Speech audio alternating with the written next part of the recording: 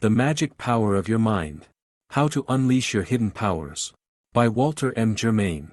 Audiobook edition 2023 by Stargate Book. All rights are reserved. How to Make Your Life. An Introduction. If only I had my life to live over again. Have you ever thought that? Have you ever found yourself dissatisfied with what you have made of your life? Have you ever wondered if anything could be done about it? You are certainly not alone in your wondering. The desire to try to make a life over again is universal. Most people, however, think that the question, "Can a life be made over?" is purely a rhetorical one. Actually, it is not. You can remake your life. The secret is the magic power of your mind. Within the pages that follow you will find just what that magic is. You will discover your brain and learn how to use it. You will discover the power of suggestion. You will have your eyes opened at the wonders of your superconscious and your supersense. There is a great storehouse of memory in your brain. You have to draw upon it in remaking your life. You will be shown how to do this. And you will learn the truth of the theory of mind over matter. Your mind controls all the matter of your body. And you, with complete control over your mind, have within your very grasp complete control over your body. The ramifications of this are obvious. An entirely new life is open to you. And, best of all, you will learn the secret of living longer so that you can attain the fullest enjoyment out of your new life. You will learn of the great powers that prayer and faith hold for you. You will acquire the ability to be happy, to make happiness and to use happiness for your own advantage. All these hidden powers of the brain are a magic key to helping you live your life over again. This magic is the source of health, of happiness, of longevity, of success, of anything you want out of life. This magic power of your brain is within the grasp of your understanding and the reach of your powers. It is no abracadabra, it is no mumbo-jumbo. It is pure, solid, scientific fact. It is proven knowledge which man has had available for generations but, more often than not, has failed to use. The magic power of your mind lies within that portion called the superconscious. The superconscious level of the mind is the greatest wonder of nature. It is a vast memory machine, it is a powerful controlling unit, it is the segment of man's brain that automatically runs the human engine. In comparison with the conscious level of the mind, that portion of your brain with which you think and consciously control your actions, it is massive, for it embodies the thinking processes of all time and of all men.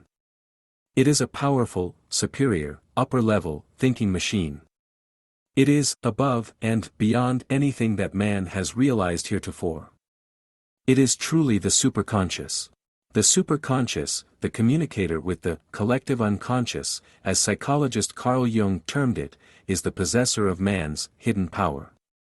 It is the means by which you can become consciously creative through employing the heretofore unused faculties of your mind. It is the means through which you can reach the solution to individual problems ordinarily unattainable by conventional mental processes. The wise Greek philosopher Socrates admonished, "Know thyself." When you know as much about your own human organism as you do about the car you drive, you will discover the truth of what people have termed miracles. These miracles are nothing more than a natural product of natural law. Natural law is yours to use, and its natural products are yours to create. The power of miracles is within you. Your emotions, not your intelligence, rule your behavior. This is the magic of using your superconscious. Habit, not reason, governs the lives of most people, wrote Dr. Walter Kutu in The Criminal Personality. Knowing this, you will understand better how the human organism works. You will understand why human conduct is the response to varied stimuli. If you would care to understand human behavior, Dr. Kutu said, investigate the stimuli which produce it. You would not have an idea, a hope, a fear or a desire without the stimulus to bring such a reaction.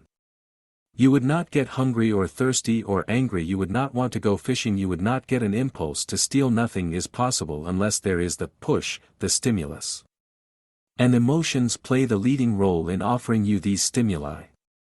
Writing in How to Live 365 Days a Year, Dr. John Schindler says that your emotions affect a group of organs in your body called the endocrine glands even more than they affect your nervous system.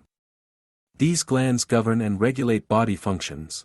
When the glands are activated by such depressing emotions as defeat, futility, and discouragement, their production of hormones is changed, and this can cause a great many ailments. These depressing emotions which you experience are negativisms. Their natural enemies are your positive thoughts. The positive thinking done by one 80-year-old man shows distinctly that you do have your life to live over again, if you truly desire it. This man died under the wheels of a truck which struck him down as he was crossing a street. When an autopsy was performed, pathologists found that the man's lungs were scarred with healed tuberculosis lesions. His stomach showed signs of long-forgotten ulcers. His arteries were hardened. His kidneys were damaged. Yet his widow said he'd always believed B would feel better the next day. This man had not fretted about aches and pains that would have made invalids out of others.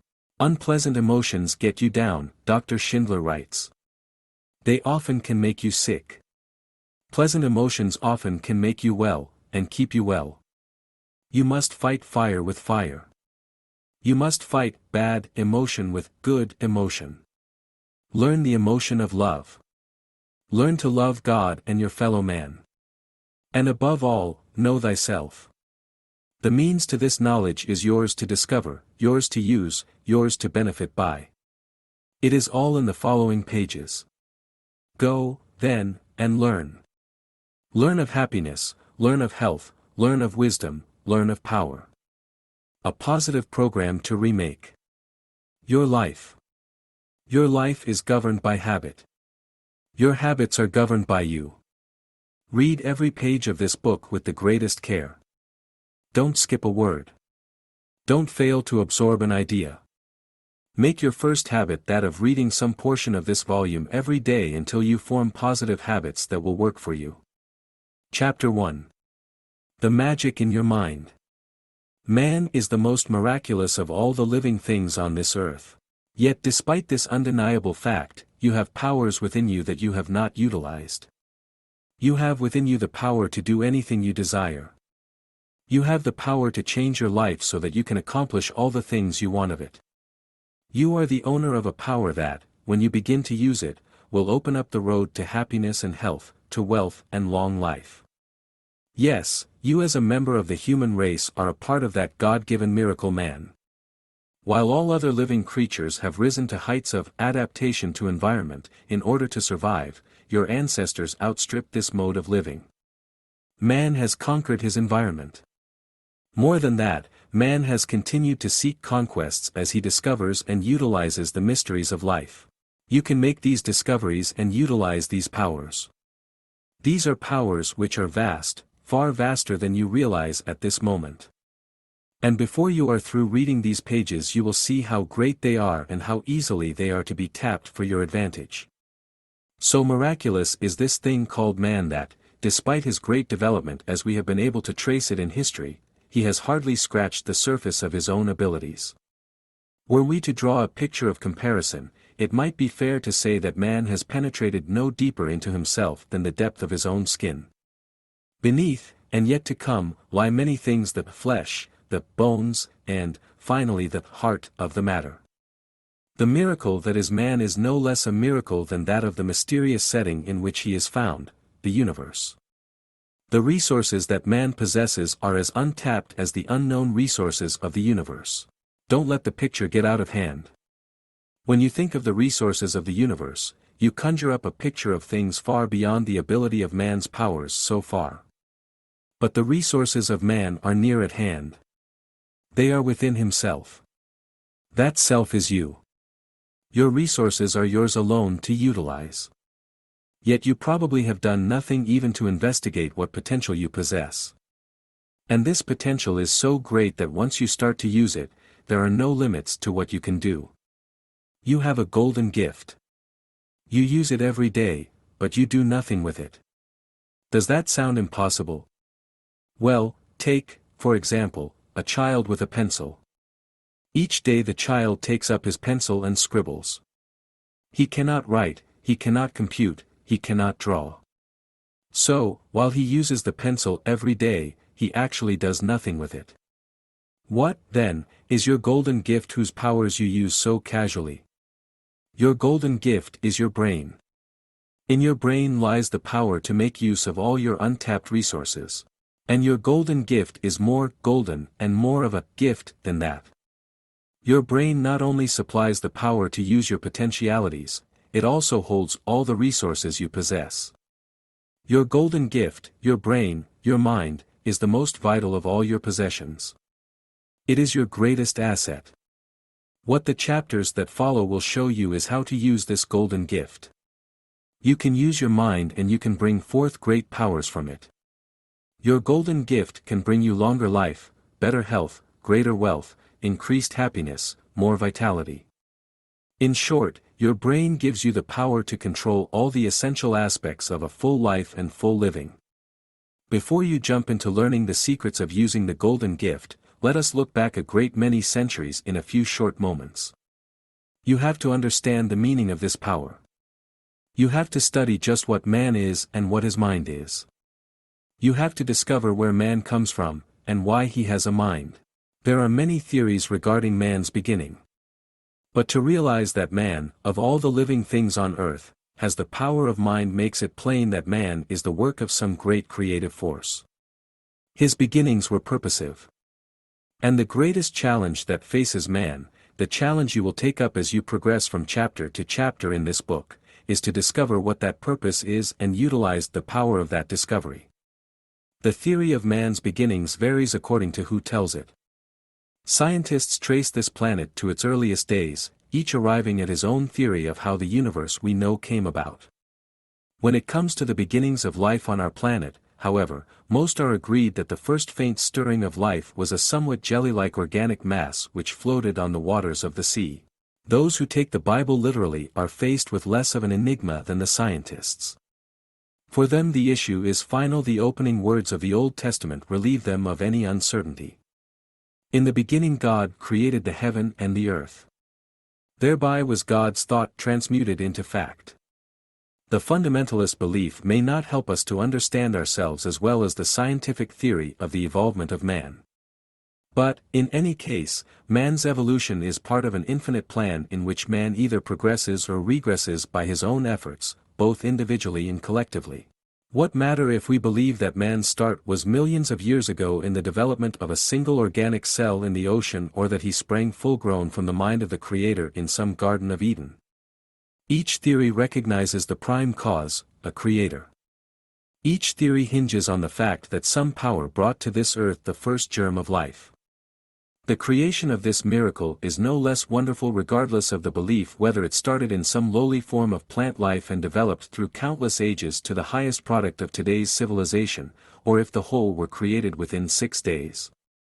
To understand better why we behave as we do, let us look at earliest man as we have been able to trace him. Our ancestors showed intellectual superiority over other animals that roamed the earth. The early man's ability to stand upright made him better able to do many things. Primarily he was able to put his forelimbs to use as no other animal could. 2. The height he thus achieved made it possible for him to see farther and over a wider area. He therefore was able to protect himself far more easily. Using his eyes rather than his more limited sense of smell to see dangers far away, he also was able to use his arms and hands to ward off and fight these dangers when they were close at hand. Best of all, however, was the fact that his intelligence permitted him to make even greater use of his arms and hands. They became creative weapons and aided man in his fight for survival. Kill or be killed was the law of the primeval world. Man's brain was in those early days necessarily motivated by greed, fear, and anger. It was these things that made the instinct of self-preservation the first law of nature. Survival of the fittest became the primary driving force of human life. Why have I started out to show you the beginnings of mankind? Simply because by looking at these beginnings you can see how primitive greed, fear, and anger have left their mark on man. It is quite obvious that most of the mental and physical afflictions of modern man stem from these earliest conflicts. It is important to understand that these primary urges of survival are buried deep in our biological background. Note that I use the word understand. Knowing these things and understanding them are entirely different. We must understand and recognize certain basic facts if we are to utilize the power we possess. Learned men in the past, discovering that the human mind is capable of amazing potentialities, did not recognize them as coming from the brain. These powers were attributed to the soul. Man's soul, according to the ancients, was in his solar plexus. We still have in our everyday language the reminder of this belief. The Greek word for diaphragm, the muscular section of the body that separates the abdomen from the chest cavity, in front of which is the nerve center we call the solar plexus, is phren. Its current usage as part of such words as frenzy, frantic, the no longer credited science of phrenology, and even schizophrenia, is evidence of this original meaning. We know today that the inner power of man, his wisdom, emanates from the mind. Biologist Michael F. Geyer has stated that man is an animal, but an animal with an analytical directing consciousness. Man, however, also possesses a deeper consciousness. This deeper consciousness, the superconscious, has resources so astounding that they have often in the past, and even in this very age, been attributed to soul power or to so-called supernatural sources. Herein you will have shown to you, backed up with concrete evidence, that the power and wisdom that are man's stem from his superconscious. The superconscious, the root of your mind's power, is a vast storehouse of memory from which you can tap uncalculated amounts of wisdom.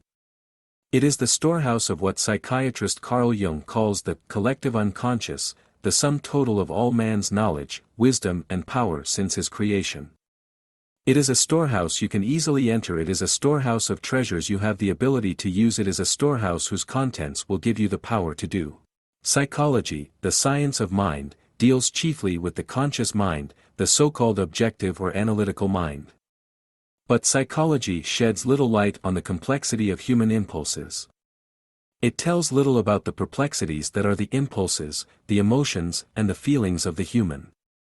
Psychology, or, as it should be called now, the old psychology, is an abstract consideration of human thoughts and behavior. For your purposes, it is entirely too academic to be of real help. It cannot help you solve the practical problems you are called on to face every day in the complex situations of modern society. Man has a multiple nature. Most of his mental processes do not take place in the realm of the mind known as the conscious. Therefore, any interpretation of human thoughts and conduct that deals only with the conscious perception and the reasoning processes of mind is entirely too limited in scope of understanding to be of use to you in comprehending yourself. As the majority of your mental processes take place in the superconscious, the process of conscious reasoning alone will not enable you to understand fully the true motives of what you think and do. Much less will the processes of conscious reasoning help you to understand the effects that the emotional thinking of the superconscious has on your very health and well-being. Consciousness is only the end result of the hidden processes of the human organism. The true nature of these hidden processes usually remains unknown to you, or at least obscure in the mental realm of the superconscious. The idea that man is endowed with a brain that functions as if he were fashioned with a dual mentality is not new. This dualism of the mind has been a matter for speculation by philosophers through many ages. The ancient Greek philosophers believed that the dual character of man's mental apparatus represented a division of body and soul. Thus all mental phenomena were interpreted in terms of the so-called supernatural, the powers of gods or devils. Victor Hugo seemed to grasp the real truth when he wrote, "I sense two natures within me." Certainly Robert Louis Stevenson, the great literary genius, had a clear understanding of human nature when he conceived his famous novel The Strange Case of Dr. Jekyll and Mr. Hyde. In the 7th chapter of his epistle to the Romans, St. Paul confessed that he seemed to possess a double nature. He wrote, "For the good that I would I do not, but the evil which I would not, that I do. Now if I do that I would not, it is no more I that do it, but sin that dwelleth in me. I find then a law, that, when I would do good, evil is present with me. For I delight in the law of God after the inward man. But I see another law in my members, warring against the law of my mind, and bringing me into captivity to the law of sin which is in my members. So then with the mind I myself serve the law of God, but with the flesh the law of sin. Several centuries before St. Paul recorded his illuminating introspections, Plato likened man to a charioteer driving a white horse and a black horse, one noble and the other ignoble. Man, then, does have a double nature. One part of it is emotional, or animalistic. The other part is spiritual, or intellectual. But while this has been accepted fact for centuries, it has only been recently that scientists have started to discover the psychological and neurological significance of this multiple nature. As wonderful as has been man's physical evolution, it has been surpassed by the growth of his mental faculties. Most people are inclined to believe that man's conscious mind represents his greatest mental advancement. There is no doubt as to the greatness of this. But in comparison to the vast development of man's superconscious, the growth of the conscious is infinitesimal. For in man's superconscious lie outstanding powers. Therein lies vast wisdom. And all these powers and this wisdom are there to be used. They need only to be tapped. You need only to realize that they are there and that they can be used. You will then find that these powers and this wisdom are yours to do greater things with, yours to achieve things you have dreamed of but you never believed possible. In your superconscious lies the key to success, the clue to happiness, the formula to health. Your superconscious mind contains a vast storehouse of how to do it, how to do anything you want to do. Your superconscious mind is even more than a storehouse of knowledge, of wisdom and of power. It also is a transmitter and receiver of ideas from the superconscious minds of others. By opening the channels of your superconscious, you stand on the threshold of life as it should be lived. Living will take on new meaning, new wonder, new power, new belief, new health. Your superconscious holds the secret of your new life. A daily exercise to get to know the magic in your mind. Every night before you fall asleep there are simple exercises which you can perform to help you open the channels to your own superconscious. 1. Lie flat on your back and relax every muscle in your body. Start with the ends of your toes and little by little work your way upward until you are completely untensed. 2. Concentrate mentally on having a full night's relaxed and peaceful sleep. 3. When you have reached the depth of conscious relaxation and well implanted the idea of fear-free sleep, gently move into the position in which you normally sleep. If you have performed these exercises perfectly, you will find yourself falling into a restful, calm sleep almost immediately and discover that the next morning will present itself to you in a brightness you have never before known. Chapter 2. How to generate brain power. The power to create a new life for yourself lies within your own brain. Your brain has capacities that have been proven and used, but used by few persons so far. Now the time has come for these capacities, these powers, these abilities, to be shown to you, for the simple purpose of illustrating to you how they may be used and how you may benefit by them. All these great and wondrous gifts of God are contained in the organ that is absorbing these words right at this moment, your brain. Your brain is the one thing that has made man different from other of God's creatures. Yet so new is the conception of man's thinking organ that the Greeks didn't even have a word for it. Man had progressed through countless centuries and numberless generations to that first great golden age of Greek civilization. Yet these people, who are credited with having had a word for everything, called the brain merely the thing in the head. To the Greeks, the brain was completely negligible. In seeking the whereabouts of the mind, the learned men of ancient Greece chose the solar plexus. It seemed to them that the rhythmic movements of the midriff were closely linked with what went on in what was their concept of the mind. It took 2,000 years for the brain to emerge from the darkness of man's ignorance of himself. By the time the anatomists discovered the brain, it was already believed to be the possible secret storehouse of man's intelligence. By then thinkers had moved the habitation of the mind from the diaphragm to the head. Shakespeare, writing of the brain, called it that which some suppose the soul's frail dwelling house. But the anatomist could do little more than weigh the brain. He discovered that the gray matter in man weighed about 50 ounces, in woman about 45 ounces. He made sketches of the complicated series of nerves and cells that his knife revealed. It was not until the latter part of the 19th century that the dawn started to break over the knowledge of the brain. Two medical officers of the Prussian army, wandering among the stricken men on the Sedan battlefield in 1870, had the brilliant, if somewhat ghoulish, notion of testing the effect of electrical current on the exposed brains of some of the casualties. There began the first medical experiments that led to discovery of what the brain truly is. It seems strange that in the entire history of man and his miraculous development it has been only within the last 80-odd years that there has been serious realization of the intricacies of that wonderful golden gift, the brain. In reality man has two brains. But these are not like the two brains of one species of dinosaur of millions of years ago. That enormous animal had one small brain in the head and a second at the base of the spine so that it could control its huge body without taxing its higher brain. Man's two brains are together.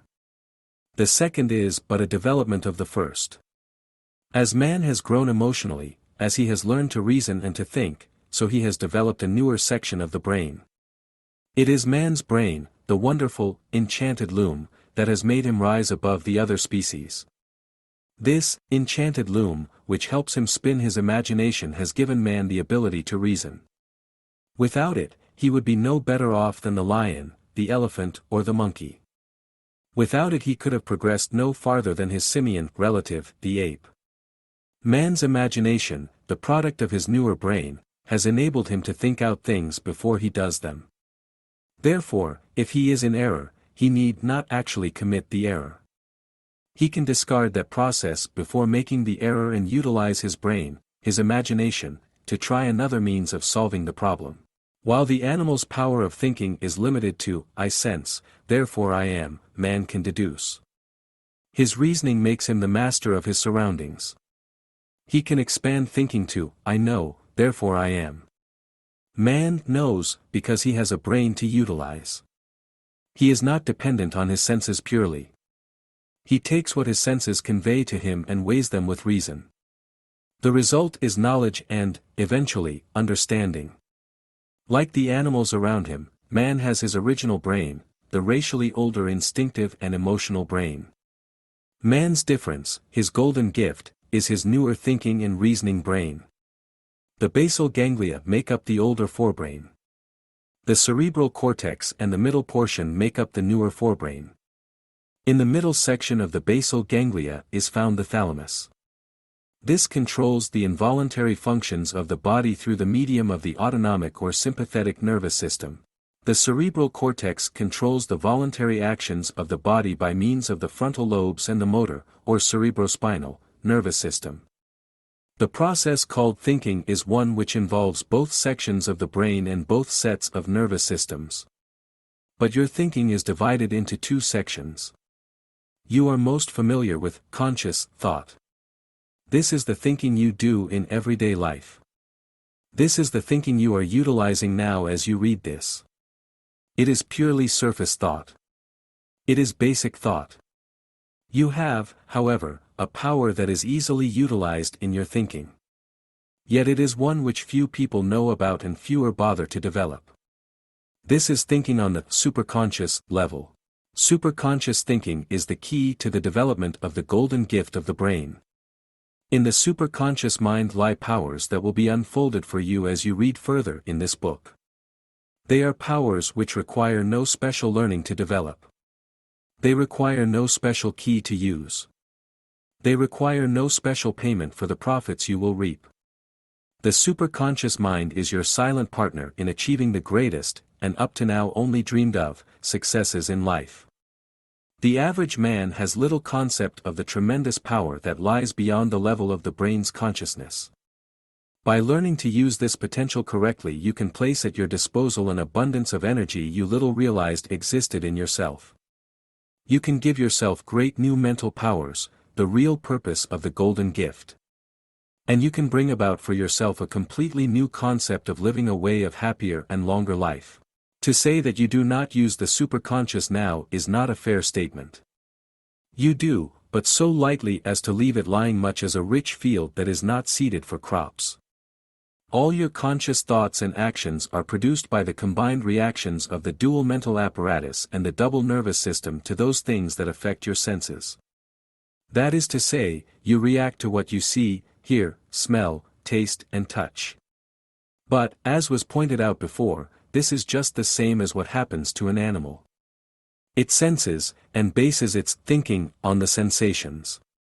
You have the power of discrimination and judgment. This constitutes your thinking to the point of knowing, and your knowing to the point of understanding. In man, the responses to sensory perception are channeled to the thalamus. It is the thalamus that is the principal source of human feelings and emotions. The patterns and the habits of so-called emotional thinking are channeled in this area of the brain by both the superconscious and the collective unconscious. In his recent book, Release from Nervous Tension, Dr. Harold Fink makes it clear that the thalamus, which he terms the interbrain, is the seat of man's deeper intellect, the superconscious. The function of the thalamus is to act as a sort of bridge between what takes place inside of you and outside of you. Thus you are able to register like or dislike upon having one of your five senses react to a stimulus. At this instinctive, wish level of the consciousness, the natural response of your emotional thinking is to seek pleasure, that is, security, and avoid pain, or insecurity. In people who think sanely and live wisely, the reactions of sensory perception of outside stimuli first pass through the thalamus. Then they are telegraphed through the cortex, where feeling impulses are analyzed and modified in the light of reason. The conscious thoughts are then sent once again to the thalamus, where they are transmitted into physical action.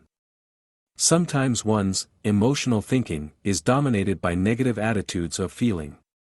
These are offshoots of man's primitive impulses of greed, fear, and anger. If these negative feelings dominate the thinking, it is difficult, sometimes impossible, for the powerful emotional impulses to be adequately controlled by one's ability to reason. Thus one is deprived of one of the great powers of the golden gift. How this negative thinking causes a malfunctioning of the autonomic nervous system and produces psychosomatic illness is discussed in a later chapter.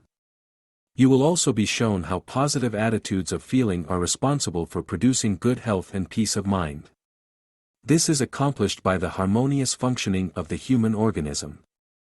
Along these same lines it will be shown how meditation, and prayer, can produce what are commonly called miracles of faith healing, through the simple means of extreme acceleration of the processes of organic repair.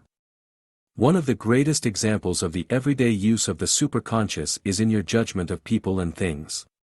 You may be inclined to make snap judgments.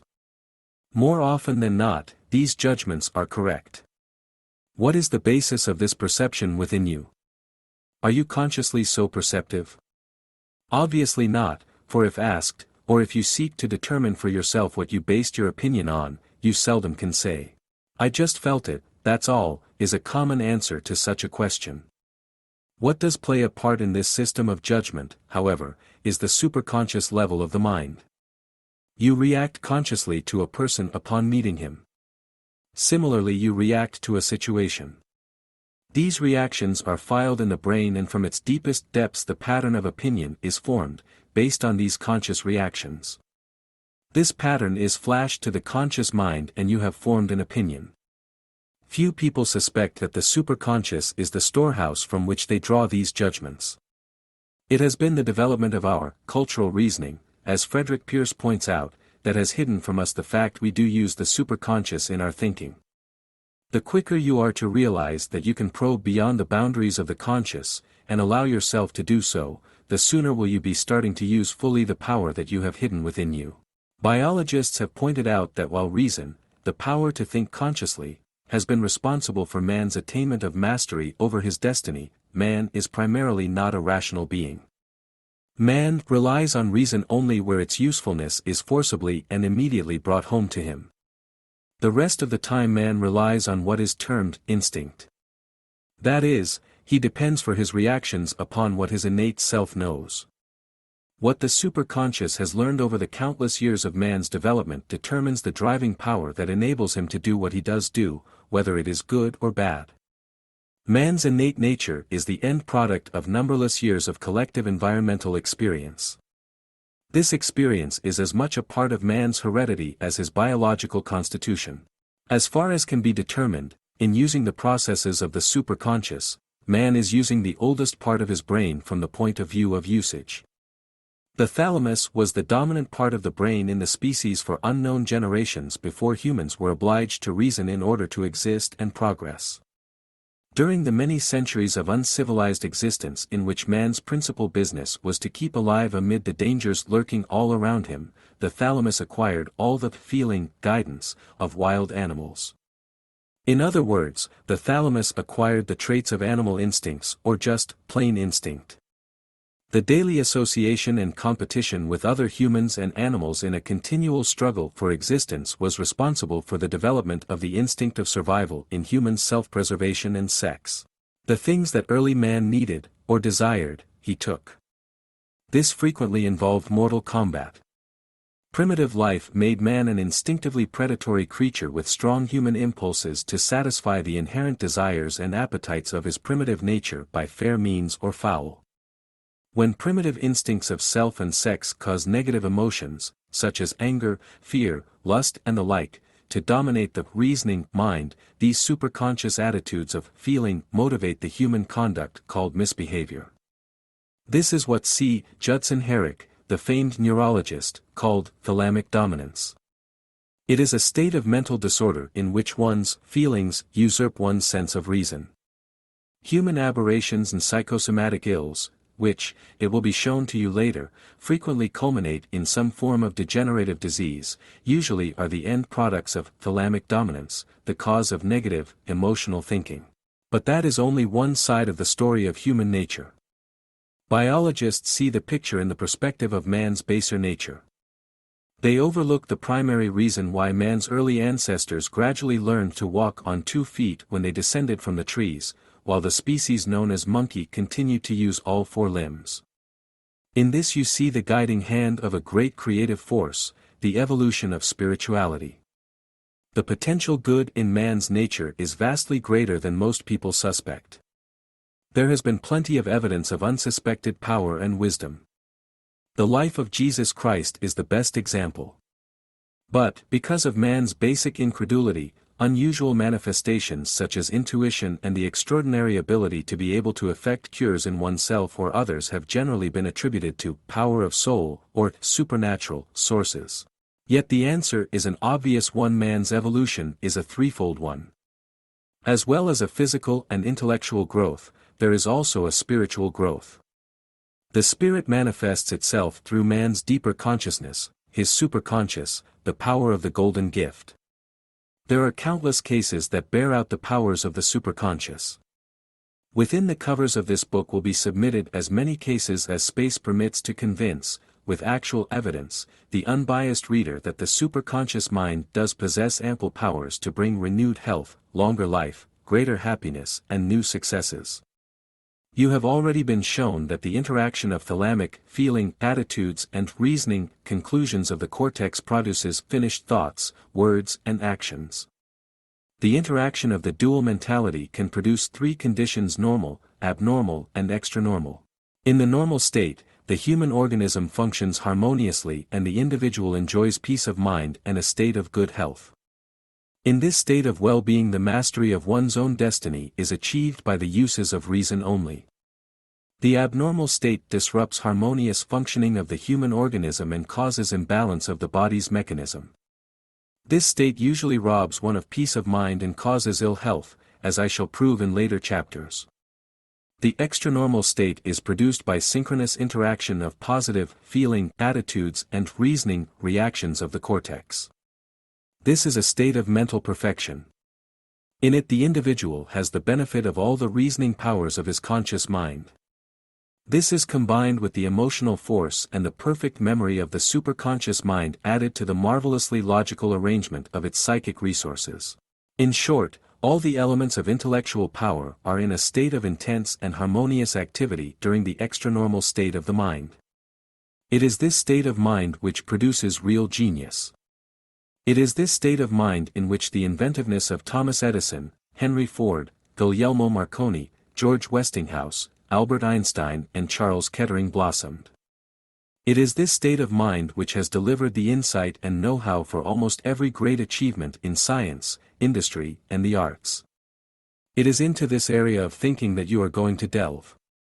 For by correctly using this potential, you can gain the benefits of health, wealth, and happiness without striving. These benefits are reachable without your having to travel laborious routes.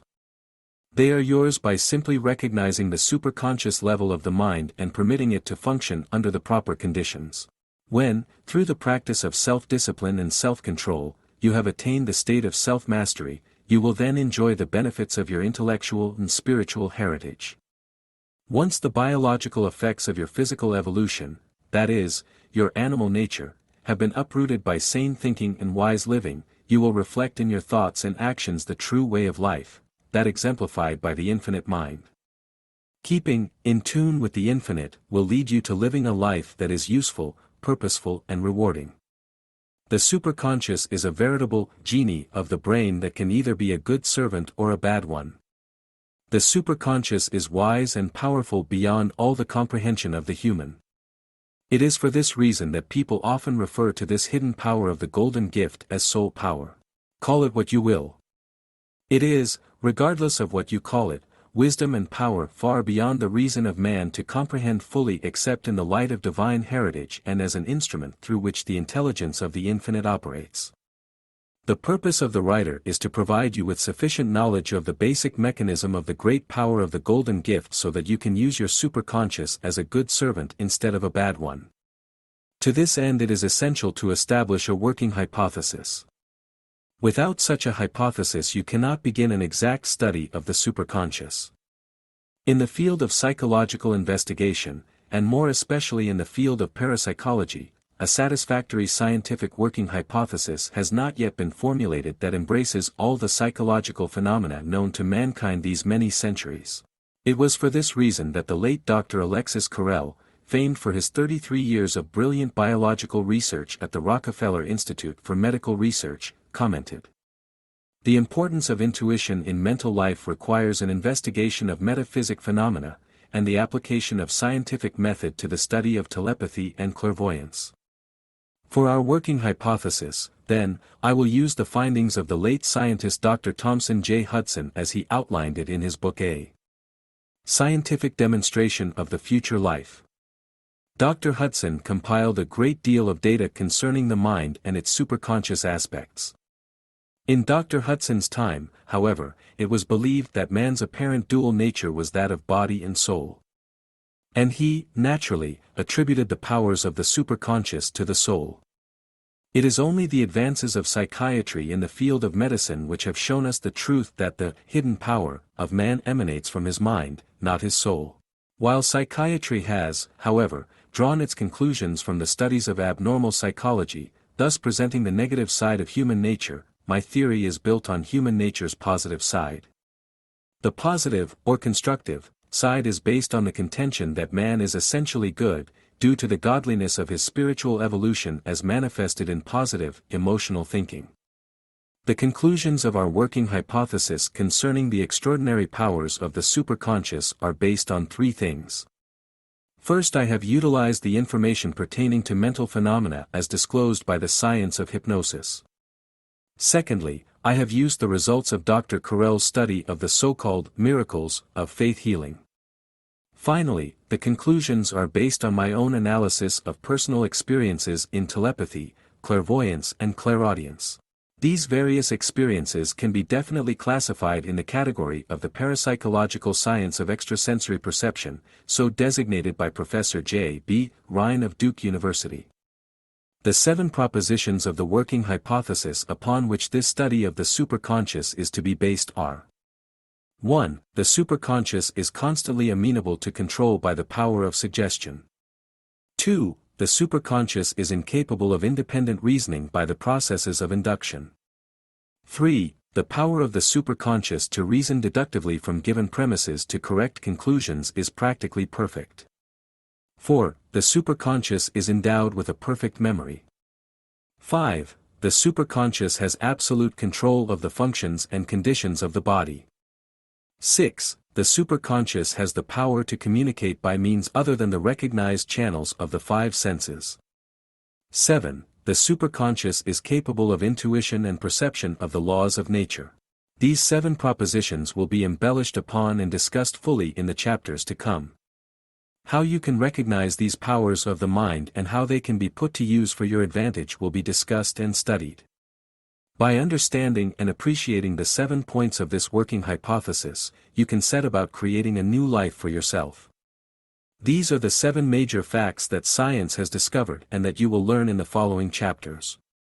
These are the 7 planks of the platform that forms the basis of the teachings you are to absorb in the ensuing pages. These are the powers of the mind that have been recognized. They are powers that you can and will recognize. They are powers that you will quickly put to use for your own advantage. These are the propositions that you will learn to understand. These are the means by which you are going to set about now to create a new life for yourself. A plan to generate the power in your brain. Now that you have learned the secret of relaxation and calm sleep and have opened the channels to your superconscious, the 7-point hypothesis of this study must be implanted into your mind so that you can begin to use the powers of your golden gift immediately and with success. Clip from the last section of this book the page on which the 7 propositions of the working hypothesis are printed. Each night after you have achieved muscular relaxation and freed your conscious mind of the day's petty cares, read the 7-point lesson. At first it will be best to read it aloud. Later you will find that silent reading will accomplish just as much, for by that time you will have acquired the gift of concentration and absorption. Chapter 3. How to use your power of suggestion. What does suggestion mean to you?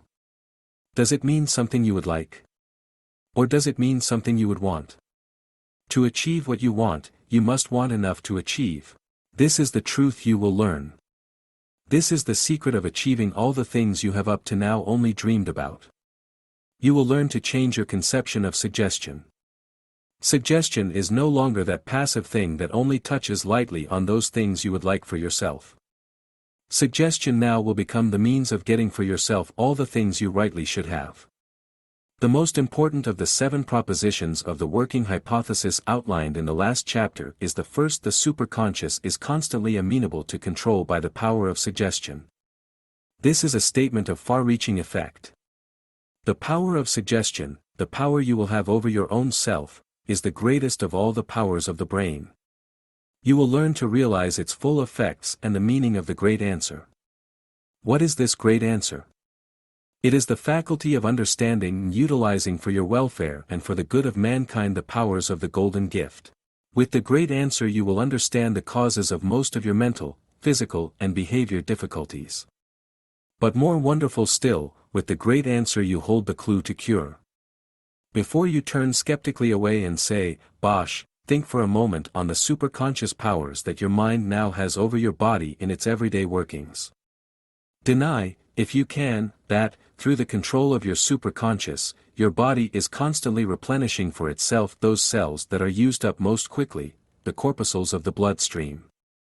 Thousands of red corpuscles are manufactured constantly to carry the life-giving oxygen through the arterial and venal stream of the body. And countless white corpuscles, with disease-fighting and infection-curing properties, are produced and sent to those areas of the body with amazing rapidity where needed, and when needed. These powers of the body, or rather of the mind over the body, you readily admit, though you rarely, if ever, think of them. Why, then, be skeptical when it is suggested that the golden gift holds greater powers of self-help that you have not yet tapped? These powers need only be touched off by suggestion from within the self, that is, suggestion by the conscious level of the mind to the superconscious level. The power of suggestion, or, as it should be called, the law of suggestion, goes back far in our history of medicine. Just how it was discovered is not only interesting, it is also helpful in our search for the knowledge of the self. Just as the magic of ancient times was the primitive origin of religion, it was also the forerunner of scientific investigation. Among the wonderful tales of the earliest of investigations into things scientific are those concerning magnetism. The discovery of the magnetic attractions of metals became the embodiment and the symbol of the invisible forces of nature. The Swiss savant, Theophrastus Bombastus von Hohenheim, who called himself Paracelsus, 1493–1541, was the pioneer experimenter in the powers of the magnetic attractions. Paracelsus believed that he had truly uncovered the hidden power of nature. As were so many scholars of that day, Paracelsus was both physician and physicist. He sought to employ the magnet in efforts to cure diseases in his patients. Because of its drawing powers, he believed that this force could be used to draw disease from within the human system. The magnetism theories of Paracelsus found many devotees, among them a Jesuit priest, Father Kircher. This priest ground up magnetic lodestone and had his patients swallow the powdered stone. He then applied a poultice of iron filings over the diseased part. His assumption was that when he then held a magnet to the poultice, he attracted the iron filings and the lodestone fragments within the patient's stomach, thus drawing out of the body the affliction. With superstition a common form of belief in those days, the theory of magnetism gave rise to a widespread belief in marvels, miracles and magical cures. Such cures, attributed to magic, were of numerous forms. Belief in them was virtually universal. The cult of the magnet reached its height in the 18th century when Friedrich Anton Mesmer sought his medical degree. In 1773, he presented to the Faculty of Medicine at the University of Vienna a thesis on the influence of the stars and planets as curative powers. It was Mesmer's theory that the moon, sun and stars all affected the human organism through an invisible fluid which he termed animal magnetism. He said that this valuable substance could be derived from a magnet or lodestone. Further, he stated, all cellular structures had an affinity to the magnet. Whatever cures Mesmer effected, with the help of another Jesuit priest, Father Hell, were due obviously to the power of suggestion on his patients. By telling them of the cures he was going to work, he was able to convince them these treatments would work and thus was able to achieve results. Mesmer eventually discovered that the use of the magnet itself was no longer necessary to curative powers. His theory of animal magnetism was embellished. By transferring the power of this animal magnetism of his own body, he claimed he was able to affect the vital forces that flowed through other persons' bodies and could cure them of disease. Mesmer's fame spread. But while he was forced to leave Vienna, for reasons never suitably explained, he continued with his experimentation in Paris for a long time. His success was boundless. The fame of his cures spread rapidly. Thousands of invalids sought him out. He soon claimed the ability to magnetize anything he touched. His technique for transferring the animal magnetism of his body to affect the vital powers of a patient became known as mesmerism. That was the direct forerunner of what we today call hypnotism. Medical opinion in Mesmer's time was that every disease had its natural cause rising to a crisis. Mesmer's belief was that by reducing the crisis, the period of the disease could be shortened. Thus the illness could be drawn away from the body. As Mesmer's popularity grew, he was forced to seek some form of mass production in order to treat the hordes who sought him out for help. It is related that he would have a number of patients in the same room. They would wait for him for at least a half hour. All the while soft music was heard from an anteroom. Then Mesmer would enter. He was clad in a long robe and carried a wand. He would touch and address his patients one at a time. Thus he spread excitement and expectation. He made passes, stroking and other gestures with his hands and with his wand. These means of conveying his influence were supposed to be the media of the curative effect. The act of mesmerism eventually came to mean pointing of the extended fingers of the mesmerist's hands. From the fingers the magnetic force was supposed to flow into the patient. The mesmerist controlled his patient by staring into his eyes with a compelling gaze. For a long time it was actually believed that the mesmerized persons were in actual communication with the spirit world. An ardent admirer of Mesmer was the Marquis de Peisker. After Mesmer's treatments fell into disrepute for some time, this former student of the Viennese doctor in some experiments discovered that one of his subjects went into a state of mental trance. De Peisker called this artificial somnambulism. The effect was in complete contrast to Mesmer's results. The Viennese doctor caused hysterical outbursts. His French pupil's results were calm, peaceful sleep. Whether Mesmer knew of this induction of light sleep is not known. But if he was aware of it, he made no use of it. De Puyseguer's discovery demonstrated a basic contention of hypnotism, that a state not unlike sleep can be produced artificially in an entirely awake person.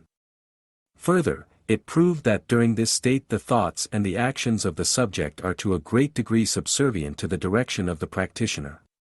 Thus, he showed that suggestion was indeed a power that can be made to do great things for man. At the same time that de Puysegur was conducting his experiments, yet another Jesuit priest, Father Gassner, was conducting work in southern Germany. This work was spectacular from the point of view of scientific experimentation and cure. A prominent Manchester surgeon, Dr. James Baird, fathered the scientific evaluation of hypnotism. Skeptical at first, he learned that hypnotism was not trickery nor charlatanism. He dismissed the magic fluid theories and went about to discover the actual physical cause of the state of hypnotism. He, in fact, coined the word hypnotism, coming from the Greek word hypnos, meaning sleep. There were other experimenters in hypnotism.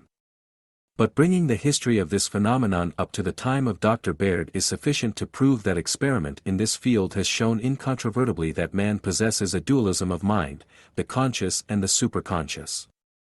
When a person is hypnotized, his power to reason objectively with the conscious mind is literally put to sleep. He can neither hear, see, smell, taste nor feel, in the accepted meaning of the senses. He is completely dominated by the will of the practitioner who induced the hypnotic state. With the conscious level of the mind of the hypnotized person in abeyance, the superconscious level is then free to be aroused. It can be brought to a state of intense activity and extranormal powers. This is done solely by suggestion. The power of suggestion, as induced by the hypnotist, affects the superconscious of the patient. As this is the functioning brain of the moment, it is the power that affects the entire thinking of the patient. That the superconscious can do this is proof that it is indeed the hidden key of the golden gift. Were the superconscious not to possess extraordinary powers and vast wisdom, it would not be able to function as it does in these circumstances. This hidden key becomes apparent to onlookers during an experiment in hypnotic functioning. The onlooker is given the opportunity at that time of seeing how great the golden gift is. The onlooker is shown how suggestion can stimulate the superconscious and control the functions of the body in ways that seem to be completely unbelievable and virtually incredible. The onlooker is given insight into what his own superconscious can do, what powers it possesses, and how he himself can control those powers by utilizing suggestion on them. To the casual observer, the mind of the hypnotized person appears to be completely transformed. It appears to possess powers and attributes not normally enjoyed by the individual during his conscious awareness. The hypnotized person's memory becomes extremely keen. In fact, hypnotic experiment has shown that the memory of the superconscious is virtually perfect. Remember the fourth proposition of the working hypothesis: the superconscious is endowed with a perfect memory. It would be well for you to recollect at this point the divine plan of man's evolution. Recalling this fact should make you aware that man's physical development in the world has virtually ceased.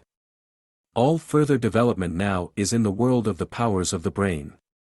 The first step in evolution of man was the process of organic evolution.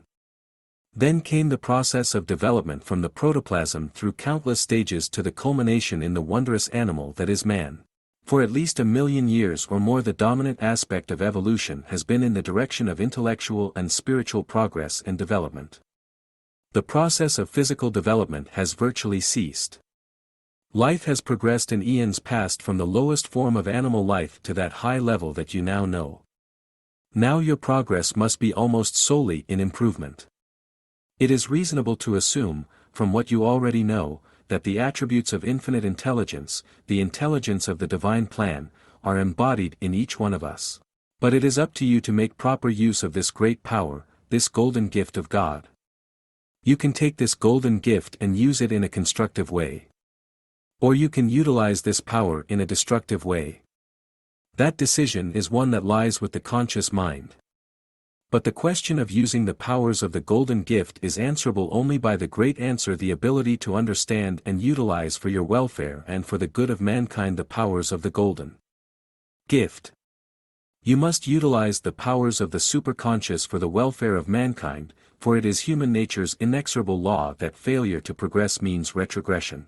The experiments of hypnotism show simply that the superconscious is a part of the makeup of every person. The experiments prove that the superconscious need only be awakened to be used. Hypnotists have no great power over their subjects or patients.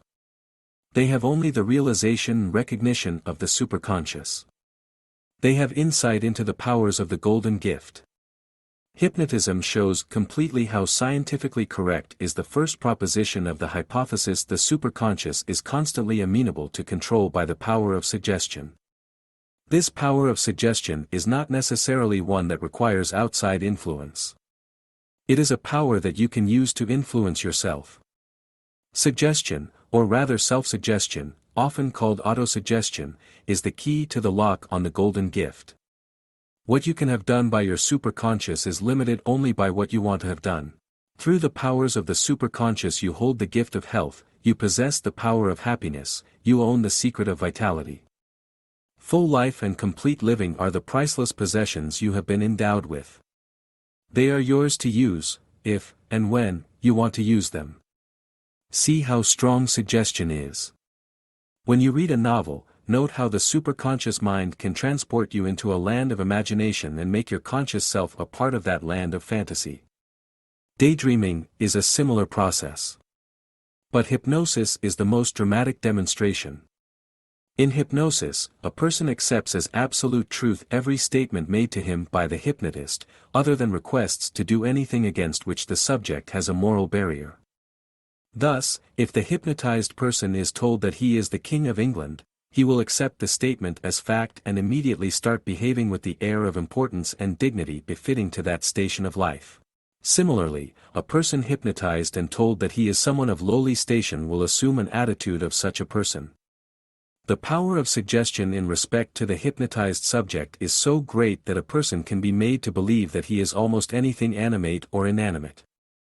The subject will act the part suggested with remarkable fidelity to nature, to the extent of his knowledge of the person or thing suggested. Experiment has shown that even a person who has little or no ability to mimic and imitate naturally will, if told he is a person whom he knows intimately, proceed to give an almost perfect imitation of that person. The subject will imitate his friend in gesture, mannerism and even in voice and intonation. Experiments that prove the superconscious is aware of the moral barriers have had interesting results. In a private exhibition for psychiatrists, a hypnotist recently used an age-old trick which has, presumably, always worked successfully. A person was placed in a deep hypnotic state and then offered a knife and told to stab the hypnotist. The patient accepted the knife without comment, but when preparing to drive the knife into the hypnotist's body, suddenly hesitated, looked confused, laughed nervously and dropped the weapon. Another experiment inadvertently showed this response. A woman was told to turn on the radio after coming out of the hypnotic state. Upon return to the waking state, the woman became quite nervous. She arose from her chair a number of times and walked toward the radio and then back. Asked what made her so jittery, she said she had an almost irresistible compulsion to get some music on the radio. But, she said, she realized that it was quite late and the music might awaken the baby next door. In hypnotism, a person's conscious faculties are placed temporarily in abeyance. What happens is that the person hypnotized goes into a state resembling sleep. In this state only his body remains awake, and this remains under the control of the superconscious level of the mind, for the superconscious never sleeps. Experimental hypnosis provides conclusive proof of the fifth proposition of our working hypothesis: the superconscious has absolute control of the functions and conditions of the body. The experiments of hypnosis also show that all humans, through the veritable storehouse of memory that the superconscious is, have a perfect memory. The fourth proposition of the working hypothesis, the superconscious is endowed with a perfect memory, is thus proved. It has been shown by hypnotic experiment that the superconscious makes and keeps an accurate record of even the smallest detail of everything you see, hear, smell, taste and touch. This record disregards not a single detail, details of which your conscious mind is unaware. The superconscious has powers of observation that astound the average person. While the conscious, even at its best, can only record a limited number of details of anything, or any scene, at any given time, the superconscious records so quickly and thoroughly that it could be likened to motion picture film with soundtrack. Many of you, I am sure, have played a child's game in which a number of objects, perhaps 20 or 25, are placed on a table and after 1 minute's observation you have to remember as many as possible. Do you recall how few you could recollect? Have you ever been called upon to testify in court as to what occurred in an accident or tried to reconstruct a scene? It is almost embarrassing to many people when they discover their conscious memories are so faulty. Journalism professors at universities often use a trick to show students how faulty so-called eyewitnesses can be. Suddenly, without warning, during a lecture, a strange person will force his way into the classroom, fire a gun perhaps, or do some other overt and obvious act, and leave quickly. When asked to describe accurately what happened and to give a clear picture of the perpetrator, most of the students find themselves at variance with their classmates on the details. Sometimes even major details blur in the conscious memory. But the superconscious records with instant action and minute detail. The late Dr. Morton E. Prince of Boston carried on numerous experiments that prove conclusively the magnificent powers of the Golden Gift's superconscious level.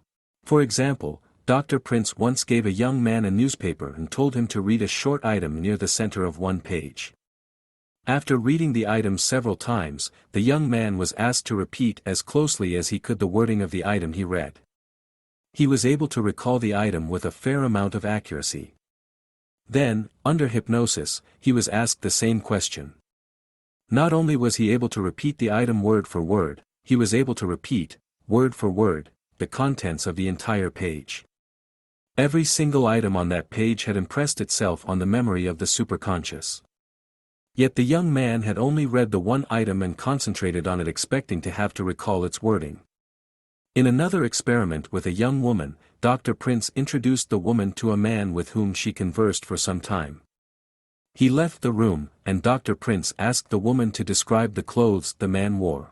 She was able to come up with a detailed description of his wearing apparel.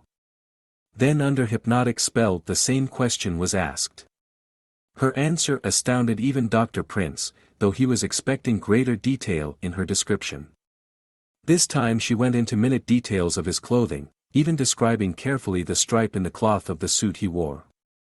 She also apparently noticed the man with whom she spoke had false teeth, something her conscious did not notice, it was later determined.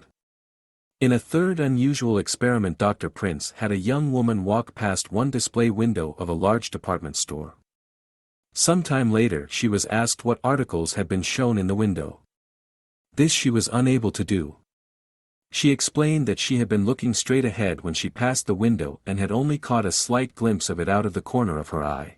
How could she be expected to have seen or remembered anything on display in that window, she protested. But placed under hypnosis she proved to be quite mistaken. She had seen quite clearly what was in the window and had seen it with the superconscious, not the conscious level of her mind. Questioned again in hypnosis, she described the entire window display in minute detail. I have witnessed a number of experimental hypnotic demonstrations. Each, though I knew full well what to expect, astonished me more, for it offered more and more conclusive proof of the powers of the superconscious. One of the most interesting demonstrations I ever witnessed was conducted by Dr. Gerald M. P. Fitzgibbon of Trenton, New Jersey. Dr. Fitzgibbon was demonstrating before a large audience. He called for volunteers from the audience and selected 10, after rejecting a number of persons who in preliminary testing showed marked resistance to being hypnotized. In rejecting the persons he did, Dr. Fitzgibbon stressed strongly that no person can be hypnotized against his will. Cooperation is the essence of hypnosis.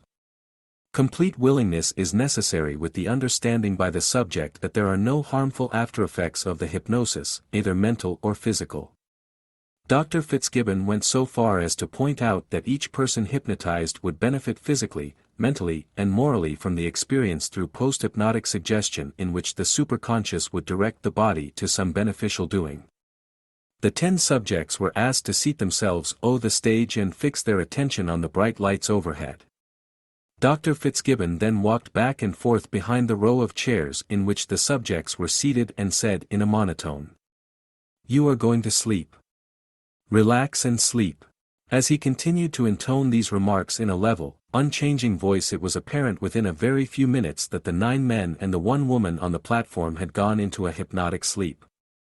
Dr. Fitzgibbon then demonstrated by hypnotic control how remarkable the superconscious is. His experiments showed the power of the universal law of suggestion and proved to an amazed audience how perfect is the memory of the superconscious level of the mind. In the state of hypnotic sleep, Dr. Fitzgibbon was able to communicate with his subjects through their superconscious. He controlled this communication consciously. Any or all of the 10 persons on the platform would respond to his bidding and comply implicitly with his every command. He told them that each had a violent toothache. Instantly every subject grimaced in real anguish.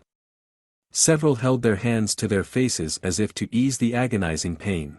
This painful session was ended, and the audience was amused at the group's changing responses to the suggestion given their superconscious that they were uncomfortable first from excessive heat and then from extreme cold. A moment later they were told that a talent scout from a Hollywood motion picture studio was in the audience and was offering a contract to the person making the funniest face. The facial contortions they dreamed up had the spectators convulsed with laughter. The most startling experiment, proving the great control of the superconscious over the functions and conditions of the body, reread the 5th proposition of the working hypothesis, involved a young man in the group of 10 hypnotized subjects. This man was told by Dr. Fitzgibbon that at the count of 2 he, the subject, was going to make his body completely rigid. Dr. Fitzgibbon directed the man to stand and then counted, 1, 2. In seconds the young man's body visibly became stiff. His rigidity resembled a state of rigor mortis. 4 volunteers from the audience carefully lifted the young man off his feet and placed him, stiff as a board, between 2 chairs. His head and shoulders rested on one chair and his feet on the other. His body resembled a bridge between the 2 chairs. Dr. Fitzgibbon then kneeled on the man's midsection. The body remained rigidly firm. Dr. Fitzgibbon then jumped up and down on the subject. The young man's muscles, responding to the hypnotic suggestion and the power of his superconscious, held tightly. This experiment, as I pointed out before, was probably the most important as far as it proved the powers of the superconscious over the functions and conditions of the body. Certainly, and you can attempt this yourself, at home, you could not will your muscles to this control consciously. It is obvious that the muscular segments of the body in the conscious state of the mind are controlled by what scientists call conditioned reflexes. In a conscious state of control, the muscles of the body, no matter how rigidly they may be held, would give to the weight placed upon them. The muscles could not even hold up the body that encompasses them, let alone remain rigid while another person jumped on the midsection. The demonstration of muscular rigidity showed how through outside suggestion a condition of catalepsy was produced. Catalepsy is muscular rigidity growing out of hysteria and dementia praecox, conditions in which the superconscious takes hold after the conscious level of the mind loses control in a mentally ill person.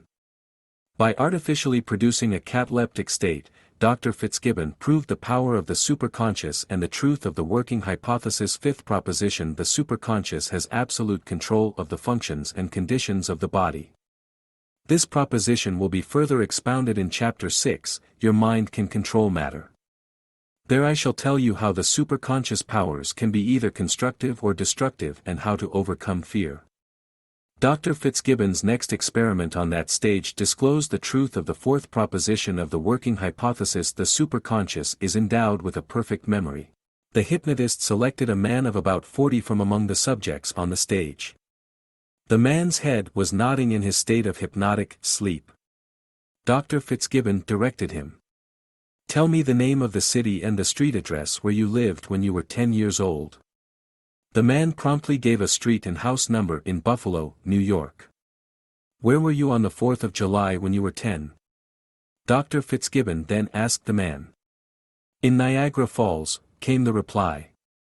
Where did you eat your noonday meal in Niagara Falls on the 4th of July when you were 10? In the picnic grounds. At what time did you eat your lunch in the picnic grounds at Niagara Falls when you were 10? At 11 o'clock. Dr. Fitzgibbon then tested the true powers of the memory and observation of the superconscious. If there was a bookcase in the house in which you lived in Buffalo when you were 10 years old, tell me the name of the fourth book from the right on the third shelf, he requested. There was no reply from the man. Dr. Fitzgibbon repeated the question in a more commanding tone. The man then mentioned the name of a book pertaining to motorcycles. The memory powers of the superconscious have been demonstrated in other experiments. I recall seeing one hypnotist place a middle-aged man into hypnotic sleep. Then he brought him back quickly through his younger years. You are now 20 years old. You are now 15 years old. You are now 10 years old. You are 6 years old. What is your name? The man gave his full name, John Bruck. Write it for me, the hypnotist asked, handing the man a piece of chalk and leading him to a blackboard. The man wrote the name in a rather round first-grade style script. You are 5 years old, the practitioner said. What is your name? The man again gave the same name. Write it for me, he again requested. This time the man struggled over printing his first name only. Write your other name, the hypnotist commanded. After a long wait, during which the man fondled the chalk uneasily, the subject said, I can't. You are now 3 years old, the hypnotist then said. What is your name? The subject replied only, Johnny. Write it for me, the man was told once again. Again a long pause and then the man said in a small voice. I can't write. Substantiating the perfection of the superconscious memory in this man was the discovery a few days later of a trunk containing some of the man's schoolbooks as a child. Several showed distinctly the manner in which the subject wrote as a child at several of the ages through which he lived in the hypnotic state. These conformed exactly with the results of the experiment. A wonderful demonstration of post-hypnotic suggestion ended the experiment I described earlier given by Dr. Fitzgibbon. This experiment showed further just how great the power of suggestion is and how the superconscious can maintain control over us despite the actions of the conscious level of our mind. The 10 subjects on stage were told individually to do and say certain things after they awakened from their hypnotic sleep. Upon being brought back to the conscious level, each of the subjects was obviously unaware that any post-hypnotic suggestion had been implanted in their superconscious. Each, to the complete delight of the watching audience, did exactly as he or she had been told to do, the very word, the very act. The one woman among the subjects was told to leave the platform and then approached the hypnotist and asked him, Will you dance with me? Dr. Fitzgibbon then brought her out of the hypnotic sleep. She immediately left the platform. Then she walked over to Dr. Fitzgibbon and asked, Will you dance with me? One of the younger men in the group was told to go to a piano off stage and strike the E key 9 successive times. He was brought back to the conscious level and immediately did as he had been told to do while his superconscious was under the direction of Dr. Fitzgibbon. A more astounding exhibition of the post-hypnotic suggestion on the superconscious mind's ability to remember quickly and perfectly was tried with another man. Dr. Fitzgibbon told him that upon awakening, he would walk to the front of the platform, pick up a certain commercial product and repeat a fairly long and highly technical sales talk. Dr. Fitzgibbon read the sales talk to the hypnotized man, once, and then brought him back to the conscious level. The subject did precisely as he had been instructed and repeated word for word the technical terminology in the prepared talk used for sales promotion. The scientific knowledge that we have garnered from hypnosis proves without any question of doubt or argument 3 of the propositions of the working hypothesis. The superconscious is constantly amenable to control by the power of suggestion. The superconscious is endowed with a perfect memory. And the superconscious has absolute control of the functions and conditions of the body. Paracelsus believed that the discovery of magnetism had led him to the discovery of nature's hidden power. Little did he know it, but despite the fact he did not discover the hidden power of nature, he had discovered the hidden power of human nature. The most astonishing thing about the hidden power of human nature is that it can be controlled through the use of the superconscious. And the veritable miracles that the law of suggestion can influence on the superconscious of a human are not limited to the will of others. That power of suggestion, the utilization of nature's law of suggestion, is one that you yourself can use to work miracles for yourself. The things that can be wrought by the powers of the golden gift can be done by self-suggestion. The first proposition of the working hypothesis, the superconscious is constantly amenable to control by the power of suggestion, applies not only to the directions it receives from an outside source. That proposition applies just as strongly to the will of your own conscious mind in directing the superconscious. The power of self-suggestion, or autosuggestion, is most effective just before you go to sleep. It is then that the many inhibitions of your conscious awareness are least active. It is then that you are most receptive to the push you need to contact your superconscious and bring it into full play. Thousands of cases can be cited to illustrate the obvious fact that while a person is asleep, the mind beyond the conscious level, that is, the superconscious, is more vigilant than it appears to be during waking hours. A case in point was first published more than 75 years ago. Since that time countless similar instances have been noted and the results of these published irrefutably. The only conclusion you can draw from these cases is the proof of the third proposition of the working hypothesis: the power of the superconscious to reason deductively from given premises to correct conclusions is practically perfect. The case I wish to tell you was published in 1881 in New World. Here is an exact transcript of that account. Jenny Lawson is a member of the second class in the 18th Street Grammar School. Friday last a number of arithmetical examples were given out for solution, but 3 of them, in percentages, requiring long processes of division, resisted all Jenny's efforts to secure the correct answers.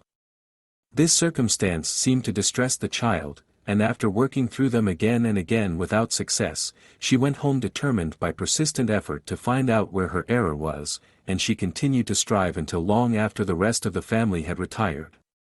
Towards midnight her mother, who slept in an adjoining room, called to her daughter that she had better go to bed, lest she should be late in rising the next day. The girl at once retired and in a few moments was fast asleep. About an hour afterwards, Mrs. Lawson was again awakened by a sudden noise in her daughter's bedchamber, which was then in entire darkness. She called, but receiving no answer, arose to see what was the matter. Jenny was sitting at her desk, and had apparently just completed some work on her slate, the noise having been made by the falling of a ruler from the table to the floor. The girl was fast asleep. Mrs. Lawson did not wake her up at that time, and on the following day it was afternoon before the girl could be aroused from the deep sleep in which she seemed to be. Upon awakening, Jenny spoke of the problems, and expressed her intention of making a further trial of their solution.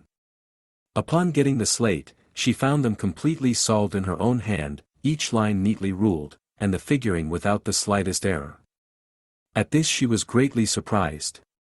Her last knowledge of the puzzling examples was of leaving them unsolved on the night before. Of her performance in her sleep, she knew when she awoke absolutely nothing, and her mother, not having mentioned the incident, left her the more bewildered. Yesterday the girl brought her work to school, and related the incident attending it to her teacher. The room was entirely dark, the girl soundly asleep, during the working out of the test examples. She had never before shown any symptoms of sleepwalking, nor have any of her relatives been so affected. Were this the only piece of evidence available, it should be sufficient to convince you that your mind actually thinks beyond the conscious level while you yourself are asleep. The working of the superconscious in the case of Jenny, who solved difficult arithmetic problems while asleep, is but one of so many that it is impossible to count them, let alone recount them. In my experience with such cases of sleep thinking, as that of Jenny's, I have found that the superconscious level of the mind always reasons deductively from established or given premises. In a published newspaper account of an interview with Dr. Hermann Baruch, famous psychologist, the scientist stated quite flatly that his more famous brother, Bernard Baruch, the millionaire advisor to presidents, has the ability to go to sleep thinking about some knotty problem and awaken with the correct answer to the question that perplexed him. Just how long it took for this great philanthropist to develop the faculty of self-suggestion and how much arduous effort and diligent practice it required to make full use of the power are unanswered questions. Baruch may have been led to the idea from the work done at the Coes Children's Clinic in Nancy, France. Their mothers are instructed to whisper constructive suggestions into the ears of their sleeping children. This whisper method was used successfully by a friend of mine who assisted his son in mastering a certain academic subject that the youth had previously failed. The night before the semester's final examination, the father sat beside the sleeping boy's bed and read aloud, over and over, that section of the studies that the boy had found too difficult to learn. The boy's father reported to me later that his son wrote a perfect paper the next day. Some day in the not-too-distant future there seems no doubt that school children will learn all their lessons in this manner. Homework will be cut to a minimum with all memorizing being eliminated by having the lessons played on phonograph records while they sleep. One manufacturer of school equipment has perfected a recording machine for this very purpose. It has been shown how a hypnotized state of mental susceptibility can be produced by lulling the conscious level of the mind into a drowsy reverie. In this state the superconscious level of the mind is highly amenable to suggestion. Upon getting into bed at night, you should assume a comfortable position, relax completely and thoroughly and close your eyes. In this way you can induce in yourself this state of receptivity on the superconscious level. Relaxation, while often thought to be a difficult thing to accomplish with thoroughness, is actually a simple process. It requires conscious effort. But without conscious effort, you cannot reach to the superconscious level of the mind. In a supine position, you must concentrate on each muscle one at a time in every part of the body. Starting at the feet, concentrate on easing the tenseness of the toes. When they are relaxed, ease the semi-rigidness of the muscles in the feet. Slowly move your thoughts upward in your body, relaxing each muscle as you pass it consciously. Your legs, your diaphragm, your arms, your chest, your neck, all loose and relaxed and ready for a state of self-induced hypnotic sleep. Now you are ready to introduce to yourself a state of superconscious receptivity. In this state you can deliberately introduce into your superconscious any desired idea. The powerhouse of the dynamic machinery that is the superconscious will transform this idea into a reality providing there is adequate emotional fusion. To assure contact between your conscious and your superconscious in the beginning of your experiments with this great power of the golden gift, repeat the suggestion night after night until you feel certain that the emotional fusion has been forceful enough and that the superconscious level has been reached and has accepted the idea. I have found that emotional fusion is the key to penetration of the superconscious from the conscious level. That is, the greater the degree of emotion attending the induced self-suggestion, the more certain will be the acceptance of the idea being introduced to the superconscious. There seems no doubt from experiences I have had and from experiences other people have reported that the intensity of emotion is the key to the catalytic action of the superconscious. Emotion? You ask. Yes, I reply emotion in the sense of transference and of agitation of the feelings. That is to say that a deep emotional force is built up to reach the superconscious level, whether consciously or not, through an intense feeling of desire. Wanting to achieve is necessary for achieving. Remember the words of Matthew 7:7, "Ask, and it shall be given you; seek, and ye shall find; knock, and it shall be opened unto you." A desire to accomplish must be deep within you before you can begin to scratch the surface of success. The desire to utilize the great benefits of the golden gift must be effectively transferred to the superconscious level of your mind. I stated a few paragraphs ago that the desire can either be conscious or unconscious. What we are trying to achieve, however, is conscious transference of ideas to the superconscious level. A classic example of how great this power of transference of desire can be is one in which the subject willed the desire to the superconscious level completely unconsciously. The example concerns the case of the miracle girl of Connersouth, Teresa Newman, who meditated on the crucifixion of Christ with a burning desire to share his sufferings on the cross. Teresa was born in 1898, the eldest of 10 children of a villager who was both tailor and farmer. She was a perfectly normal healthy child. As a child and young woman, she was quite indistinguishable from her companions in a strongly Roman Catholic village. She was industrious and obedient, it was said of her, chaste and possessed of good moral qualities, pious and adamant in her principles. In the spring of 1918, her spine was injured in a fire. Complete paralysis of her limbs and blindness eventually resulted. But suddenly, on May 17, 1923, the day of the beatification of Saint Teresa of the Child Jesus, to whom Teresa prayed much, she regained her eyesight. On September 30, 1925, the anniversary of the saint's death, she regained the use of her limbs. She was cured without outside aid of appendicitis in November, 1925, and of pneumonia in February, 1926. In 1926, on Thursday, March 5, to be specific, a wound opened under her heart and began to bleed profusely. The stigmata appeared for the first time while the young woman was in ecstasy.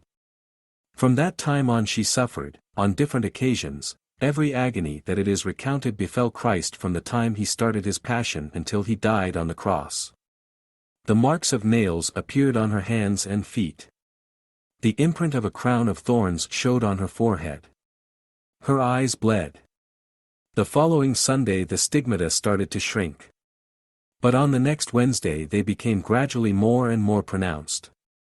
On Friday they bled again while Teresa went through the agonies of the crucifixion. One of the features of the ecstasies which Teresa went through that puzzles most investigators is the language she used. Throughout most of her vision, she spoke in her village dialect. But when she seemed to be quoting directly the figures surrounding Christ, she lapsed into a language of which she had absolutely no knowledge. Language experts identified the tongue she spoke in quoting these persons in her vision as ancient Aramaic, the language spoken at the time of Christ. And, they pointed out, she clearly made use of small variations in the language as it was spoken at that very time. In the vision of the angels, she claimed to hear them cry out, Kadosh, Kadosh, Kadosh, this is Hebrew, not Aramaic, for holy. Holy, holy.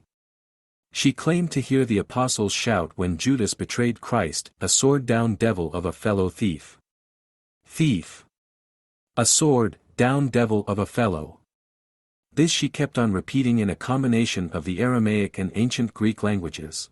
When Jesus was being flogged in her vision, she wept and was shaken by such convulsions that it seemed her frail body would collapse under the blows of the whip.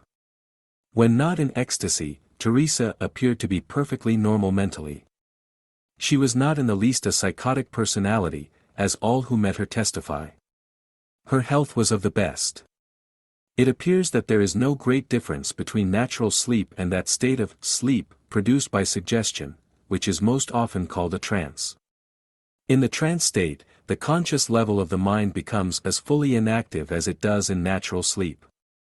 When the conscious level is inactivated, the superconscious level can hold full sway over the processes of the body and mind.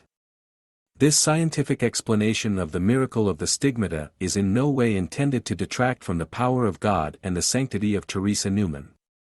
Both, on the contrary, are clearly manifested to the unbiased observer in the phenomenon of her stigmata.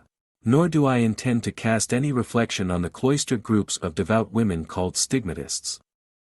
These religious women, who for years have concentrated their thoughts on the life of Christ, have so completely focused their mental energies on his sufferings on the cross, and so vividly pictured his wounds in their mind's eye, that their emotional thinking actually changed the chemical and physical cellular structure of the tissues. This made nail marks appear in their hands and feet as well as the spear wound of the crucified Christ. These stigmatists devote their lives to emulating the life of Christ. They fix their conscious thoughts during long periods of meditation on the wounds of the hands, feet and side of Christ. They concentrate on these wounds so vividly on the conscious level of the mind that the mental picture of these very wounds is transmitted to the superconscious level of the mind. By the emotional fusion of these thoughts with the superconscious, these devout women are sometimes able to suggest to their superconscious the very wounds of Christ in their own bodies. The emotional fusion sometimes provides the catalytic action that has been known to manifest itself in reproducing these very markings on their own flesh. The action of the superconscious in these stigmatists is again convincing evidence of the fifth proposition of the working hypothesis: the superconscious has absolute control of the functions and conditions of the body. This is no different from that biological process of the sympathetic nervous system that is known as metabolism. What medicine has discovered about the human metabolic processes is ample proof of the powers that the superconscious of the golden gift can use for you. Let us suffice to say at this point that it is the metabolic processes of the body that replenish the blood cells when they are needed. This process of organic growth and repair is explained more fully later. You have just been given a peek at the wonders of the human body that are controlled by the superconscious. Having this knowledge should lead you naturally to the understanding of the powers that are about to be explained to you. Once you can use your own conscious powers to reach the superconscious level of your golden gift, you hold within your own hands virtual control of the power of longer, healthier life and greater, fuller happiness. In the chapters that follow, you will learn how your own metabolic processes can be speeded up by positive, emotional thinking. This is a form of concentration, exactly like prayer and meditation, which will lead you to the limits of producing phenomena you probably never believed possible of yourself. You now understand that you have within you the power to use the law of suggestion. You now know that you possess the great answer, the power to understand and utilize for your own welfare and for the great good of all mankind the powers that have been divinely granted to you as the golden gift. With the great answer you have opened to you the road that leads from your conscious to the superconscious. You have discovered the road that leads to using the superconscious, your own as well as that of others, for the greatest good. The infinite plan was not conceived for ill and evil. It was created for good. Thus, with constructive thinking, with positive planning, with purposive creating, you can utilize the golden gift's treasure house of the supersense. Helping yourself with suggestion. Autosuggestion is the secret to auto-conditioning. You have now learned, and used, the ability to reach your superconscious. The next step in helping yourself do whatever you desire is to plant the suggestion of this desire in your superconscious. 1. Before falling asleep, relax completely and open the passageway to your superconscious. 2. Now repeat to yourself a positive thought expressing a positive desire. 3. At first it may be best to repeat this thought over and over. It may be necessary to repeat it aloud. 4. As you acquire proficiency at reaching your superconscious, you will find that you can suggest to yourself any positive thought, silently and a single time. Chapter 4. Rediscovering your supersense. You have, perhaps often, used one of the greatest powers of your mind. You have used it and have perhaps wondered a little about it. Or you have thanked good fortune for having shown you the way, and not bothered to think about it. What is this power? Why have you not used it more often? Can you now utilize it to its fullest extent? The answer to the last question is yes, as often as you want, when you learn what it is and how you can use it. You have undoubtedly done things on a hunch at some time or other and later discovered that you were correct in following this unexplained direction. Perhaps you have at some time had a feeling that led you to take the correct action in some activity, a feeling that you later probably called a sixth sense. Perhaps you may have been sitting at your telephone and thinking, so-and-so ought to call me, I have something very important to tell him and I can't reach him, then within minutes have the person in question telephone you. Perhaps you have been on your way home when for no apparent reason you stopped to buy a particular article. Then upon arrival home you have been told that had you telephoned you would have been asked to stop to buy that very article. Maybe you have been at a gathering when suddenly you went to find the person you came with and said, "You want to go home now, don't you?" and discovered your impression was correct. You called them hunches, or attributed them to a sixth sense. You may perhaps sneer when someone talks about mental telepathy. Yet your so-called hunches or impressions resulting from your so-called sixth sense are no more incredulous than mental telepathy. What you perhaps fail to realize is that in addition to the five senses of the conscious level, seeing, hearing, feeling, tasting and smelling, there is a sense belonging to the superconscious level of the mind. It is a form of communication you are not familiar with. You encounter it infrequently. You notice it only in such rare instances as have been listed above. Yet it apparently is functioning even more thoroughly than the five senses of the conscious level. From what little is known of it, the superconscious sense, unlike the five senses, never rests. It is the supersense. From what little can be garnered of dead civilizations, the supersense is nothing new to man's knowledge. It apparently was known, and used, in ages past. Why science is only now setting about rediscovering the supersense is something that may never be explained. The supersense is in reality a double sense. It has all the powers of mental, television, in addition to all the powers of mental, radio. Telepathy, the telegraph of the supersense, is not abnormal. Eileen J. Garrett, writing in Telepathy, In Search of a Lost Faculty, says telepathy is part of the creative faculty. Further substantiating the theory that the supersense, and the superconscious, can help you mold a new life for yourself, Mrs. Garrett writes. If you grant it is within your power to improve yourself in any way, then you are able to achieve that improvement in self-expression by developing telepathic, clairvoyant and clairaudient powers. You see therefore that within you lies the power to make for yourself a regenerated life. There lies before you, when you tap this power potential of the superconscious, the ability to help yourself live a longer, healthier and more useful life. In your hands rests the ability to create for yourself new power of wealth and new concepts of happiness.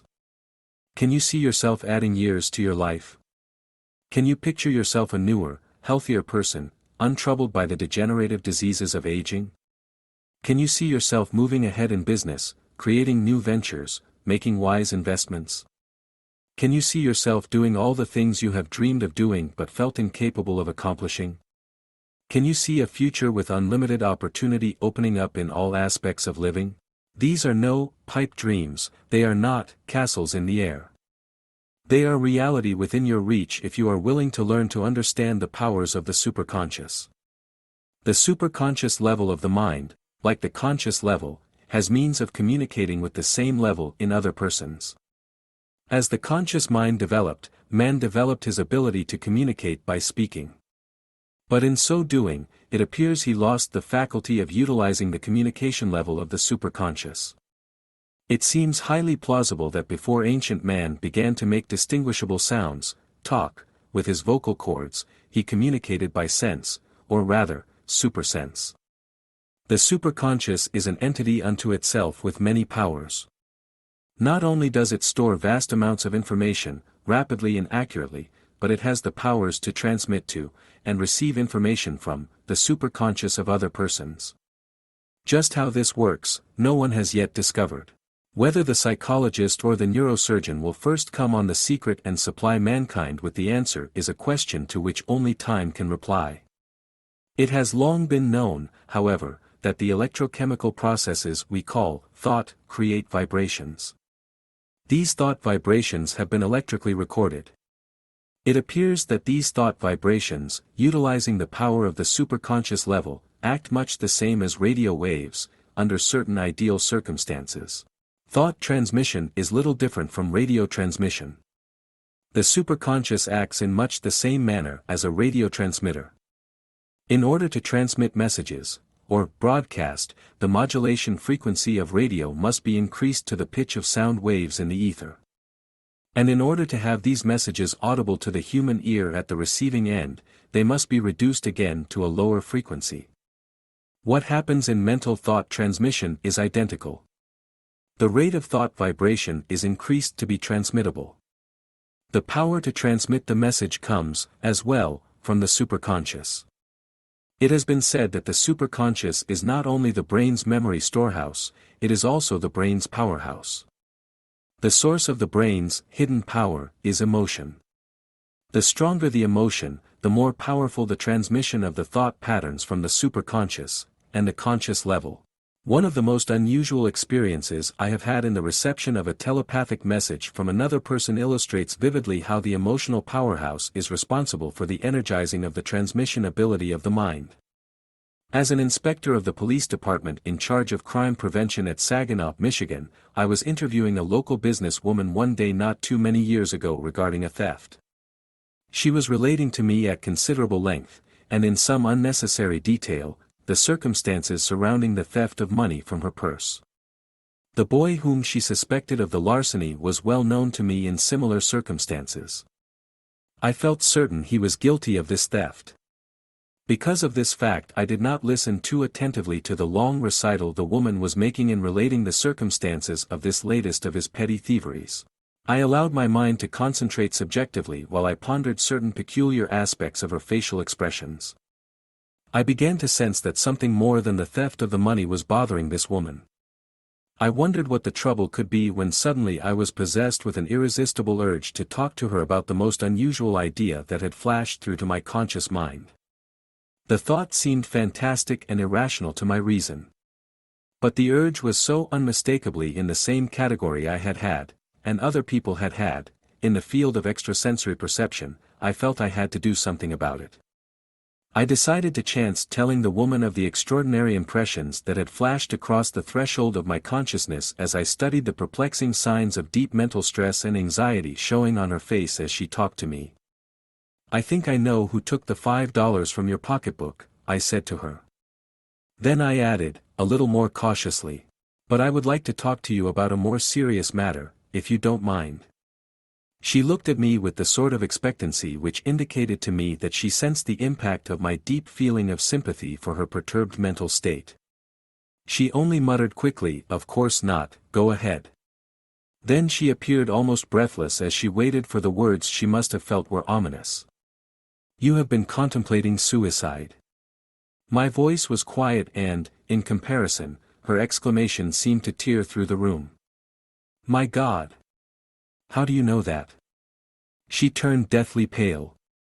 I explained quite frankly that I did not know how I came to know the fact that she planned self-destruction. I told her, however, that I suspected it was the so far unexplained phenomenon called telepathy. This seemed to stabilize her wits, and we were able to discuss her situation quite calmly and objectively. The misunderstanding responsible for her terrible obsession was easy to point out to her as we openly discussed the circumstances of her family discord without hiding or distorting any facts. I feel sure that our conversation released the nervous tension underlying this good woman's mental disturbance, but that is something I wish to discuss later on. While I have not seen this woman since her visit to my office in the 1940s, though she still lives in Saginaw and would corroborate my story, perhaps it is not assuming too much to believe that this incident of my supersense at work may have saved her life. So we come upon evidence of the correctness of the sixth proposition of the working hypothesis: the superconscious has the power to communicate by means other than the recognized channels of the five senses. All of my telepathic experiences have been spontaneous ones. I have not ever attempted to use my supersense for such communication. But I feel certain that the supersense is a vital part of the golden gift. I will tell you later how I discovered the constant functioning of the supersense in mass communication with all persons without the awareness of the conscious level. In each of the telepathic experiences I have had, I have been aware of deep emotional stirring, usually in a sympathetic attitude of helpfulness for someone. I therefore believe that the phenomenon of telepathy takes place when the human nervous system attains a certain intensity of mutual frequency which permits the transference of thoughts from one person to another at the subjective level of consciousness. The emotional stirring I have experienced, providing the necessary power for the transmission of thoughts from the superconscious, is an experience everyone has had at some time or other. The experience of telepathy, as a result, is also an experience common to most people at some time. Most have not been sufficiently interested in taking more than passing notice of the unusual manifestations. In my own case, the overall problem of the work in which I was involved, gave my emotional nature a certain responsive fluidity which the average person does not have the opportunity to acquire and develop. For many years I have done research into the problem of juvenile delinquency. I have sought a workable solution to the behavior difficulties of young people who get into trouble with the law. This aroused my interest in many phases of human nature with which a person ordinarily does not come in contact. The conditioning of my emotional reactions has come from handling thousands of problem children. They were always handled with sympathy and understanding of the erring youngster and his unsolved problems. This sensitizing of my supersense led me to the discoveries I have made in the realm of the supersense and the superconscious. Yet my discoveries took me further into the fields of telepathy and like phenomena. They astonished me when I discovered it was well established that telepathy is known as the means of communication between minds beyond the conscious level, that is, between the superconscious levels of the human brain. And the communication of the supersense is a never-ending function. It is a constant stream of telegraphy going from mind to mind, despite the fact that the conscious knows nothing of this occurrence. Your superconscious, as you now know, is a vast storehouse of knowledge. Where this knowledge comes from is apparent. The supersense radio is constantly receiving communications from the minds of people all around you. Your superconscious is constantly accumulating new stores of knowledge through this telepathic communication. Perhaps the most amazing case on record of such accumulation of knowledge by the superconscious mind is that of Edgar Cayce, the so-called miracle man of Virginia Beach. There are many stories of the powers Cayce was able to utilize after he discovered that he could use them, and some of these I will discuss later. First, I want to tell you how he performed phenomena that were called in his time, and today would be, miracles. Yet they were, by the words of his own superconscious mind, only the use of the accumulated knowledge within that level of the golden gift. Edgar Cayce as a boy of 12 first experienced phenomena that were termed psychic. He discovered then, unwittingly, though by means of clairvoyance, the powers of the superconscious. But his use of the accumulated knowledge of the superconscious, and the collective unconscious, did not come until he was grown to manhood. Through chance, and a misfortune, Cayce and scientific researchers discovered his ability to call on powers which startled the world. Edgar Cayce had worked as a salesman. When he lost the use of his voice, he returned to his home at Hopkinsville, Kentucky, where he took a job as a photographer's apprentice. An entertainer, known as Hart the Laugh King, was booked into the town opera house, where he was to give an exhibition of hypnotism. Virtually all of the townspeople in Hopkinsville went to Holland's Opera House to watch the fun. Hart entertained the people in the usual fashion, putting members of the audience into hypnotic trance and having them do all manner of amusing things for the enjoyment of their friends and relatives. Someone spoke to Hart about Cayce's condition. While the hypnotist was not a therapist, he was interested in the results of post-hypnotic suggestion and thought he might be able to help the young man. While in a hypnotic trance, Cayce was able to speak quite normally. Awakened, he could speak only in a hoarse whisper, and the post-hypnotic suggestion apparently failed. Hart tried a second time, but the post-hypnotic suggestion again did not succeed with Cayce. However, Dr. John P. Quackenboss, a New York physician, later heard of the matter directly from Professor William Germain of the psychology department at South Kentucky College. Dr. Quackenboss had great faith in the possibility of curing illness by hypnotism. It was his belief that in post-hypnotic suggestion a patient could be healed by directing the mind to remove the cause of the illness. Dr. Quackenboss tried his skill on Cayce but he, too, failed. Later, however, Dr. Quackenboss wrote to the South Kentucky professor with the theory that Cayce failed to respond to the post-hypnotic suggestion because Cayce's own superconscious took charge while in the hypnotic state, not the mind of the hypnotist. Dr. Quackenboss based his theory on reports of similar occurrences in France some years earlier. The French cases showed that the patients had had the power of clairvoyance while under hypnosis. Dr. Quackenboss suggested that Edgar Cayce should be put into hypnotic spell and asked about his own illness. Cayce was told about this suggestion and he offered to put himself to sleep, in the same way he had done as a boy when studying. As a boy, Cayce had found that if he slept on his schoolbooks he was able to absorb their contents with facility and did not need to study further. Thomas Segrud describes the experiment in his book There Is a River. Edgar lay down on the family couch, a horsehair sofa that had been part of his grandmother Cayce's wedding suite. He put himself to sleep. Al C. Lane, a local hypnotist, watching, saw the breathing deepen. There was a long sigh, then the body seemed to sleep. The squire sat in a chair nearby. His wife, nervous, stood up. Lane began to talk in a low, soothing voice, suggesting that Edgar see his body and describe the trouble in the throat. He suggested that Edgar speak in a normal tone of voice. In a few minutes Edgar began to mumble. Then he cleared his throat and began to speak in a clear, unafflicted voice. "Yes," he said, "we can see the body." "Take it down," Lane said to the squire, Casey's father. The squire looked at him helplessly. The nearest pencil was in the kitchen, tied to the grocery list. In the normal state, Edgar went on, this body is unable to speak, due to a partial paralysis of the inferior muscles of the vocal cords, produced by nerve strain. This is a psychological condition producing a physical effect. This may be removed by increasing the circulation to the affected parts by suggestion while in this unconscious condition.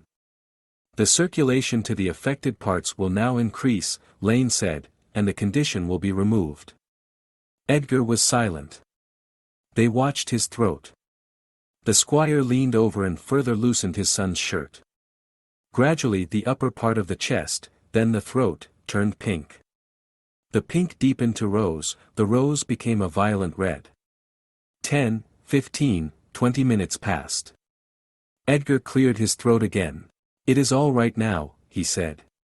"The condition is removed. Make the suggestion that the circulation return to normal, and after that the body awaken." "The circulation will return to normal," Lane said. "The body will then awaken." They watched while the red faded back through rose to pink. The skin resumed its normal color. Edgar wakened, sat up, and reached for his handkerchief. He coughed and spat blood. "Hello," he said tentatively. Then he grinned. "Hey," he said, "I can talk. I'm all right." His mother wept. His father seized his hand and shook it again and again. The inevitable result was the suggestion that as Casey had been able to diagnose his own ailment, perhaps under the same conditions, he could do so for others. Edgar was willing to try, and his success was phenomenal. While he actually knew nothing about physiology, biology, anatomy, or medicine, this humble man was able in a hypnotic trance to diagnose all manner of afflictions and ailments. In addition, he was able to prescribe a wide variety of medicine and methods of treatment that invariably affected cures. But Edgar Casey did not understand how he did this. Despite the many successes he had, he was confused and fearful of the ability he possessed. Often he would read and read again stenographic transcripts of what he said while in a hypnotic spell, hoping to discover some explanation in his own words of the strange power he possessed. He was amazed at the technical language he used. He was astounded at the scientific knowledge he displayed. Each session's transcripts left him more confused, but he went on with the miraculous successes. But though he continued to search in the transcripts of his own words for some explanation of his power, it never occurred to him to have questions asked of him about the power while he was in his trance state. This method of probing into the discovery of the use of Edgar Casey's golden gift did, however, occur to Dr. Wesley H. Ketchum, a young homeopathic physician who had opened an office in Hopkinsville and became vitally interested in Casey's gift. Dr. Ketchum posed the question to Casey while in a hypnotic state. Casey's answer was included in a published report given before a meeting of the American Society of Clinical Research at Boston in September 1910. Dr. Ketchum told the gathering of his curiosity in this direction and said that Casey answered the question in the third person. Part of the paper read by Dr. Ketchum follows. When asked the source of his knowledge, he, Casey, stated Edgar Casey's mind is amenable to suggestion, the same as all other subconscious minds, but in addition thereto it has the power to interpret to the objective mind of others what it acquires from the subconscious mind of other individuals of the same kind. The subconscious mind forgets nothing. The conscious mind receives the impression from without and transfers all thought to the subconscious, where it remains even though the conscious is destroyed. Thus it was that Edgar Casey described to the world for the first time what we have come to discover is the superconscious level of the mind. He used the terminology current in that day. But although he did not recognize the fact that he had uncovered the key to the golden gift, that is exactly what he had done. The medical men and scientists who worked with him and who read of his work, too, failed to realize that they had in Edgar Cayce the key to the wondrous treasure of the divine plan of infinite intelligence. Cayce in his hypnotic state, that is, in the control of his superconscious, knew that this level of his mind was in direct communication with the same level of mind in other persons. He knew, too, that the superconscious was capable of interpreting through his objective mind and imparting the impressions received to other objective minds. In this way he gathered all the knowledge possessed by countless millions of minds through the communications means of the superconscious. Time and space mean nothing to the scope of the superconscious. It appears obvious that the communication system of the superconscious can reach out for information from the tremendous storehouse of memory of the superconscious of other minds no matter where they may be. Edgar Cayce was never satisfied with the why of his power. He was able to understand the how. This he learned from his own explanations while in hypnosis. He knew absolutely nothing of the laws governing human nature. Consequently, he did not realize that the powers that made him different were the fruits of his own efforts. They were the attributes of the deeper consciousness from which the essence and substance of spirituality is nurtured through individual conscious effort. These great powers are possessed by all humans. But they are undeveloped. Edgar Cayce did not know this. In him the development of these powers of the golden gift was the end result of his having spent countless hours in his childhood in reading the Bible and meditating on the spiritual aspects of what he read. It is the cause and effect manifestation of the law of use to which this parable refers. For unto everyone that hath shall be given, and he shall have abundance, but from him that hath not shall be taken away even that which he hath. In its most simple language it means that God gives help to those who seek to help themselves. The power of thought transference is not one in which the conscious level necessarily participates. That is to say, that which is being communicated from one superconscious to another is not necessarily something about which either person is consciously thinking. Usually there is no connection whatever with the conscious thoughts of either of the persons involved in the transcommunication on the superconscious level. A message of the utmost importance may therefore never reach the threshold of the percipient's consciousness, or even be consciously sent by the agent. You see, therefore, that with this telepathic communication possible, going on virtually at all times, and with development of the supersense and controlled tapping of this additional power by the conscious, there are unlimited horizons open for you to explore, utilize and profit by. With the power of the supersense untapped consciously, it appears that those persons who are able to utilize this system of communications are developed to some degree psychically. It obviously requires an extraordinary degree of development of psychic power for one to tap the telegraph of the superconscious as a man such as Joseph Dunninger, the popular magician and mentalist, purports to do. Dunninger's demonstrations are authentic, but he requires a large audience in which to communicate on the superconscious level with minds tuned to the same emotional frequency as his. The one great beauty of the power of the superconscious means of telecommunication is that the message is never lost. It is not necessary for the conscious level of the mind to tap the power of the supersense in receiving a message at the moment it is received. The great storehouse of memory called the superconscious assures that the message received, and all such messages which apparently are being received at a constant rate, is permanently filed in the bins of knowledge of the golden gift. Failure to become objectively conscious of the reception of the message delivered to the superconscious intelligence, does not mean, therefore, that the subjectively communicated matter is lost.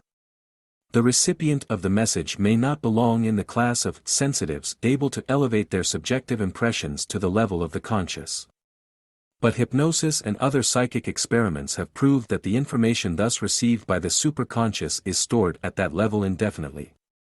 The mere fact that all this intelligence remains latent in the superconscious storehouse means that every individual has within his own power the ability to do things far beyond the reach of his own conscious imagination. Your superconscious is receiving, at a constant rate, great amounts of information daily. The thoughts of persons everywhere are being projected by their superconscious telecommunication systems to yours. Similarly, your superconscious is sending out to all the fruit of your thoughts. It remains with you, then, to learn to tap this system and bring its message to the conscious level. It is within your power to search through the great memory storehouse of the superconscious and pick out the knowledge that you require at any given time for any given task. Achieving liaison between the conscious and the superconscious levels, between objective and subjective thought, is a matter of how sensitive you are at any given moment. The sensitivity is a quality which you can and you should develop. Unlike the superconscious and the supersense, both of which you have been born with, emotional sensitivity is a power you must develop. It can be developed to a level of great intensity, and thus bring you vast treasures. Many creative persons have unwittingly credited this development for the works they have done. We know of the stories told by such men as Edison, Ford and Marconi about themselves. There are countless other instances of this utilization of the power.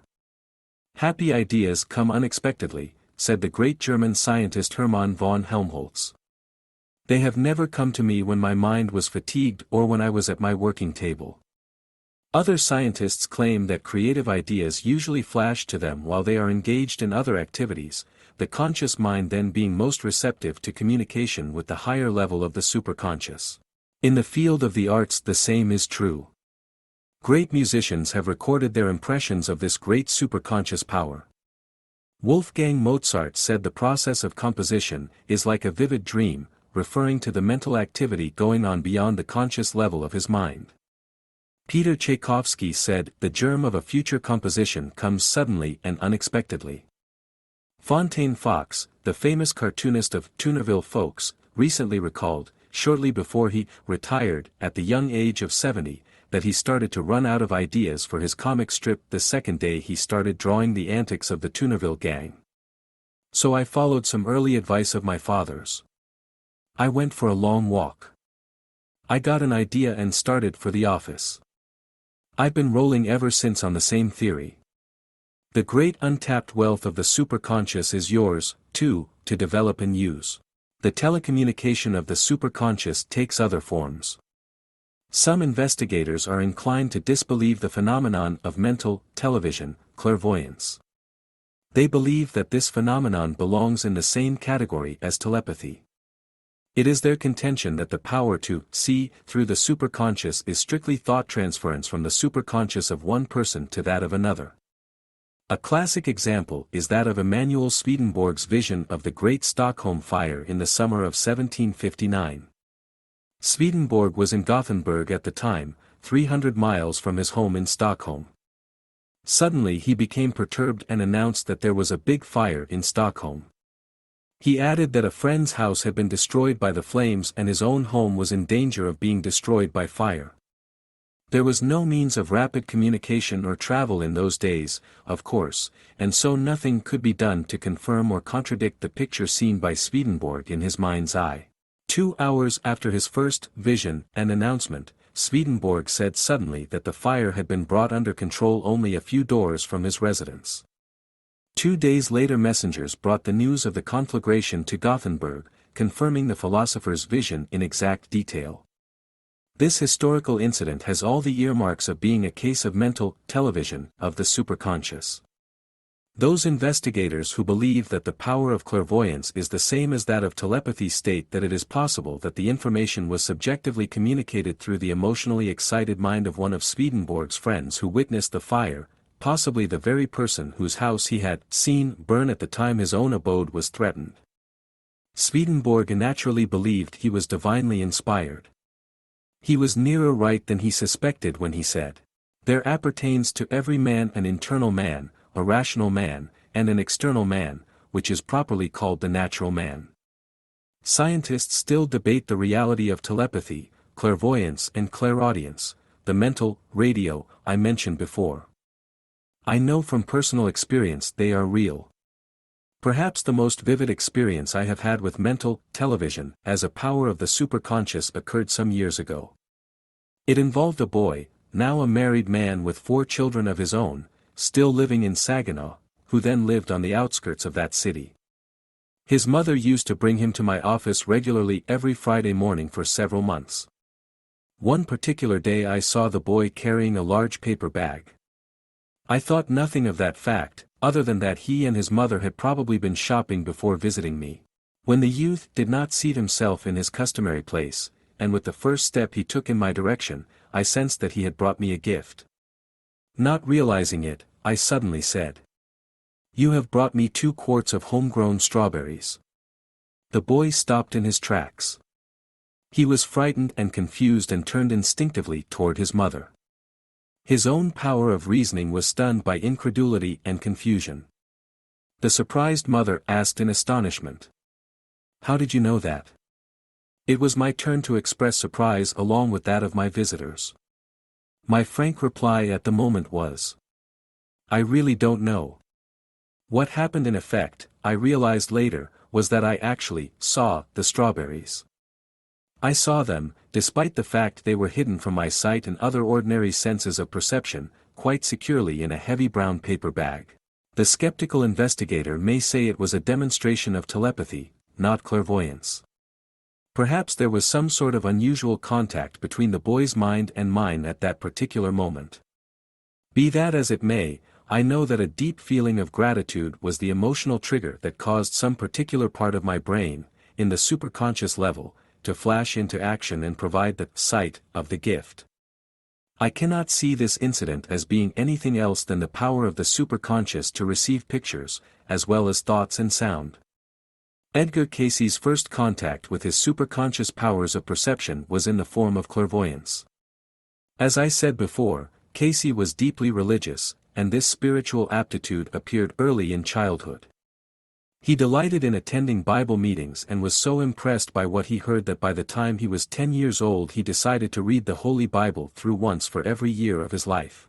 With 10 years to catch up, all the boy's spare time was spent in reading the Bible and thinking about God. Little wonder that his imagination should dip deeply into the spiritual contents of his collective unconscious. One day at the age of 12, while meditating on things he had read in the Bible, he suddenly saw a lady who looked like his mother.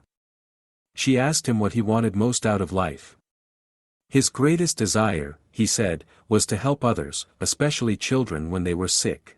Young Edgar, though not a dull boy, was uninterested in his schoolwork, and after this incident he became even less interested in school. His original disinterest started immediately after his first year in school.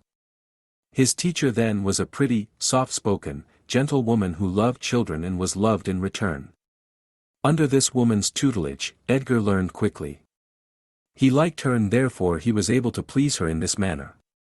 But when she left the school a year later, Edgar's incentive to study was gone. He became listless and could not keep his mind on his work. When he discovered his liking for the Bible, his father, disappointed in the boy's schoolwork, encouraged him by buying a Bible for his son. When not occupied with chores, Edgar read the Bible on his self-appointed task, but never once would he touch homework from school. Reading the Bible became an obsession with the boy and thus he activated the inherent faculties of his superconscious that normally remain comparatively dormant while the mental development is confined solely to objective learning. Why the appearance of the lady to his mind's eye had anything to do with the boy's increased lack of interest in schoolwork is not known.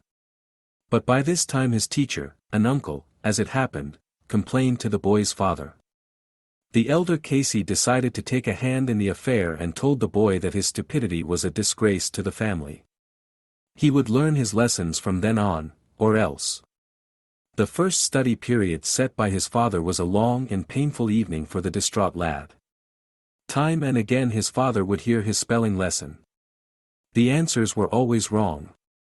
Finally the father slapped the boy off his chair with the threat of terrible things if he failed again. Young Edgar was tired and sleepy. He remained on the floor where he had been knocked by his father. Suddenly he heard a voice.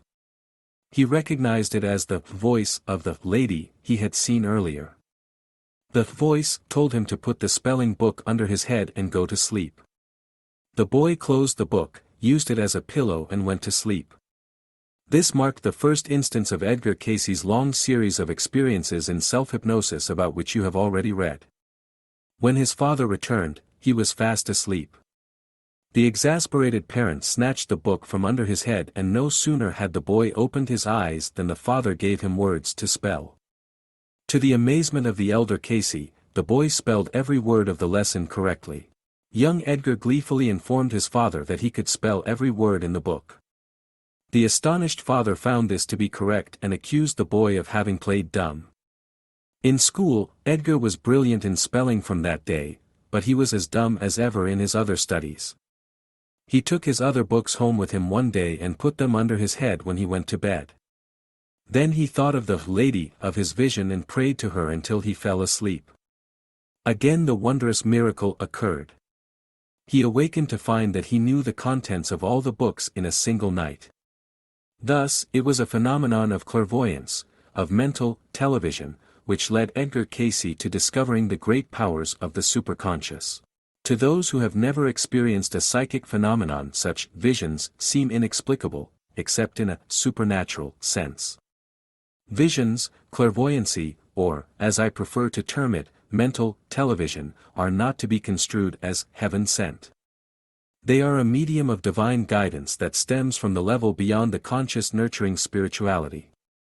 To those persons who have had occasion to meditate for long periods or to concentrate their thoughts on a single quest, as I have in my long search for a solution to the problem of juvenile delinquency, these visions are recognized as symbolic expressions of the reactions of the supersense and the superconscious level of the mind.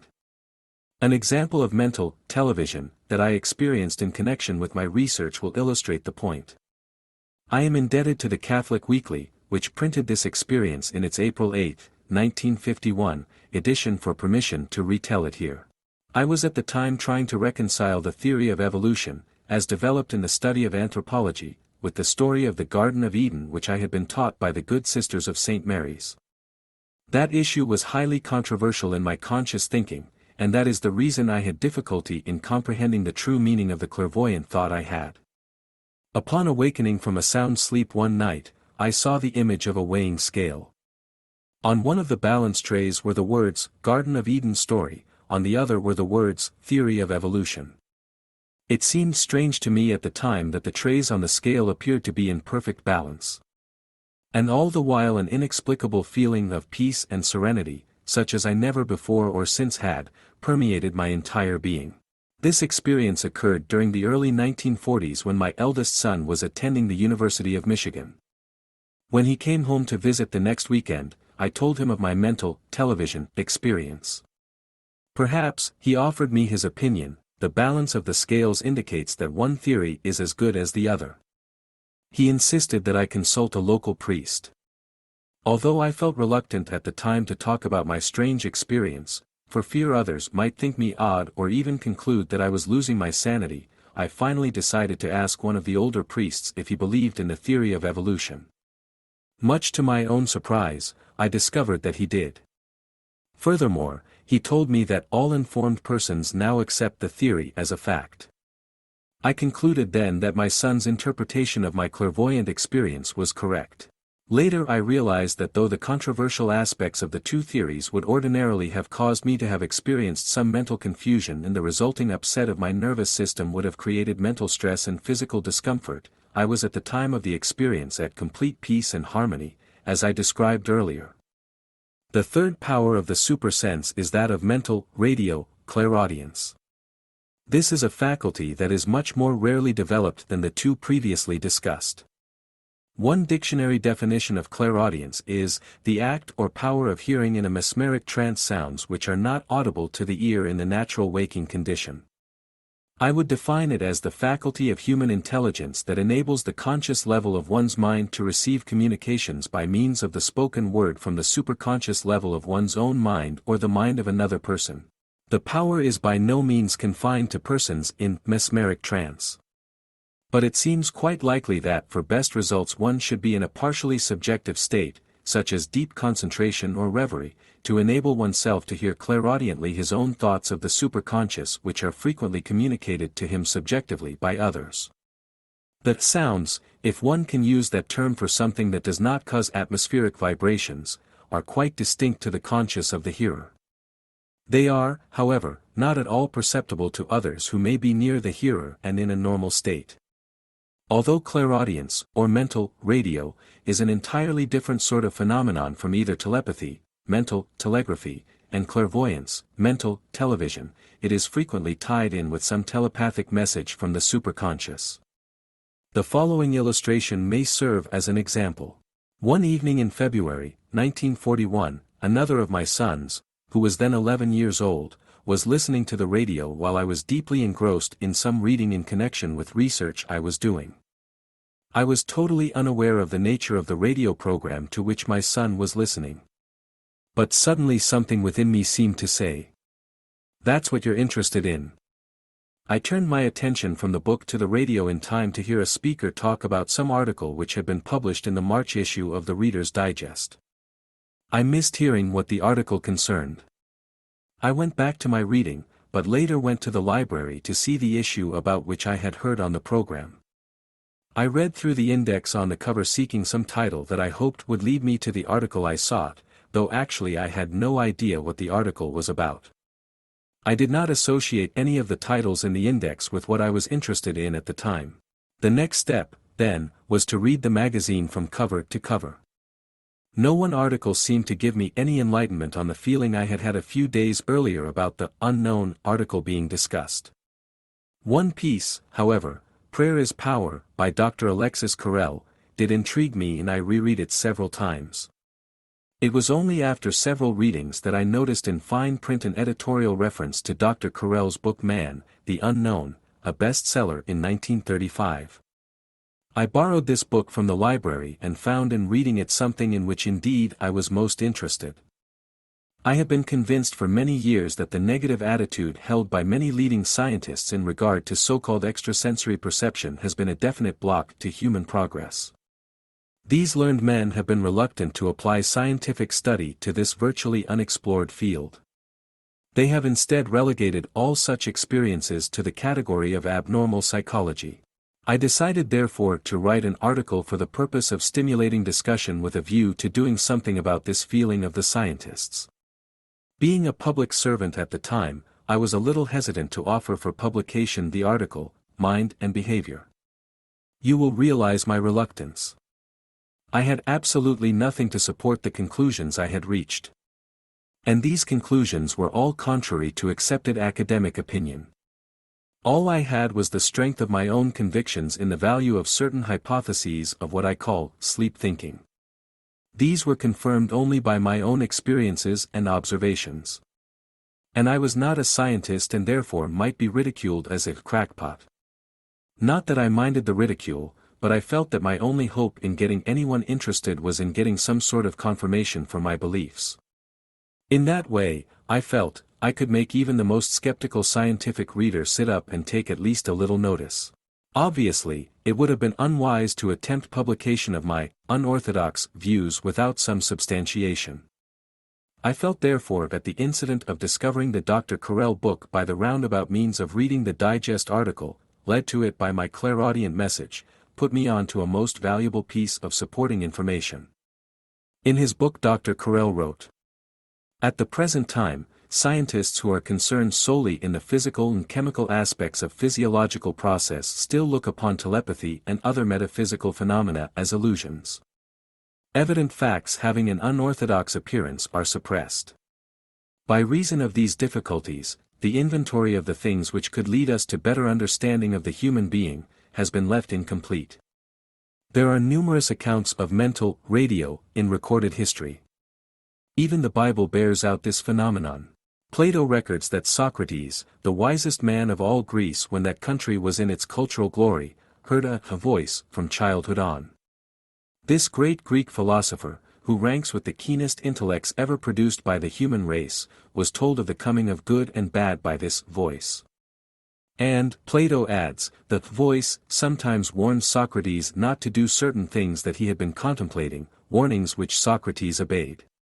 Aristophanes, too, mentions Socrates' extrasensory powers.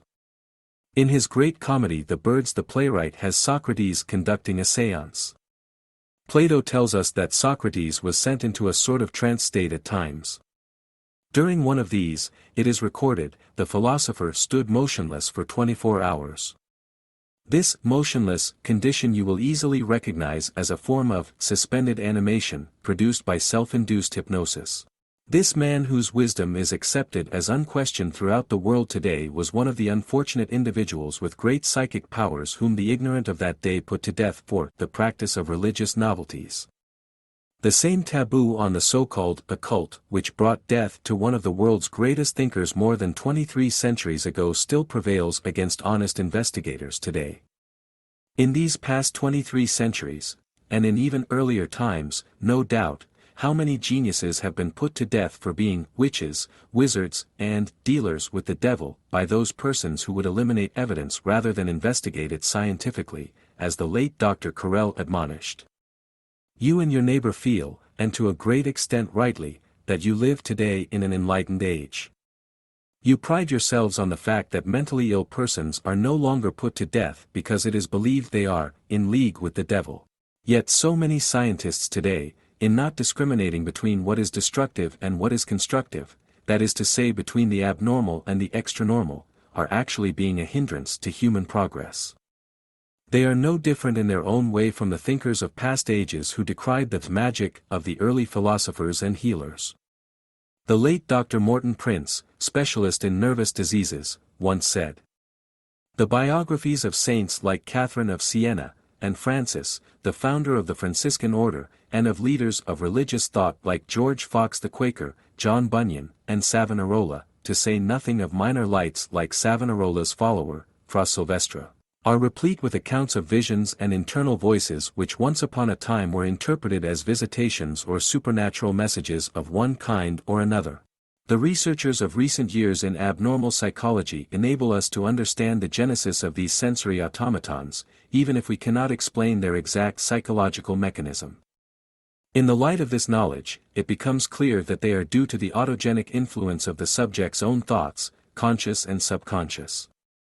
That is, thoughts on the conscious and superconscious levels.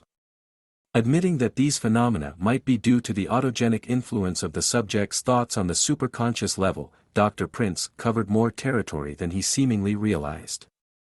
He was not aware of the exchange of thoughts at the superconscious level of human intelligence. Dr. Prince made the same mistakes that many others do in assuming that all sensory automatons are hallucinations. Classifying all extrasensory perceptions as abnormal is as ignorant of the true facts as believing that extranormal manifestations come directly from a supernatural source.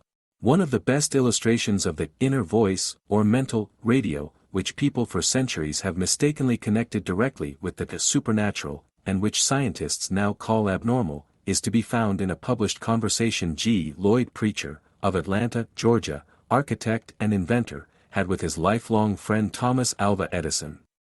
In this conversation Edison said, "Don't give me so much credit for my work.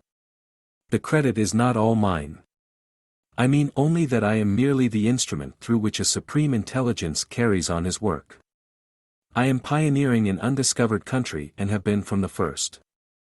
When I began this work I knew nothing of electrical or mechanical science. My schooling covered little more than a year. If I had not worked under the direction of a supreme intelligence, the work would never have been done at all." Edison worked days and nights with little sleep. He was, he claimed, sustained by the supreme intelligence.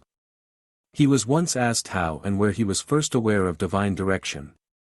"It began when I was a telegraph operator in a lonely mountain town," he replied. "I became aware of messages or directions coming clearly into my mind as I sat there through the long nights, and began the work which I was directed to do." "But why," he was then asked, "have you kept this to yourself?" "Because my work alone was important," Edison replied. The world would have said, "Edison is crazy," or "Edison has got religion." What they said afterward does not matter. Although Edison may or may not have recognized the phenomenon as mental radio, and not the voice of God, he was nevertheless quite correct in stating that he was the instrument through which supreme intelligence carried on his work. Are we not all? Edison did not say in so many words, as did the late Dr. George Washington Carver, that he heard God speak to him. Edison merely stated that he became aware of messages or directions coming clearly into his mind while he sat through the long night as a telegraph operator in a lonely little mountain town. The great inventor was indeed fortunate to have had the solitude of this mountain town in combination with a job that required him to spend long lonely nights as a telegraph operator. That combination of factors left him alone with his own thoughts. Roger W. Babson, the famed economist, recommends this very combination of factors, seclusion and solitude, as a basis for making important decisions. In his helpful book Before Making Important Decisions, Babson says the seclusion of a quiet church is the place to think over one's problems prior to coming to an important decision. The quiet of the long nights in the seclusion of a telegraph room in a lonely mountain town added together two ideal circumstances for Edison's temperament and mentality. He was a deep thinker who could completely absorb his inner self in research work to the exclusion of both the awareness of time and surroundings.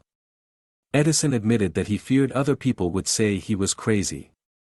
It is generally believed that mentally ill persons hear voices, and that is exactly what Edison experienced. But the inventor did not lose the use of his reason during his periods of deep concentration. Instead, he found his real self and, by placing his conscious awareness in a state of temporary abeyance, during concentration, he was able to make use of the vastly greater store of intelligence and ability of the superconscious level of his mind. This deeper consciousness is much like a self-induced hypnotic state. It simply means placing consciousness in a neutral state of inactivity while the greater resources of the superconscious are brought into play. The successes of a man such as Edison are no great mystery or secret. Edison did not hesitate to admit that had he not worked under the direction of a supreme intelligence, the work he did would never have been done at all. Had Edison not recognized that the supreme intelligence was within his own being, he certainly would not have stated that his formula for success was simply 99% perspiration and 1% inspiration. When Edison said that he worked under the direction of a supreme intelligence, he probably had in mind the fact that few people ever learn how to think as God intended that we should. That is our fault, not his. No one is born without the illimitable resources of the superconscious. Medical science has shown in recent years that clairvoyance and clairaudience, mental, television, and radio, are mechanisms of the human brain. We are told now that these phenomena have no supernatural significance, other than in the sense that God works his wonders through the medium of his handiwork, of which the human organism is perhaps his greatest exhibit. By probing the exposed surface of the human brain with an electrical impulse, researchers have found that memory centers can be activated when electric currents are established. One subject heard the voices of members of his family in a conversation that took place during his early youth. Another saw the scene of a childhood episode in minute detail. The findings of these scientific experiments are obvious. Among many other hypotheses, they confirm the belief that the forces that make the human organism tick are electrochemical vibrations. It is this electrical force that makes telepathy, clairvoyance and clairaudience possible, much in the same way as wireless telegraphy, television and radio work. It has often been noted that persons who never develop beyond the stage of idiocy, or who have become afflicted with certain forms of insanity, have great ability to tame and subdue animals.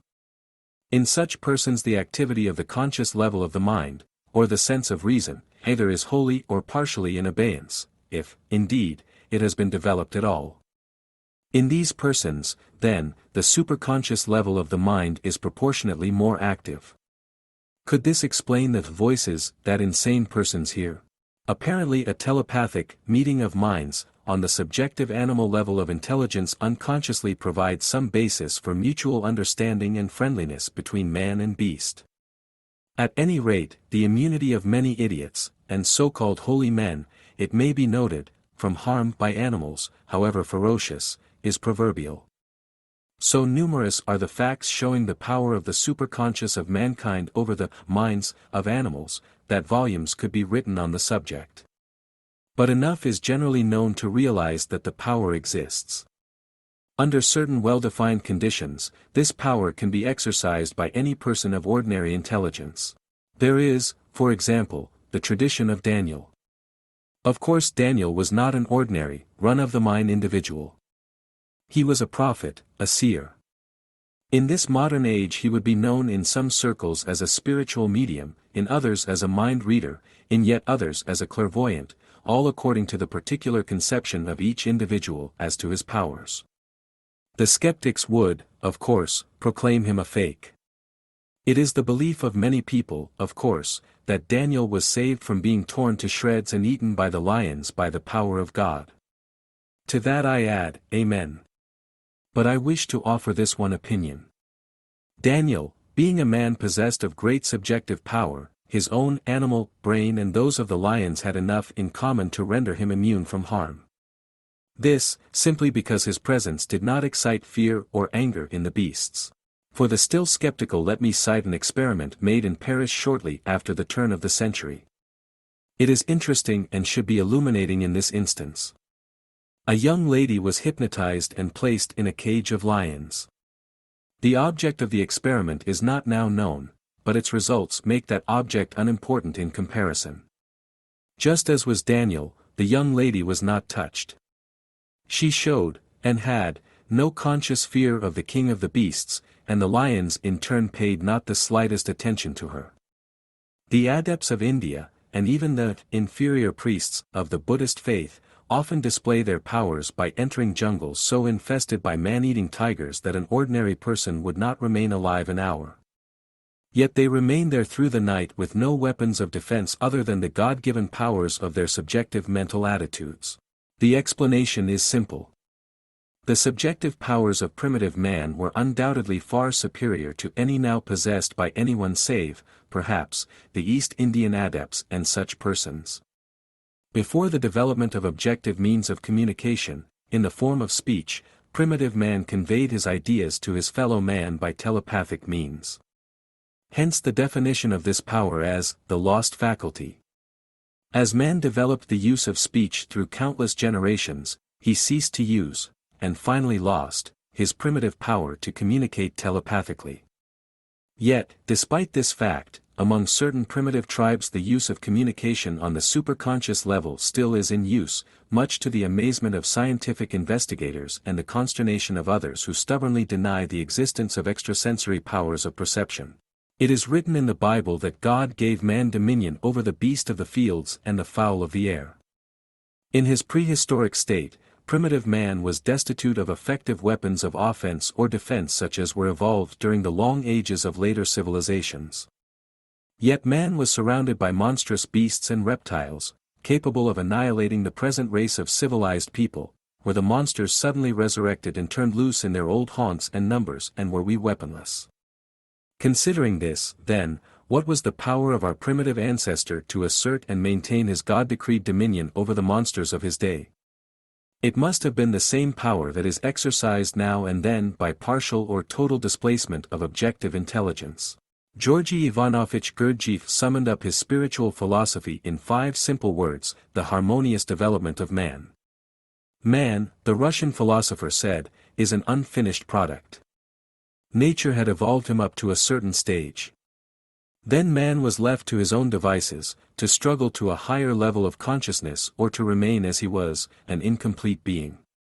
The question remains for us to answer then: can modern man utilize more of the hidden power of his natural heritage? Can man bring into play the full powers of the golden gift of the great creative force? I say he can. Through intellectual and spiritual development, by eliminating the destructive effect of the many negative feeling attitudes which stem from primitive fear and anger, it can be accomplished. The golden gift is yours. God has granted it for your use. Within the superconscious there lies the supersense, for you to use and utilize, for you to spend in positive production for the benefit of yourself and mankind. The hidden power need not be hidden to you. You have read how to unlock it. You have seen how it can be used for the positive good. You have been shown how you can benefit by it. And yet this treasure that has been granted you by the power of infinite intelligence is not one for which you have to wait to use.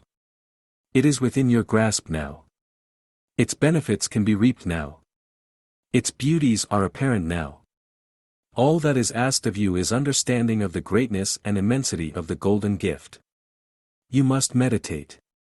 You must send yourself into the open space of deeper consciousness. You must search out the power within yourself. Then, all that is becomes yours. Developing the use of your super sense. There are three components of the super sense: radio, or clairaudience, telegraphy, or telepathy, and television, or clairvoyance. All three parts of this gift you can put to use if you follow these simple rules. 1. Never disregard any single thought of the hunch or sixth sense variety. Note it well when it makes itself known to you. 2. Write down all such thoughts on a small notepad which you should keep with you at all times. 3. Before going to sleep at night, turn to the thought, or possibly thoughts, that you had during the day. 4. Meditate on them. Allow them to be retransmitted by your conscious to your superconscious. 5. In the morning reread the thought, or thoughts, again. 6. Meditate in silence until your conscious mind brings to you the answer giving the worth of this matter as evaluated by your superconscious. 7. Don't hesitate to use the wealth of this knowledge, immediately and to the fullest. Chapter 5. Your incredible memory and what it can do. Your superconscious puts the proverbial elephant to shame. The elephant, or so they say, never forgets. But the poor elephant is limited. He can only remember those things that he has encountered. The superconscious is so vast a storehouse of memory that it staggers the imagination to realize how much knowledge is recorded in that small mass of matter that we call the brain. The superconscious is a huge, though compact, library of facts. How many facts are stored there is impossible to count. The source of these facts seems to range all the way back through the ages of our ancestry, for our very way of life bases itself on the patterns developed in centuries past. In recent years we have been astounded by newspaper and magazine stories about electric brains. We have marveled at the vast amounts of knowledge stored in them and at the speed with which they can be made to utilize this learning. And yet, while man's brain may never match the speed of these mechanical giants, it is the product of man's knowledge that makes possible technological development. Every fact down to the smallest detail has been laboriously placed in these electrical brains. They can think of nothing other than what has been inserted in them. We can watch with wonderment at how a problem is fed to the giant brain, often filling 2 large rooms, and how it rumbles out an answer within a matter of minutes. It is truly wonderful. For man has, with the power of his brain, developed a brain that can speed up man's own deductive processes and thus aid civilization and mankind. But place the human brain, a little more than 3 pounds of it, beside the tons of electric brain, and realize that the tiny lump of gray matter holds in it a millionfold more information than the hulking monster of its creation. Then you know the meaning of wonder. In that 50 ounces of living matter is recorded more information, more knowledge than it seems likely a person could record in the space of a lifetime. Your brain is the possessor of a memory the scope of which is virtually impossible to explain, let alone imagine. And added to all that, this memory, an integral part of the superconscious, is constantly being added to by direct communication with the memories of every other superconscious. How often have you had occasion to say to yourself, "Where did I hear that before?" Or, "I've seen that somewhere." Or, "How do I happen to know that?" There is no doubt you've had such experiences many times and in many ways. Some fact, some statement, some place, something, will be completely familiar to you. Yet consciously you were positive that until that very moment you had never encountered it previously. And it was familiar. Why? Is it that the conscious memory often fails us and forgets things it has experienced? That is partially so. But the conscious, if we jog it sufficiently, will bring back memories of all things it has known. Or is the answer that the superconscious suddenly relays to the conscious level of our brain the memory of something we have not actually experienced, either consciously or actually in our lifetime? Although it seems impossible to measure the powers of the superconscious, we can safely say that the superconscious level of the brain is greater than the conscious level in much the same way the universe is greater than our planet. And look at the greatness of the conscious. Look at the incredibly immense powers of the conscious brain's five senses.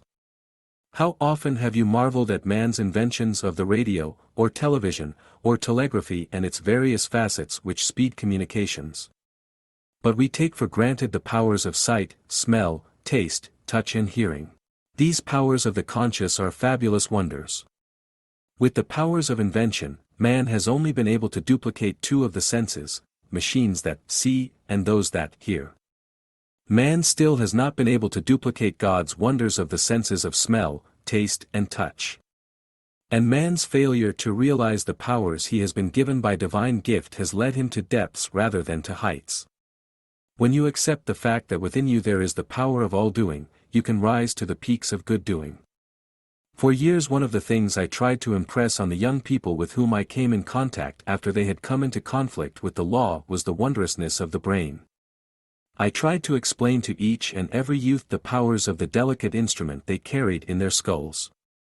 I would tell them how the impressions of their five senses are conveyed to the brain by the complicated wiring network in the body, the nervous system. And, more incredible still, the fact that this nervous system is so sensitive and effective that every detail of things seen, heard, tasted, touched or smelled is completely and permanently registered in the memory storehouse of the superconscious. The conscious level of the memory records only such details in which you are interested. But your superconscious memory constantly collects all information and indelibly imprints it within itself. As a practical illustration of the difference in functioning of the conscious and superconscious memories, I would ask each of the boys I was interviewing to tell me how many holes there were in the perforated soundproof ceiling of my office. Obviously, they were far too numerous to count. Each boy reacted the same way. He looked up to the ceiling for the first time and a look of perplexity appeared on his face. When I explained that his sense of sight had actually made a count of the number of holes and this was recorded by his superconscious, the little grin that usually followed the first conscious glance at the ceiling turned to an expression of incredulity. Long before I started my research studies, I often found myself wondering where or when I had encountered something or fact before. Prod my memory as I would, and no doubt you have done the same thing, there was no conscious recollection of the source of this information. Especially in dealing with youngsters who had gone astray of the law, and their parents, I found myself often giving advice the source of which I had no idea. And I was offering this advice with the confidence and belief equal to the inborn faith of my religion. Finally late in 1939 I decided to write an article on my therapy methods for these young people in the hope that it might be used elsewhere to help humanity. And I wrote the words, "How does science know these things?" I realized that if I could not remember where or how I had come to learn of these mysteries of the mind, certainly I could not hope to prove the existence of the superconscious level of the mind, much less promote public confidence in its deeper consciousness and its hyperintelligence. Some months earlier I had come upon an old book, Increasing Personal Efficiency: The Psychology of Personal Progress, by Donald A. Laird, which I had read many years before.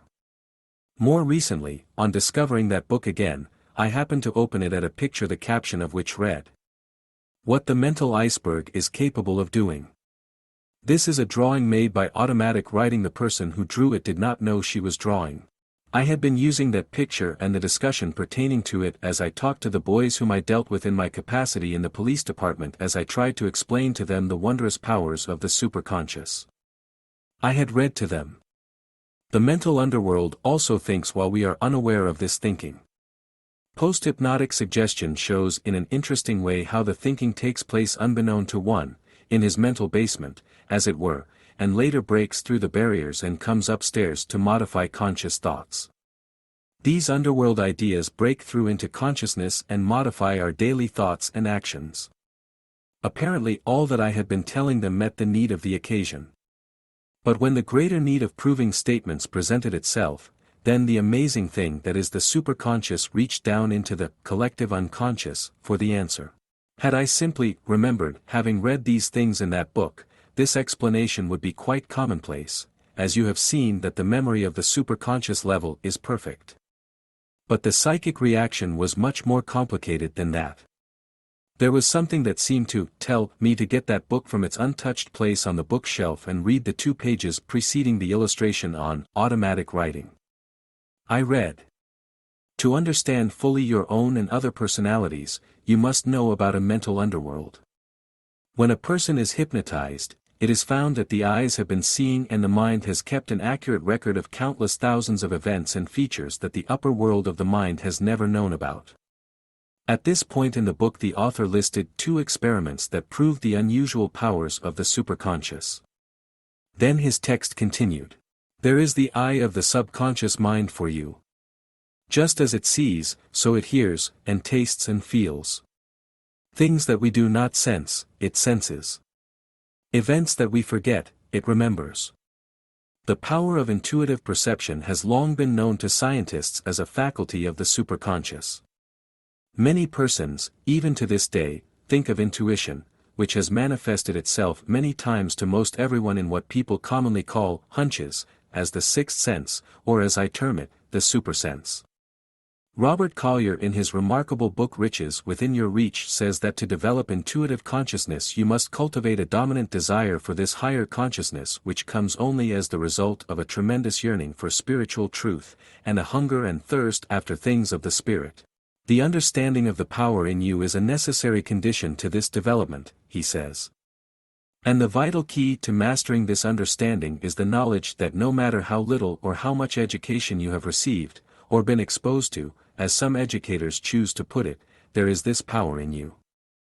Regardless of who you are, what you are, where you are, what you do, you are the possessor of this great power, this same power which directs and animates all of the universe. Call it what you will, your good genie, your unconscious, your subconscious, the superconscious, it is there, in you. It is yours to turn failure into success. Yours to create prosperity, not penury.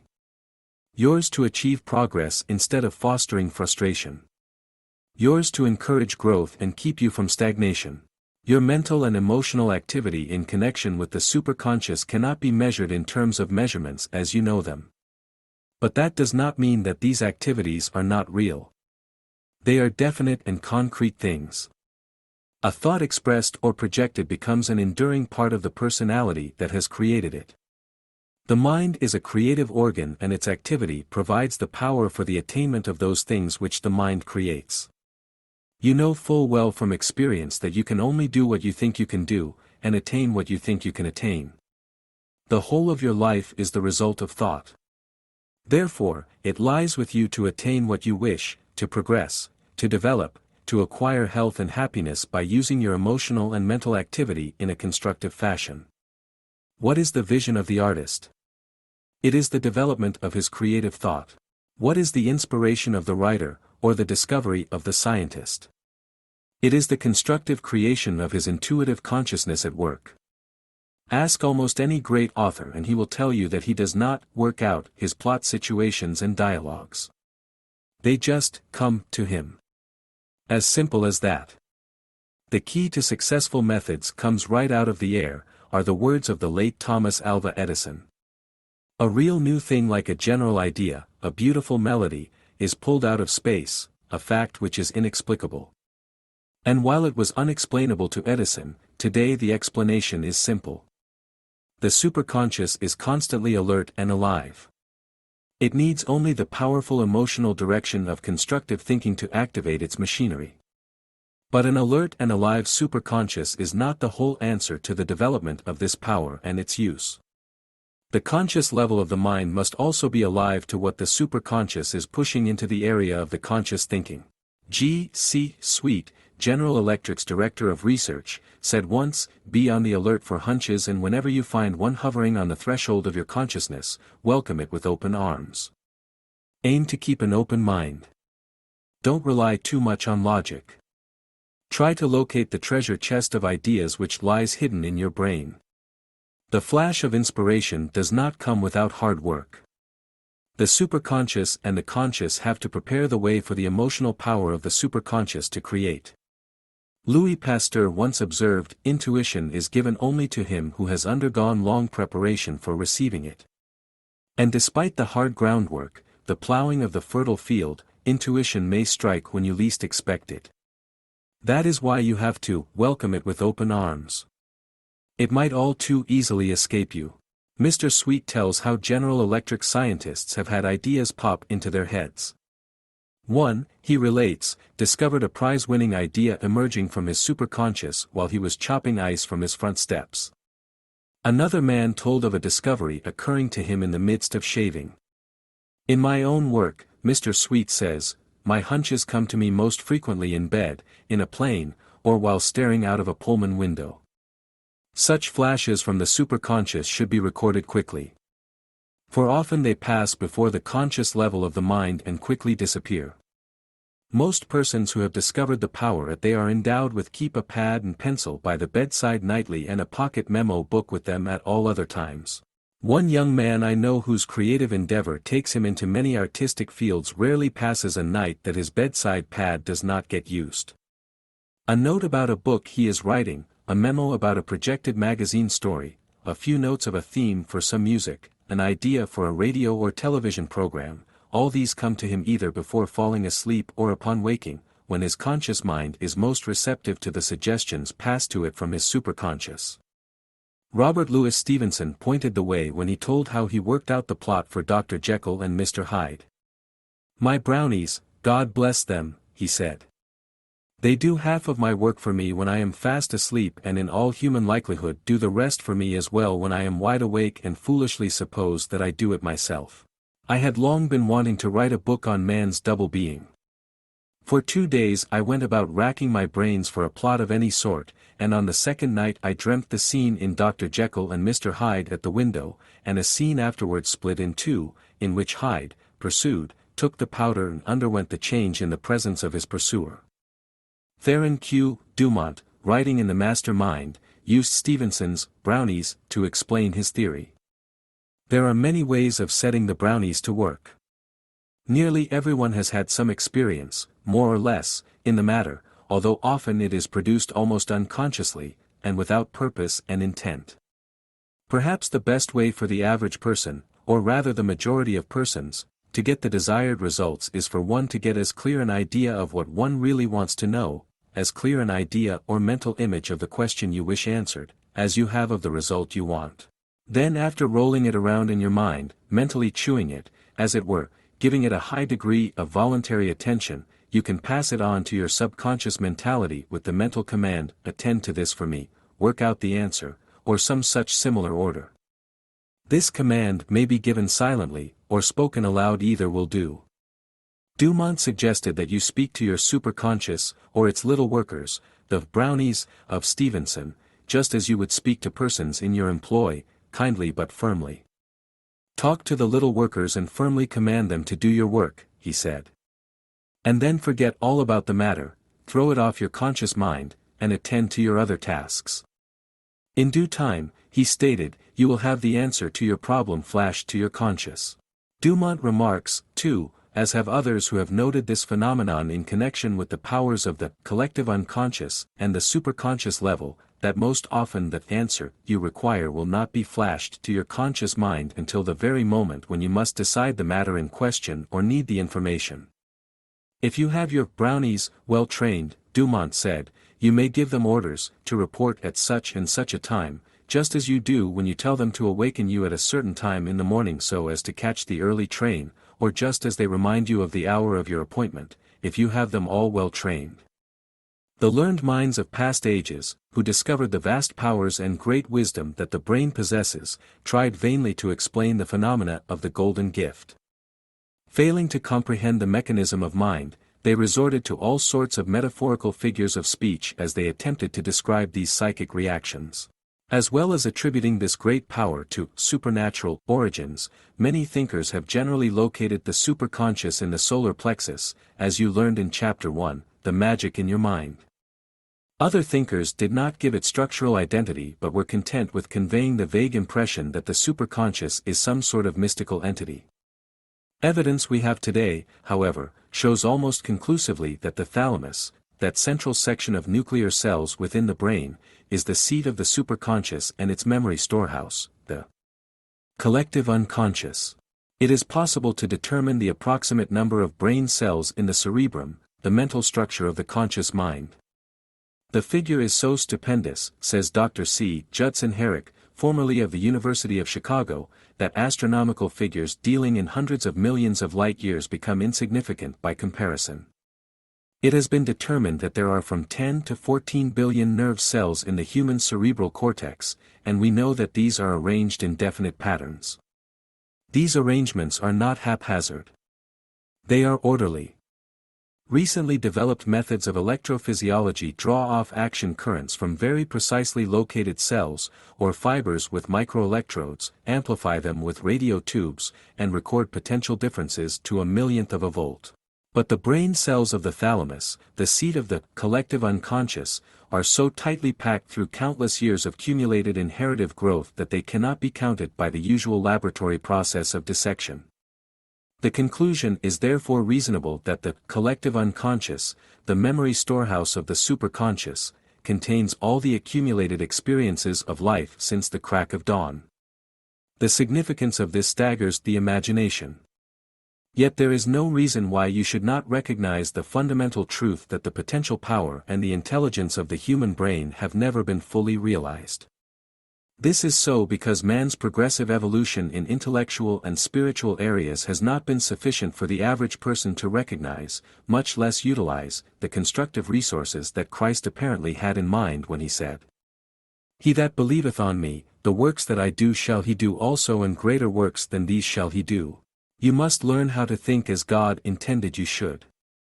You must eliminate from your daily life thoughts and conduct that are the projected effects of primitive greed, fear and anger. Until you do this, you will not be able to benefit fully from the constructive elements of your collective unconscious. A few persons get a glimpse of the power of the superconscious and the collective unconscious, from time to time, through what we commonly call intuition, telepathy, clairvoyance, clairaudience, or some such other extrasensory perception which is the commonplace of the superconscious and the to-be-marveled-at phenomenon of the conscious. Every human is a composite continuity of an almost endless array of ancestors. This has been graphically illustrated by the late Dr. Louis Berman, a noted specialist on disturbances of the glands of internal secretion and the biochemistry of health and disease. Dr. Berman pointed out the very basic facts of numbers in parenthood and ancestry. A man's parents are 2, his grandparents number 4, his great-grandparents 8, and so forth. Within 5 generations, about a century, a person is the development of 32 persons. Another 5 generations, counting back about 200 years, a man has more than 1,000 ancestors who have contributed their protoplasm to one particular individual. By this same method, it is evident that counting back less than 600 years, one man's ancestors total 536,870,912, an impossible situation, as that is much more than the entire population of the world was at the time. We therefore cannot conclude otherwise than to realize that each one of us today has in his makeup something of everyone who has lived in the past. Every human who ever existed has gone in some way or fashion into making up every one who exists today. The same holds true for future generations. Less than 700 years from now, some part of every one of us alive today will conceivably be a part and share in the constitution of every personality then alive. For in that time every person will have had more than 2 billion ancestors living in this decade. So it is that generations fuse incessantly in one flux of life. The personality of this generation, the individual of today, is no more than a condensation in the current of the living, and he will be redistilled into a tremendously greater and ever-swelling tide of life. And as humans are linked one with the other, so human life is linked in turn with all of divine creation. As an individual, you, then, are a constituent part of the great synthesis of physical protoplasm. And it is therefore so much truer that your thoughts and wills, your emotions and decisions, your memories and achievements, are tributary to that greater inclusive psychic movement that is the life personality. For you are but an interval in the larger duration of being, the single pulsation of a heartbeat in time. All so-called individualities are only tiny droplets from an immense vat of memory into which every thought and every effort of all mankind as well as of all the beings of divine creation have funneled their experience. Manifestations of the psychic movement that is life personality frequently are so strangely phenomenal that they sometimes are erroneously thought of in terms of spiritual or supernatural origin. A startling example of this is one of the busiest and best amateur painters in Britain. This woman honestly admits she knows nothing about painting. Her name is Wilda, and she is as baffled as the critics at the great quantity, and strange quality, of the canvases she has created. "I have never been one to believe in ghosts," Mrs. Wilda said, "but since 1941, when I first felt the urge to paint, someone, or something, I call it my spiritual guide for want of a better phrase, has been directing my hands." Mrs. Wilda had never taken an art lesson in her life, but at some time during that year she sensed that she had to try painting. Her hand fairly itched to put brush to canvas.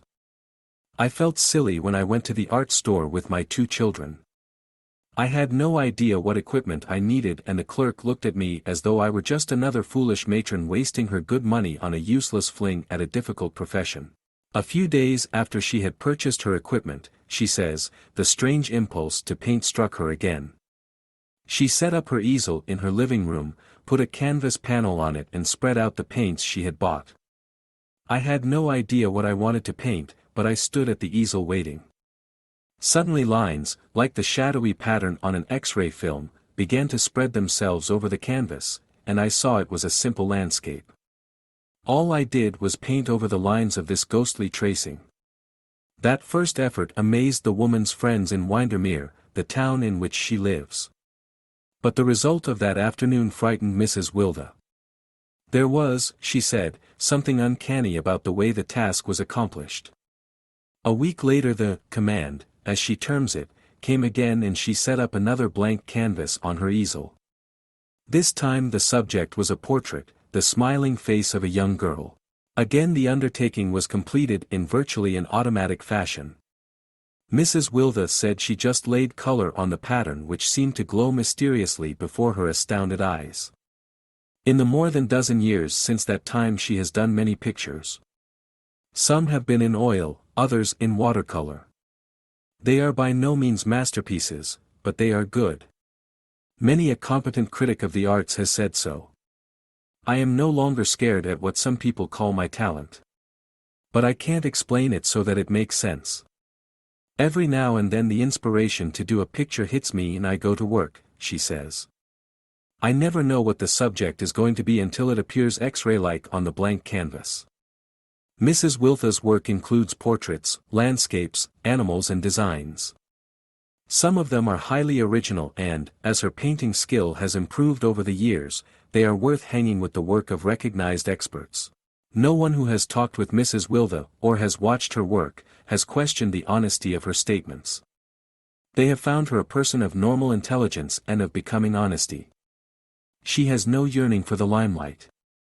I'm always a little afraid, she says, that people think I'm a crackpot. I know I have improved in technique and the brushes no longer feel awkward in my hand. But it always embarrasses me to have people compliment me on work I have never felt is mine. This is no ghost story. It is just one of the many manifestations of the strange power that at times emanates spontaneously from the vast memory storehouse of the collective unconscious. It probably is an unusually intense expression of a deep unconscious yearning that we call, academically, aptitude. The shadowy pattern on Mrs. Wilda's easel could have been a projection of what she was seeing with her mind's eye on the superconscious level. This is no different from the psychic imagery commonly called visions. In the Egyptian miracle, F. H. Wood reports another such intriguing case. It concerns an English girl who spoke a strange language when in a trance-like sleep. At first what she said was so unlike any known language that it was believed she was just babbling senselessly. But then it was decided to make phonograph recordings of her speech to determine whether the sounds could be decoded. These recordings were turned over to linguists and cryptographers for an attempt at translation. The cryptographers, experts at decoding any sort of message, finally began to make some sense of what the girl was saying. By breaking the code, these men discovered that the girl was speaking ancient Egyptian, a language which has been extinct for several thousands of years. Once the translations could be made, it was discovered, moreover, that her messages were historically accurate with regard to the few known facts about the extinct civilization. Her messages completed missing gaps for historians and archaeologists, by studying the language she spoke, were able to decipher some hitherto meaningless writings on stone tablets that had been unearthed in Egypt. Understanding the principle of the collective unconscious makes many of these otherwise inexplicable phenomena of the composite life personality far less mystifying. The existence of many conflicting subpersonalities within the same individual is simply demonstrated by hypnosis. Many different personalities exist in every individual. They are bound up in invisible strands of protoplasmic and psychic continuity by virtue of the progressive evolution of immortal man. The primitive concept considered this transformation of human personality as either diabolical or divine, both in origin and in meaning. We know now, of course, that there is no more supernatural significance in the split personality of man than there is such significance in thunder and lightning, which man once believed signified the wrath of God. Yet it was not until the end of the 19th century, when scientific study of the unconscious started making headway, that these particular manifestations of human nature were properly evaluated. But superstition is deeply embedded in the mind of mankind. It is an integral part of our biological constitution. Many people therefore still associate the phenomena of the split personality with what is called the supernatural. When Stevenson dramatized the scientific discovery of the dual personality in his famous dual character, Dr. Jekyll and Mr. Hyde, he created a figure of modern folklore.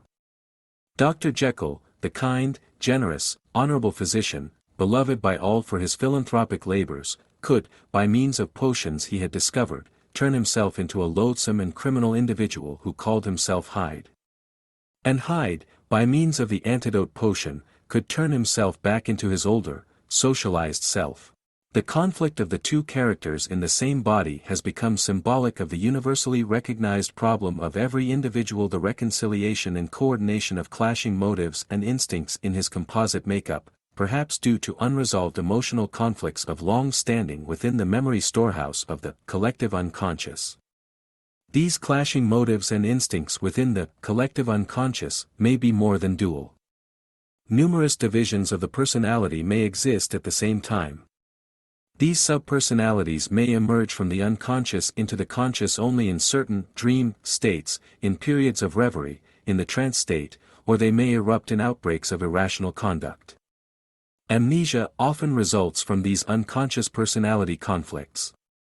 This development occurs when the individual forgets who he has been all his past life and lives the life of one of the personalities which temporarily takes possession of the conscious level. One of the more famous of many such cases was that of Ansel. Born, a Baptist clergyman who suddenly disappeared from his Rhode Island home. Every effort was made to find him, without avail. At the end of 2 months he returned to his home. It appeared that the 2-month interval was filled with an experience of the strangest nature for him. An investigation conducted on the behalf of the London Society for Psychical Research showed that the Reverend Bourne lost normal consciousness soon after leaving home. He wandered around in several different towns and cities and finally reached Norristown, Pennsylvania, where he rented a store. He stocked the store with small wares and carried on a successful business there for 6 weeks under the name of A. J. Brown. To the citizens of Norristown he appeared to be a perfectly normal person, conducting his business properly, contracting no unnecessary debts, and always paying promptly. At the end of his 6-week mercantile career he suddenly regained his normal consciousness and remembered nothing whatsoever of his experiences in Norristown as a merchant.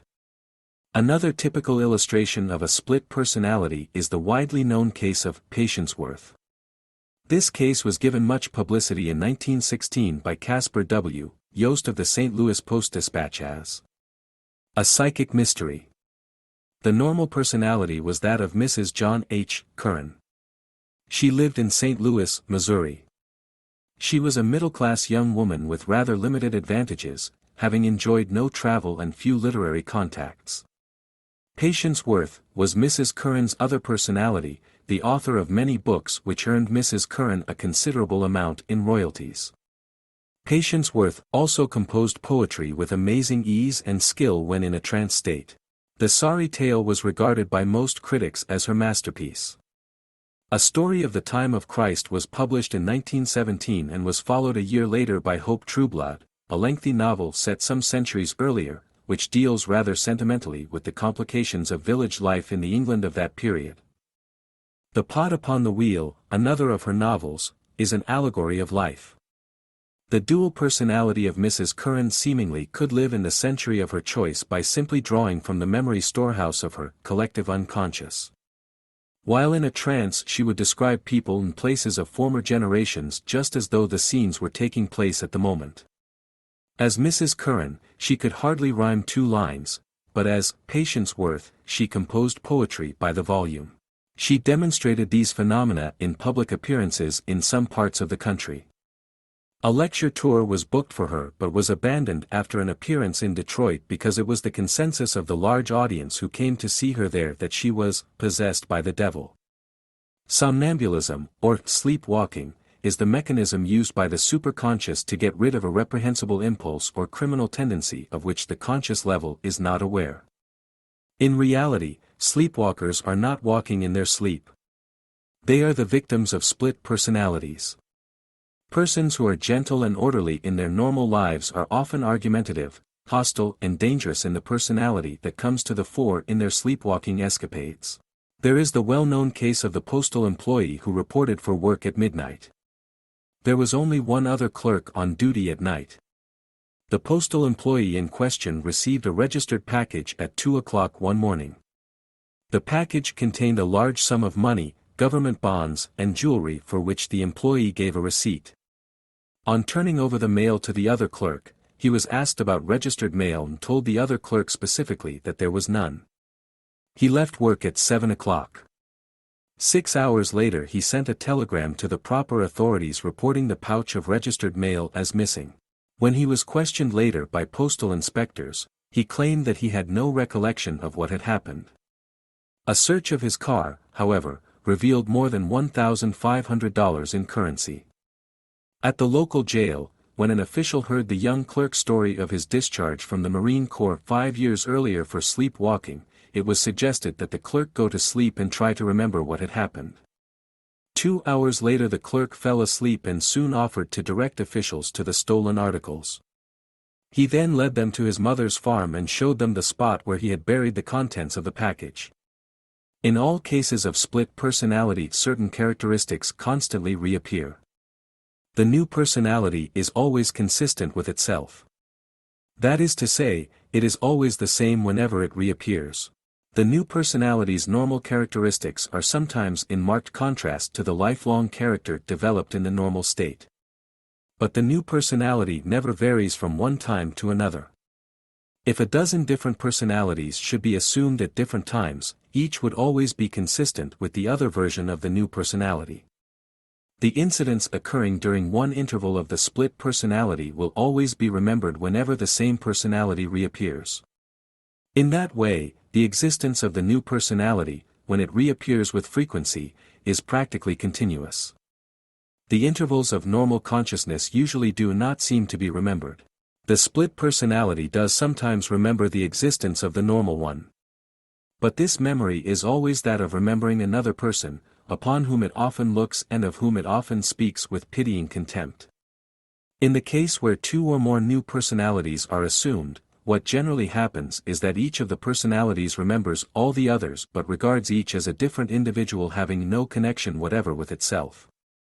On the other hand, the normal personality never remembers what occurred during the abnormal, or paranormal, interval. The late Dr. Morton Prince, famed Boston specialist in diseases of the nervous system, reported a case of multiple personalities within one person that is amazing in the wide differentiation between the personalities. Dr. Prince told of a young woman who came to him one day and complained of suffering from a nervous disorder.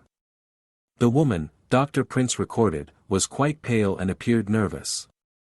She appeared to have all the symptoms that accompany hysteria, she could not sleep and her general health was very poor. In order to relieve the young woman quickly of some of her troubles, Dr. Prince hypnotized her. In the hypnotic trance, he noted a remarkable change.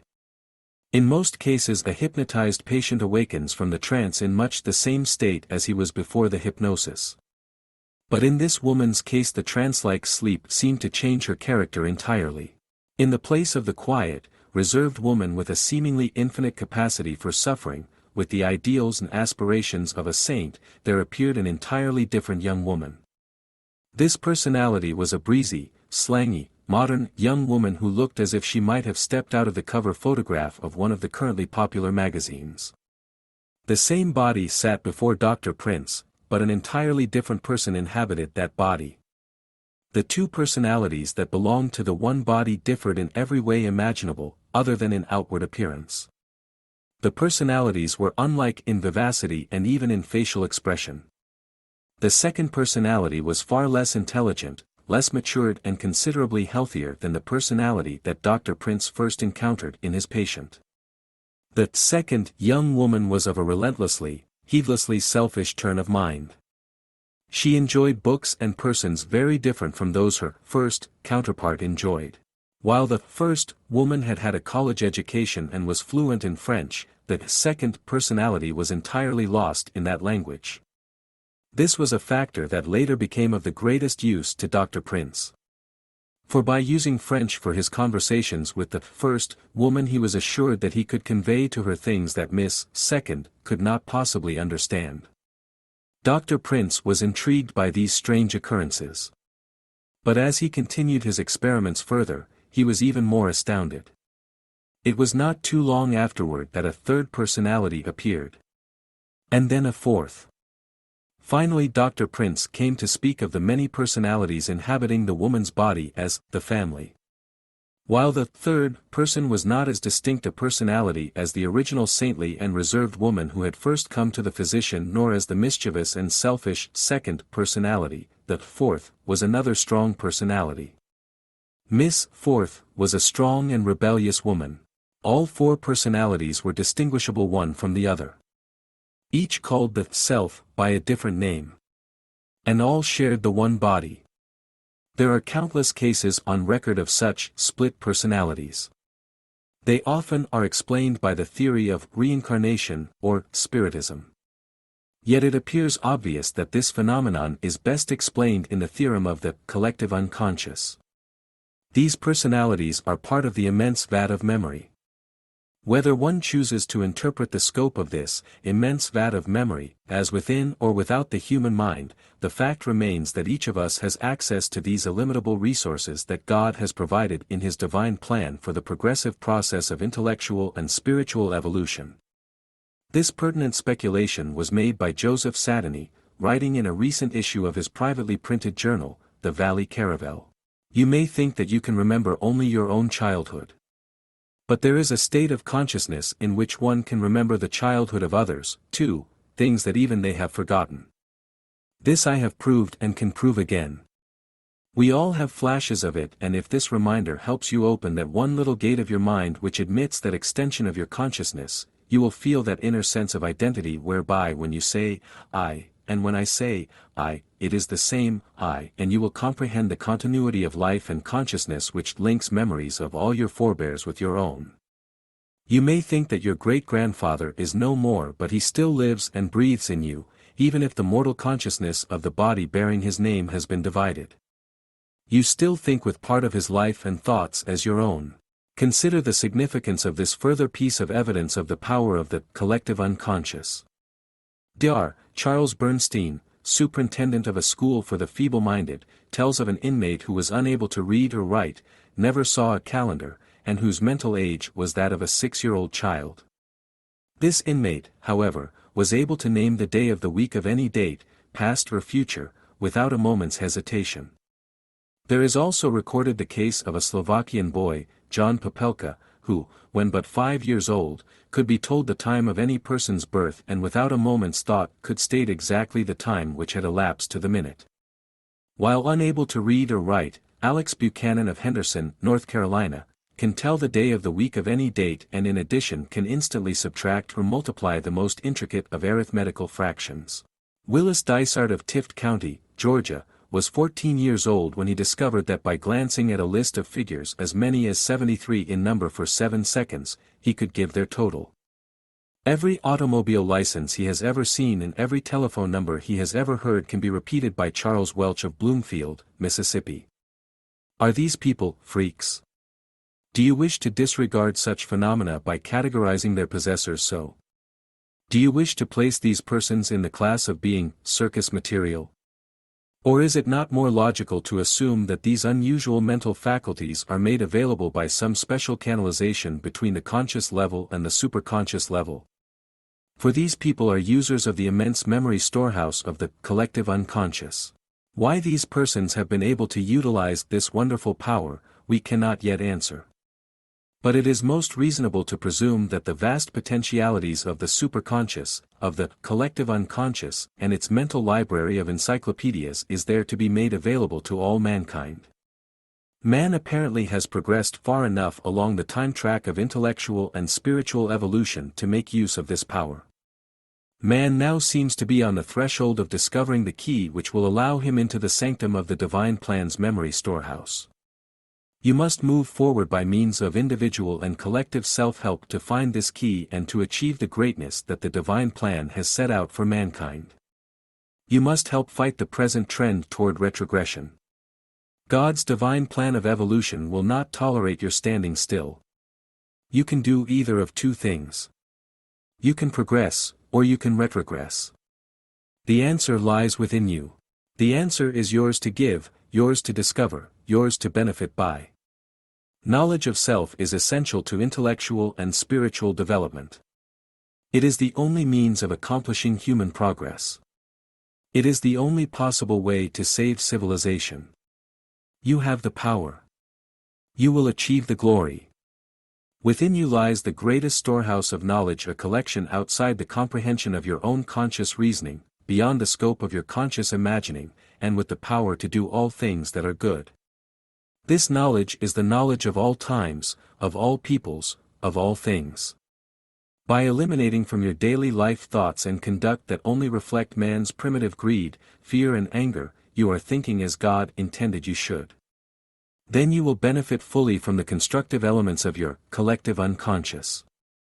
This is God's divine plan for mankind.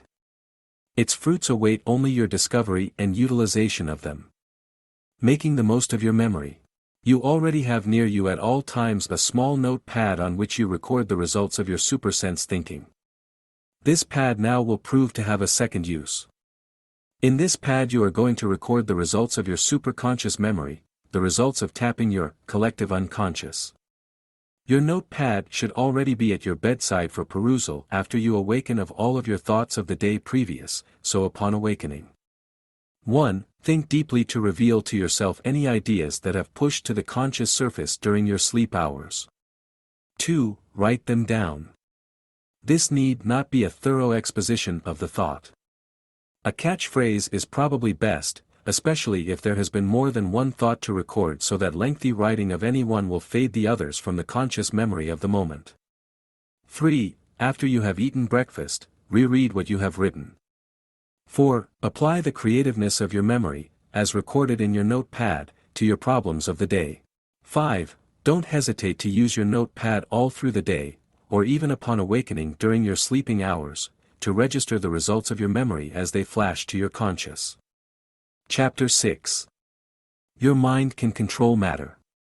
The power of the superconscious is so great that it affects your very being. Uncontrolled, however, it usually has an adverse effect on you.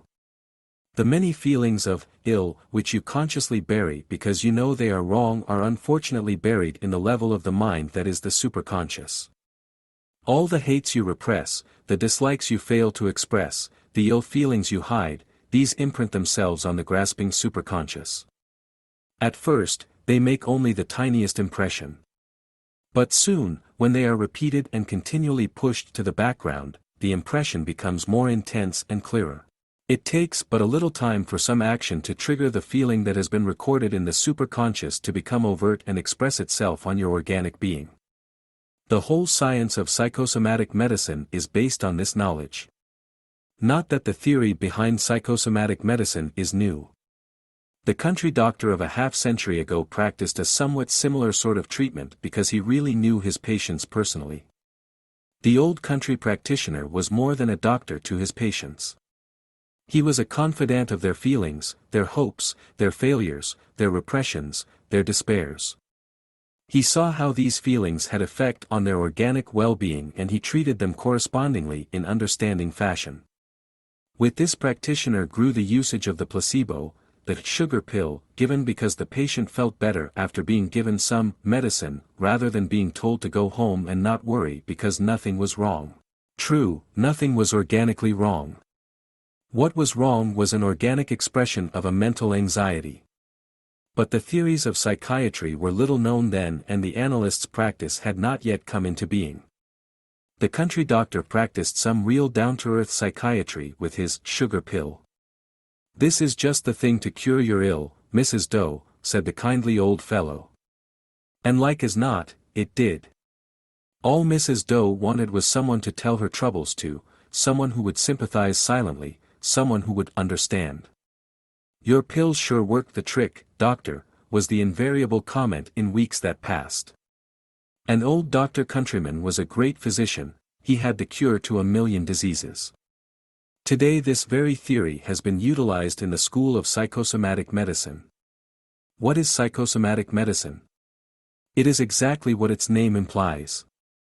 The study of the psyche, or mind, in its relationship to the soma, or body.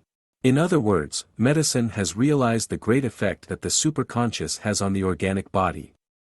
It is the modern study of the old platitude of mind over matter. Generally, the superconscious control over the body has been allowed to grow wild. Consequently, its effects are too often adverse. The ill that you have repressed within you is expressed in unhealthy fashion. Is it not an incontrovertible truth, then, that the good that you store up within you can be used in healthy fashion? And therefore it follows that the more good that you can store up within your superconscious, the greater good will its accumulated effects be on you yourself. Just as you unconsciously build a file of ills within you, so you can create and fill to overflowing files of good. These goodnesses should be made to tax the illimitable capacities of the memory storehouse. The golden gift is much like a young girl's hope chest. It does not come filled, and, while much of that which is put into it comes from other sources, the collective unconscious, it still rests with you to fill as you desire. The most wondrous thing about it is that you need never stop filling it, it has infinite capacity. What you put into it pays you back with compounded interest. Place good in the superconscious and the cumulative capital and interest will give you a life limitless. Does the sound of the words life limitless frighten you? Does the idea of being able to control your destinies, your very living, bring fear into your conscious thoughts? Undoubtedly not, for it is an idea you probably have thought about in many a moment of deep consideration as well as in reverie. The control of the self has been man's eternal aim. Yet he has so seldom achieved it. Only a few individuals have discovered the whole secret of the golden gift. Man has been too taken up with things external and material to ponder the self and learn about it. Those who have done so are the people who have made possible the great accomplishments of mankind. Now the power to achieve the same things is being shown to you. It rests only with you to accomplish. At all times within you, as within all persons, the universal law of suggestion is at work. It influences your life and thoughts. Whether an idea originates within your own mind or is transmitted there from without, from some other person or agency, matters little to the overall scheme. The neurological process remains the same no matter where the suggestion comes from. The idea is submitted to your superconscious. There it is either acted upon, if such action is called for at the moment, or it is stored away for future use. The future use may not even come within your own lifespan. It may be for the use of posterity. In autosuggestion you have seen how the individual selects the ideas he desires the all-powerful superconscious to transform into reality or to make a part of his active life. In the case of the unconscious suggestion, the individual may not be aware of the fact that he is being influenced by the idea or the condition. This is particularly true of negative, emotional thinking, where one sense of reason fails to check the powerful emotional forces that so frequently impair health and destroy happiness. The destructive influences of negative suggestion are strikingly shown by the new psychosomatic approach to the entire problem of disease in the human. The study of the emotional forces present in physical ailments has cast new light on the causes underlying such common ailments as heart disease, high blood pressure, arthritis, diabetes, stomach ulcers, pneumonia, asthma, colitis and other ills which plague mankind. Chronic fear, anxiety, and anger, resentment, are the basic emotional forces that disrupt bodily functions and cause ailments. The particular type of psychosomatic ailment is determined by the nature of the suppressed emotions starting as far back as a person's infancy or early childhood. Suppressed emotions create mental irritation. This in turn makes a person highly susceptible to chronic anxiety or resentment. Just how you can repel this basic attack on your own system and acquire the ability to extend your own lifespan will be discussed in a later chapter. Unconscious feeling attitudes too frequently work havoc on the human organism. It is with this in mind that the study of psychosomatic medicine has grown. The practitioners of this type of medicine realize that a general understanding of a patient's mental health is necessary in preventing disease. Self-help in overcoming crippling ailments that are created and encouraged by mental anxieties is possible. And it is entirely practical. You must understand the basis of this newest approach to medical aid and apply the knowledge to your own everyday living. The theory upon which psychosomatic medicine is based is a simple one. Its proponents say that medical science in the past century has studied the immediate cause of disease too closely and neglected to study the patient. As a result, the medical man of the past learned a great many useful facts about what happens to a patient after he has contracted a disease. But the important questions of why the patient contracted the disease and why he was susceptible to it were neglected. Medicine was too slow in realizing that where persons were equally exposed to the same infections only some of them contracted the disease. No inquiry, for example, was made into the cases of husbands and wives, both eating the same meals and sharing the same habits, when one would suffer from peptic ulcers and the other not. The clue to the mystery of why we become ill is offered by a better understanding of the human and his emotions. Emotions in the human cause physiological changes. Take a simple emotion such as embarrassment. A situation causes you to become embarrassed and the physiology of the body causes your blood to rush to your cheeks, you blush. Or you suddenly become frightened. Your body reacts physically by shivering and your skin becomes raised and bumpy, we call it goose flesh. Or you become angry and a whole complex series of changes occur in the body. Your glands increase the output of adrenaline. The heart therefore beats more quickly and the sugar content of the blood increases. So you see how conscious emotion can bring about bodily changes which you can recognize easily. But emotion is not always conscious. There is in each of us desires and longings that are buried simply because we are ashamed to admit them ourselves. But they are there, they are real forces and drives which must find an outlet. The neighbor of yours who seems so gentle and harmless on the surface may be hiding a violent resentment against a world that he believes treated him harshly when he was a child. But he has been taught that hatred is an evil thing. So he has bottled it up. He even refuses to admit to himself that he has hostile feelings. These feelings will at some time or other express themselves, even against his own will. If he does not burst through the dam of repression and commit mayhem, as so many murderers have done in the past, he will burst within himself. The result will often express itself in the form of heart disease. Sometimes the relationship between emotion and illness is quite clear. Take this simple case of this woman with boils. The patient was a young married woman who admitted that she felt deeply ashamed of her inability to like her husband's family. She would not admit, even to herself, how much she resented her mother-in-law. Whenever a conscious hatred of the older woman presented itself to her thinking, she repressed it. This young woman was very conscientious and she had a vague feeling that she must be punished for having these feelings of hostility. She sensed this even though most of the time she managed to forget that such a thing as hatred had ever crossed her mind. Eventually her punishment came. Every time her mother-in-law visited, the young woman developed a virulent attack of boils which the doctor's report said resisted all treatment. In spite of medical care, they always lasted to the exact day of her mother-in-law's departure. That day they promptly began to disappear. The connection between the boils and the mother-in-law never occurred to the young woman until a psychiatrist showed her how her resentment and the need for self-punishment were finding expression in a physical malady. Wise physicians have always had an intuitive knowledge of some such relations between emotion and disease. Contemporaries of the great British statesman Benjamin Disraeli mentioned his famous diplomatic colds.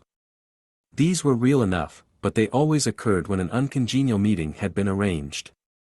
And they cleared up as soon as the dreaded date had passed. The advent of psychosomatic medicine has made it possible to substitute exact, scientific findings for the vague intuition of the doctor of yesteryear.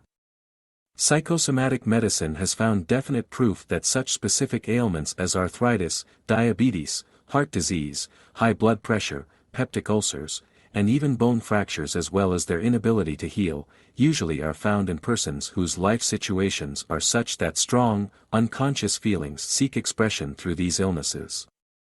Elaborate studies have been made during the past 2 decades on the connection between emotion and disease. In one thorough investigation of the influence played by emotional problems, a study was made of 2 specific maladies, heart disease and diabetes. The researchers arranged to study the psychological life pattern of all patients suffering from either of these maladies admitted to a particular hospital. Wishing to compare the 2 groups with another class of patients, those in whose illnesses they figured emotion would play no part, they decided to select as the comparison group patients admitted with fractures. The results were amazing. Over a 5-year period, during which they also studied other diseases with relation to emotional background, they examined 1,600 patients. In all diseases, the psychological examinations showed that no fewer than 50% of any group of persons with one illness expressed through that illness an emotion which was denied expression in other ways. For some illnesses, the proportion for whom the malady was an expression of an emotional upset ranged as high as 90%. And most amazing of all to the researchers, their checked group, the fracture patients, were found to have as large a psychological incentive toward the accidents that brought them to the hospital as the other groups. Among the fracture patients the researchers found that the unconscious desire to escape responsibility sometimes caused a proneness to accident. In other cases a desire to fight against something that the patient knew he could not fight openly had the same result. There were even clues that a continuation of this emotional state resulted in the patients failing to recover as quickly as deemed likely and in numerous relapses of one type or another.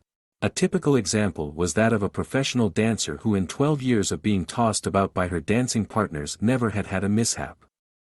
But at 3 different times she broke her leg while hurrying to leave her home after having quarreled with her parents. The insurance company that carried the dancer's policy, requiring them to pay each time she was incapacitated, decided to have a psychiatrist investigate the case. Without telling her his profession, the psychiatrist made friends with the dancer. He soon found out that her unhappy home life was causing deep emotional disturbances within the woman. The conflicting emotions of an inborn love for her parents and her raging fury at their interference with her life outside the home formed the cause of her having accidents, he found. Each time she broke her leg and went to the hospital for a long stay, everyone, but the psychiatrist, was surprised by her cheerfulness as a patient. It was only when it became time for her to return to her home from the hospital that she became gloomy. "There's some jinx waiting for me outside," she said to her friend, the insurance company psychiatrist. "The jinx is an unconscious habit you've formed," he told her. "Whenever things at home are more than you can stand, you break a leg. You think it is an accident. Well, you'll have the same kind of accidents as long as you're suffering from the tension of the same emotional conflicts." Soon after that she married, set up a home of her own, and never broke a limb again. Let us examine the high blood pressure patients. If the theories of psychosomatic medicine are correct, we should find that almost all the persons suffering from this ailment would have similar life problems and ways of solving them. They have. In their childhood they all were secretive and too good. They learned to swallow their emotions, instead of expressing them freely. Few of them had strict religious upbringing. The demands they made on themselves were self-created and extremely severe. All of them became men and women with a need to be perfect. As a result, they tended to work at jobs beneath their abilities. In this way they could do their jobs without fear of failure. Anything more ambitious would bring them failure or criticism, things they dreaded. These high blood pressure sufferers all bear signs of anxiety in their faces. They admit difficulty in making decisions. Occasionally their conflicting emotions break out in a violent and explosive form. But for the most part they appear to be shy, gentle and considerate.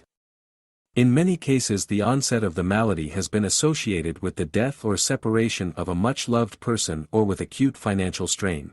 The emotional strain of persons who develop high blood pressure has been obvious to the psychological researcher. Studies have shown that these persons live constantly with fear of themselves, of what might happen if they once let the lid off, of choosing wrongly or making a mistake. Fear is an emotion. It is a dangerous emotion, and if you do not express it, it will find its own devious ways out of your system. This result often causes physical damage. You must avoid living with the phantasmagoria of fear. Remember, fear is not the only emotion that can do you harm if repressed. Any and all of your emotions can have the same ill effect on you. They must not be bottled up within you. They must not be given the chance to imprint themselves too heavily on the superconscious. In the case of the high blood pressure victim, the way in which fear has escaped from within the superconscious is easy to understand. Increased blood pressure is one of the body's normal methods by which every healthy person prepares himself to meet danger. In this case the danger is fear. The phantasmagoria of fear is a constant companion. It is with you day and night, and it does not take long for the body to recognize a danger signal. To the danger signal of fear, the body's physical response is the fast onrushing of blood through the arteries and veins. This reaction to fear is a useful one when the reason for your fear comes from some outside danger. For then you must be prepared to flee or fight, and the increased pressure of your blood puts you into instant trim to take action. But the constant reaction to the ever-present fear created by self-made anxiety soon wears out your body's mechanism by mere continual repetition over a long period. The result: high blood pressure.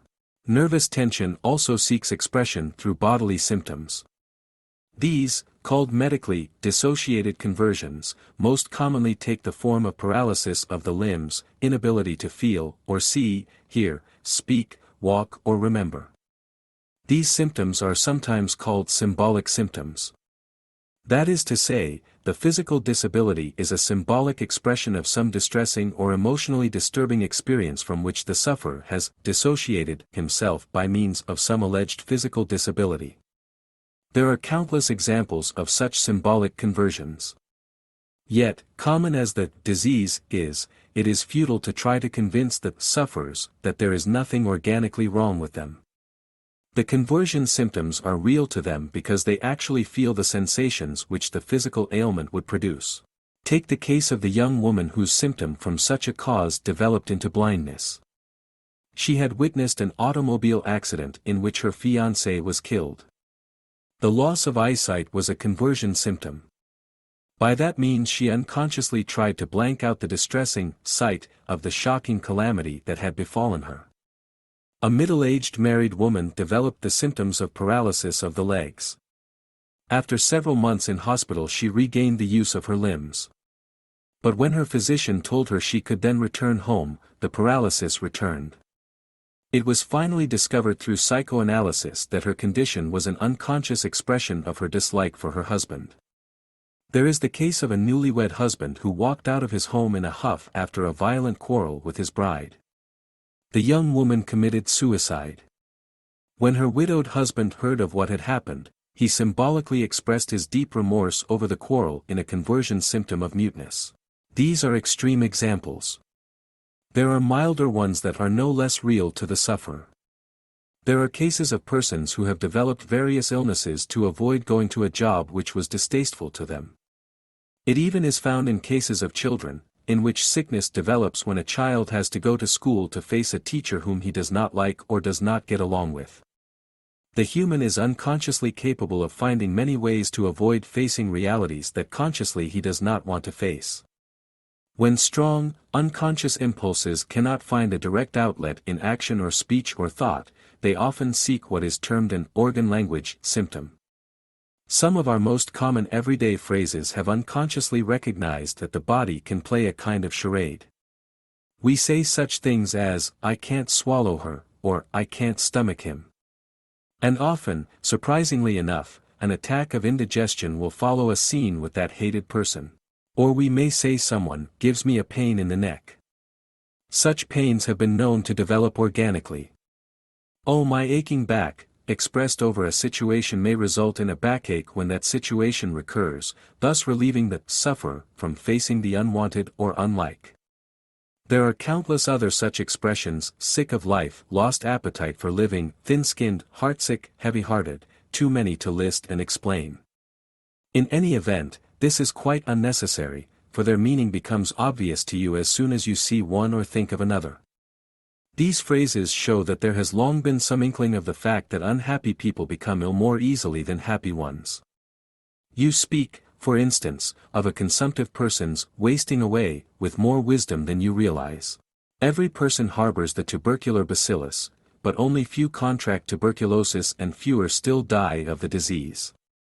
In many instances, however, the flight into a tubercular illness is a way to satisfy the death instinct, indeed a form of human waste.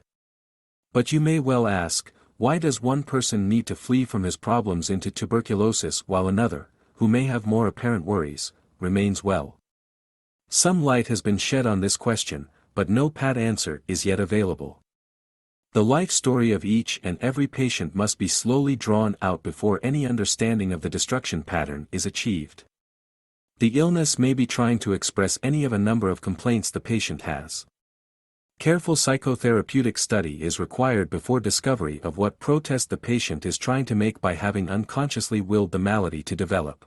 One married woman developed insomnia, indigestion, and mental depression. Why? The psychiatrist discovered that her husband was cold and unromantic and her life was filled with financial worries. She lived in an uncongenial neighborhood. The simple fact that this woman was actually living a life stripped of most of its good things gave her a real sense of anxiety. This she expressed through the symptoms she developed. The root of the trouble, however, doesn't necessarily account for what the symptoms will be. Take the case of another woman, happily married to a devoted husband, who developed the same illnesses as the unloved woman. Why should this be? This second woman had no apparent worries. But a psychotherapist discovered that this woman, the oldest of 11 children, had had a great deal of responsibility forced on her at an early age in looking after and taking care of her younger brothers and sisters. She had been deprived of the normal amount of motherly attention. Her childhood hunger for attention, then, manifested itself in later years in the form of illness. The roots of both cases were far from the same. The fruit, however, was the same: resentment. In each case the resentment sought expression through the symptoms the body could provide, organic ones. Another common ingrown feeling of inadequacy is found among persons suffering from asthma. Asthmatic patients typically do not cry when they are unhappy. Most of them boast of not having shed a tear in years. Of course they haven't. They have pretended to themselves and others that they were too grown up to ever need the help of anyone else. The opposite is, of course, truer. Crying occurs in the infant and it is first separated from the mother in the process of birth. Later the infant cries to express its helplessness and need of its mother's care. The adult who refuses to cry often wants to cry far more than the rest of us. Else he would not be so ashamed of this simple everyday reaction. Analysis of a large number of asthmatic patients has shown this to be true. The asthmatic was often pushed out of the nest too soon. He was too often weighed down with the burden of independence at too young an age. As a child, the asthmatic patient most often was forced to live far beyond its own emotional means. This person then developed a great, unconfessed longing for security and shelter. But he learned to conceal this as a shameful and babyish feeling. Unfortunately, a concealed emotion does not cease to exist or demand expression. The superconscious level of the mind has taken cognizance of the need. The organic symptom then develops to take the place of the required outlet. In this case, asthma is a perverted form of having a good cry. And when, under psychiatric treatment, some of these factors become clear to the patient, he often abandons his asthma and sheds the first, real, tears he has had through the many years of strain and loneliness. The physicians who specialize in this approach to disease believe that they can often trace the physiological roots through which hidden emotions give rise to nearly every form of physical disease. How do you catch cold? One simple way is that used by a man who suffered from numerous colds each winter. He had been spoiled as a child by an overindulgent mother. He suffered a strong, unconscious resentment against the world that did not continue to gratify all of his whims. Whenever he was frustrated by someone who opposed him in adult life, he would have frightening dreams about this person. The dreams were always the same: he would attack his opponent by biting him. His wife noticed that he often ground his teeth while sleeping. This habit was checked and it correlated with the man's dreams. As a result of his biting dreams and the physical action of teeth grinding in the night, this man would awaken with sore jaws, gums, and throat. He was subject to any infection that he would ordinarily have fought off without difficulty. Dental researchers have recently discovered that this grinding action is a major cause of tooth damage in persons past 40. The psychosomatists have not discarded the classic methods of treatment by means of medicines, rest and surgery. They merely supplement such physical efforts to restore the damaged body by a psychological study of the emotions that set the disease in motion.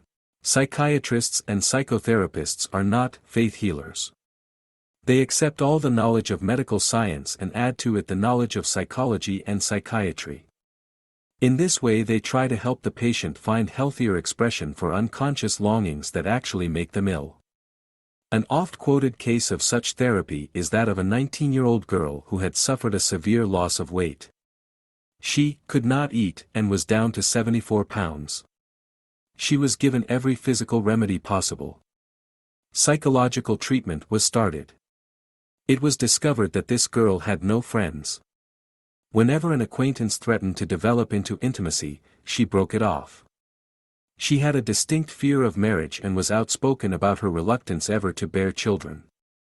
She not only starved herself physically but she had starved herself emotionally as well. Simply adding a few pounds to this patient by means of forced feeding or other artificial means would have only been a temporary measure. As soon as the girl left the hospital and met another emotional situation she could not cope with, she would again reject food just as she tried to reject life. Instead, her emotions were brought out into the light where she, with the aid of her psychiatrist, was able to examine them, and re-educate them. When she recovered an ability to taste life, she was eager to taste food as well. The whole field of nutritional disease, and those focused in the gastrointestinal tract, have been of great interest to the doctors in this new field of medicine. A majority of gastric cases, it has been found, are the result of a strong unconscious longing to get love and care. On the surface such sufferers are usually the active go-getting type. This is the cloak they wear to show the world, I am an efficient, active, productive person. I give to everybody, support many people, help many people, assume responsibilities and enjoy having people depend on me. Yet underneath is the need of help for themselves. There is a gnawing hunger for affection very like the infant's desire to be cared for, caressed, loved and fed by its mother. Such repressed hunger, which was first associated with nutrition at the suckling stage, may serve as a constant stimulus to the stomach. It is quite independent of the hunger or repletion demand of the grown person. Under this constant stimulation the stomach apparently behaves throughout the day as it should behave during digestion. The result may be the development of any number of gastric disturbances, including ulcers. Most forms of indigestion are due to emotional upsets, a doctor has stated. Indeed, so are most forms of heart disease, uterine disease, kidney disease or disease of every other organ you can name. Of course there are such things as organic diseases, such as cancer, gallstones, measles, and they can and must be treated with organic remedies. But most adult patients are sick partly or wholly because they think they are sick. 9/10 of any doctor's practice is made up of this group. If he treats them entirely from the organic standpoint, he fails. The psychosomatic specialists make no claims of miraculous cures. They recognize, as all doctors do, that there are some irreversible stages of disease, when the tissue or bone destruction has gone too far for nature's processes to repair. But they do believe that a psychological approach, added to the usual physical treatment, can often arrest the progress of a disease even when it has reached an irreversible stage. If a malady has been caught early enough, of course, the irreversible stage may never be reached. The psychosomatist talks less of infectious agents than do other doctors, simply because he feels that medicine has neglected the psychic factor in disease and stressed the physical alone. But both the physical and the psychological must be understood if the greatest number of persons is to be helped. Even when disease seems to spring from the feelings alone and has no ascertainable physical cause, it cannot be laughed off as being imaginary. Pain in the abdomen caused by anxiety is no less painful and no more imaginary than the pain caused by an infected appendix. Thus, it is that your superconscious must not be allowed uncontrolled interpretation of your emotions. For in that way your emotions express themselves in physical illness. Sooner or later these repressed emotions are going to be triggered into physical action. The sufferer will be you. The causer will be you, unless you learn to understand your emotions and channel them to useful and good ends, rather than repress them and allow them to be channeled into ends that can cause you actual bodily harm. Life limitless, a life of health and happiness, of growing older without senility in sickness, is within your own making. The control of self has been man's eternal aim, now it is yours to achieve. By placing those thoughts into your superconscious that are going to affect it in ways to your advantage, you are going to control matter with mind. The good you store up within you is going to be used by the superconscious in healthy fashion. The more good you store up, the greater good is accumulated. The more you accumulate, the greater the effect on you, and this is something over which you have sole control. Empty the file of ills within your superconscious. Create a file of good and fill it to overflowing. Tax the illimitable capacities of the memory's storehouse by stocking it with good. It will pay you back 1,000,000-fold. It will give you happy life, long life and healthy life. The matter of mind over matter. The key to controlling your own body is the practice of making all your thoughts positive ones. Think of your brain as a warehouse of thoughts. You are the stock keeper. You have the responsibility of ordering and keeping in good supply the positive thoughts necessary for running your plant, the body. Think over every emotion twice before allowing it to register on your superconscious. 1a. If it is a positive thought, a constructive, purposive, healthy thought, then think it again and meditate on it. b. Allow it to soak in so that you can store it for future help to you.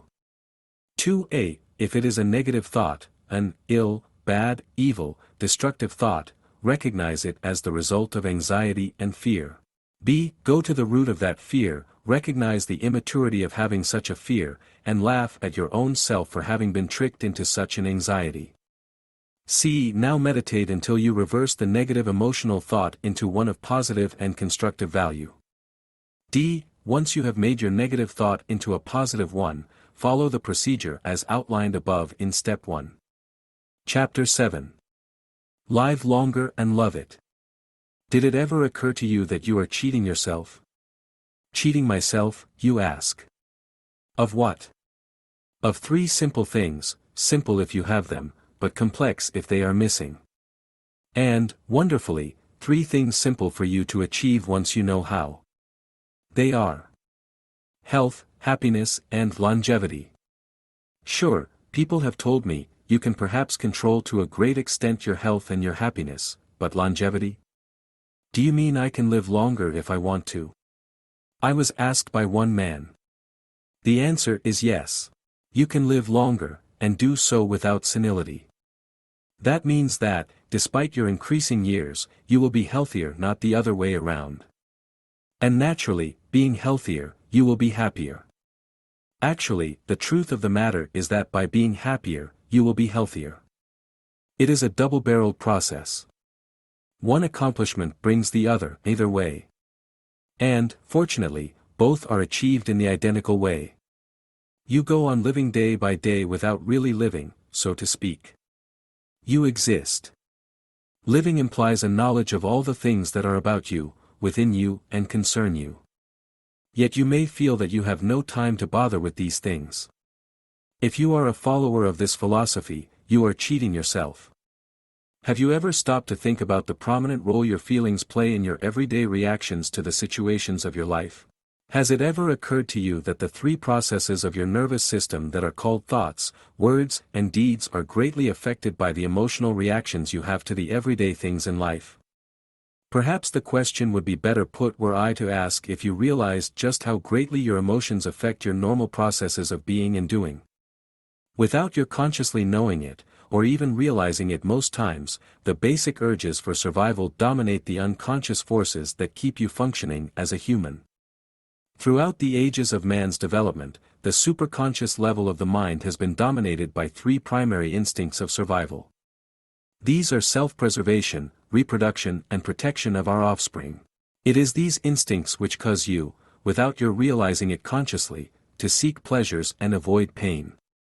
That is to say, you seek, and require, security and shy away from insecurity. So it is that conditions and events that make you feel good, by enhancing your sense of security, are conducive to the three goals of better living: health, happiness, and longevity. Those things that arouse a sense of insecurity will induce deep anxiety and stir feelings of resentment. Have you ever noticed, for instance, how if you worry about something a great deal you literally become sick? The phrase is a common enough one: worry yourself sick. That is what actually happens. The same thing occurs when resentment grows too deep within you. You upset your entire system and bring on unhealthy conditions, even premature death. How often have you found that men in their prime who have died of heart disease are the ones who bore some deep resentment about something or other in their life? Much, much too often. Worry or resentment allowed to grow within yourself is almost like signing your own death certificate in advance. If your inner thoughts are dominated by gripe and groan, if you are a consistent bellyachre or worrier, you are shortening the years of your life just as surely as you are growing older by the day. But the mere fact that you are aging daily needn't mean that the days remaining are fewer. It should mean that by increasing your happiness each day you are assuring yourself more and more days to live. The truth is that you are undoubtedly cheating yourself of the very things in life you want. Look around you and see how many of your friends and acquaintances already are suffering from the degenerative diseases that are becoming the earmarks of this age. Negative, emotional thinking is the one reason so many persons die of heart disease at their peak years, or are afflicted by high blood pressure, arthritis, diabetes, or any of the other degenerative diseases we all know so well. Negative thinking is depriving people of their natural birthright of health. It is the prime cause in shortening the lives of so many of us. And yet it is so simple to live a healthier, longer, and so much happier life. We have only to recognize how God works His wonders through laws governing nature and human nature. That is the secret. It has been yours to know if you had sought it. If you did not know it before, if you had not sought it, here it is. There is no price to pay, unless you consider happiness for yourself a price. It is not a complex secret to understand. It is simple, yet possesses all the depth of simplicity.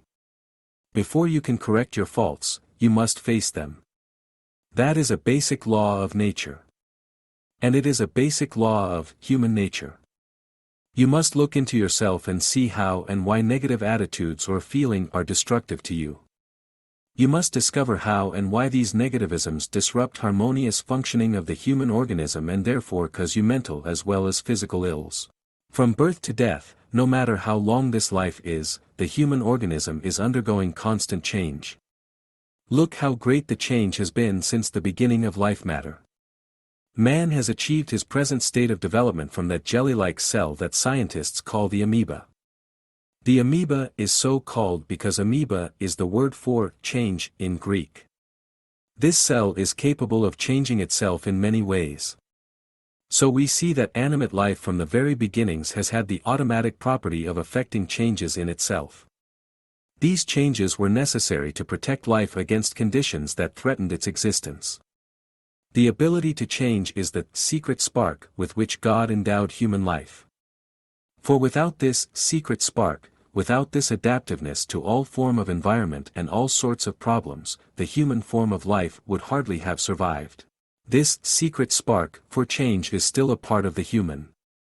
After countless centuries of progressive evolution in man, changes in environmental conditions are still met by the activity of this traditional physiological mechanism that is known as the adaptive function. This adaptive function, this secret spark, is controlled not by the conscious level of the mind, but by the superconscious.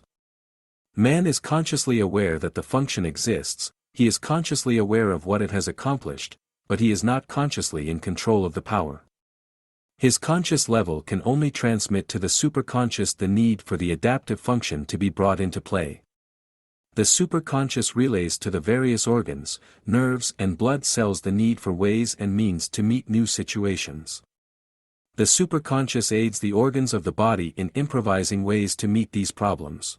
The adaptive function operates by means of chemical messengers, the hormones, which are secreted directly into the bloodstream by the various endocrine glands. Dr. Hans Selye, director of the Institute of Experimental Medicine and Surgery at the University of Montreal, calls this adaptive function the body's unified department of defense. Working harmoniously, the body's defensive setup knows when to give battle to dangerous germ life and when to ignore the harmless, and helpful, microscopic life within your system. This network of alarm and protection knows when to protect you from cold and exhaustion, from high-pressure work and emotional tension. But if any of these enemies reach proportions of unbalance with the defensive mechanism, your body and your mind succumb to stress, or the system reacts so violently that it injures itself. This line of defense against attack by internal enemies is the very answer to the question at the start of this chapter. The very means by which you can live longer is this adaptive function of the body. This is the key to life limitless. Scientific study has shown that life is not limited to the proverbial 70 years. Man should be able to live to the century mark and more. The Bible makes reference to such lifespans, but misinterpretation or misinformation has led us to believe that these were exceptional or unusual. Perhaps they were, but the exceptionality of these long lives is only that those who lived them had obviously found the clue to the secret spark, and had used it to achieve life limitless. By knowing how the body inflicts upon itself degenerative diseases, diseases of adaptation, as Dr. Selye calls them, you can learn the secret of extending the span of your life to beyond the limits of a century. Man's status, like his present mode of living, was not developed in the course of a single lifetime. The gradual transition from the savage state of life to the present state of civilization accounts for man's highly developed external environment and his relative internal decline. In the so-called uncivilized state, man, the savage creature, maintained a well-balanced coordination of his mental instincts and physical faculties compatible with his wild environment. This creature was concerned solely with the task of obtaining food for his existence and with living from day to day in competition with the many other creatures around him that were intent on destroying him. His main objective in life was survival. To cope successfully with the wildness of his surroundings, his physical development reached a high state of perfection and coordination. Man's environment during the savage state of his development endowed him with instinctive qualities equal to the animal life about him with which he had to compete if his quest for existence was to be successful. During the savage era of his evolution, man developed instinctive functioning of his physical powers by means of superconscious direction. Because of the regular routine of his daily activities, the savage man required no higher mental processes than this superconscious guidance of his highly developed instincts and emotions. To illustrate how instincts and emotions serve to meet the needs of primitive man, let us consider briefly the psychophysical action that took place when he was faced with danger and it was necessary to escape or give battle, the the first flight or fight reaction of human nature.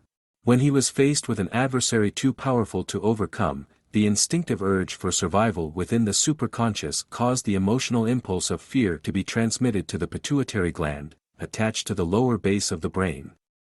Hormones from the pituitary caused excitation of the adrenal glands, the glands of combat, as they sometimes are called, one of which is attached to each kidney. Hormones from the adrenal glands caused the liver to discharge its sugar into the bloodstream for use by the muscles. The lungs reacted with rapid, deep breathing. This quickened the supply of oxygen and the elimination of carbon dioxide from the system. The heart then beat more rapidly and strongly. The blood pressure thus increased, drove blood to the muscles of the legs to enable our primitive man to escape from the danger that threatened him by the simple process of running away. On the other hand, when there was a need to fight for dear life, the same instinctive urge for survival caused the emotion of anger to arouse identical physical action, the same bellowing of the lungs, acceleration of the heartbeat, increased blood pressure, and so on. But the energy from the blood sugar, instead of going to the lower extremities, was directed by the superconscious to the muscles of the arms so that fight rather than flight was possible. You know from actual experience that you can run much faster when danger threatens and you are scared. You know likewise from personal experience how anger will intensify your combative attitudes. This instinctive mechanism was of great value to man's primitive ancestors. But man today is civilized. He does not leap upon his enemy in battle ferociously in ordinary social contacts, nor does he run for miles to escape danger. Quite likely, if man did these things today, there would be vastly fewer deaths from heart disease as well as a much smaller percentage of degenerative diseases. The stresses you undergo by not reacting as your primitive ancestors did make for wear and tear on the body and the mind far worse than the wear of the physical action of running or fighting. The primitive instincts, however, that were developed in the human brain through man's daily competition with wild animals and fellow men through countless generations of uncivilized existence are still active in the superconscious. Too frequently modern man is caused by these instincts to use his emotions destructively, simply because he does not always find suitable outlets available for the release of the emergency energy. Fear and anger are instinctive emotions that were designed by God for the preservation of the species. It is indeed a sad commentary in this age of enlightenment that more and more persons are literally destroying themselves in body, mind and soul with the very same primary emotional forces that were designed for the perpetuation of the human race. This trend toward retrogression is a serious one. But it can be checked, and simply. All that is necessary is better understanding of the self and compliance with the laws governing human nature. Why do you worry? You worry because you fear that someone or something has threatened your security in some way. This fear may conceivably not be a conscious fear. It may very well be an unconscious fear. But, nonetheless, it causes worry. And if you work up resentment at the situation, anger is aroused. These are negativisms. These negativisms and other forms of negative emotion, and there are so many that it would be impossible to list them all here, are offshoots of your primary emotions of fear and anger. If you are to allow fear and anger, and or any of their offshoots, to become chronic, they will eventually unbalance your body. The result will be an unfailing culmination in some degenerative disease. When negative emotions become chronic, the adrenal glands are almost constantly pouring adrenaline into the bloodstream. The muscles become tense, energy is wasted, the heart overworked, the liver strained in an effort to supply the excesses of sugar called for, and all this is in response to the primordial urge for survival. But, paradoxically, this urge for survival under these negativistic circumstances results in functional disorders of the body and mind. The excesses of sugar frequently cause diabetes, the overworking of the liver leads to many complications, the overstraining of the heart brings general deterioration and frequently premature death. We see therefore that fear is the most destructive of all the emotions. And as it is the chief emotional component of worry, fear is active in the daily living of nearly all of us at some time or other. You probably have not thought of worry as being fear. The simple fact is, however, that if you were not afraid, you would not worry. Fear does to some extent serve a useful purpose. It excites the adrenal glands to stimulate mind and body to meet emergency situations necessary to the preservation of the organism's equilibrium and stability. But despite this usefulness, you must not be lulled into believing that prolonged worry will therefore not affect your body. You must know the ill effects that continual or lengthy worry has upon you. You certainly would not voluntarily tolerate any physical state that depletes and exhausts your vitality. Yet many persons do allow a mental state to exist that does this very thing, for that is precisely what happens when you permit worry to dominate your mind. If you are an average person, you are prone to rationalize your own weaknesses. It is a human failing. You probably are thinking at this minute that a state of prolonged worry and consequent breakdown can't happen to you. After all, your thoughts are probably running, "I don't worry, at least not enough to injure myself." Let a celebrated professor of psychiatry answer you. In his book Emotional Maturity, J.B. Saul says, "Few persons, indeed, realize how hostile they are, and our ignorance does not help us in attacking the problem of this inner force which menaces humanity today as it has throughout history. For men treat moralistically, heatedly, vindicatively, an emotional force which they repress and do not wish to see in its full intensity within themselves, rather than facing it frankly, objectively, and scientifically like a disease or any other force of nature. It is obvious that so intricate, fundamental and universal a reaction as this quick mobilization for flight or fight must play a fateful role in human life and human affairs. Many are the frustrations and irritations of everyday life, even in peacetime, hence there are few people who do not endure constant frustration, constant irritation and hence constant anger. As Thoreau once said, the mass of men lead lives of quiet desperation. The irritation may be physical or psychologic, internal or external, real or imagined. It may arise from a decayed tooth, or a miscarriage of justice, from feelings of inadequacy due to prolonged and excessive dependence on one's parents, to an unhappy home life, or to years of mistreatment during childhood, from loss of a button, or loss of a friend, from living under a leaky roof, from an uneasy conscience, or from exposure to battle conditions. Whatever the irritation, man fights it by trying to attack and destroy the source, or by escaping in his feelings are anger and anxiety. A great many people pride themselves on having the good sense not to worry, at least not about unessential things. Perhaps you do not worry too much during your waking hours. Most of us are much too busy earning our livelihoods to worry while we work. But how many of us lie down to sleep at night without our worries creeping into the forefront of our minds? Like the camel, most of us retire for the night with our packs still on our backs. Too many become slaves of night worry. You fall into the habit of thinking over the affairs of the day after you have retired for the night.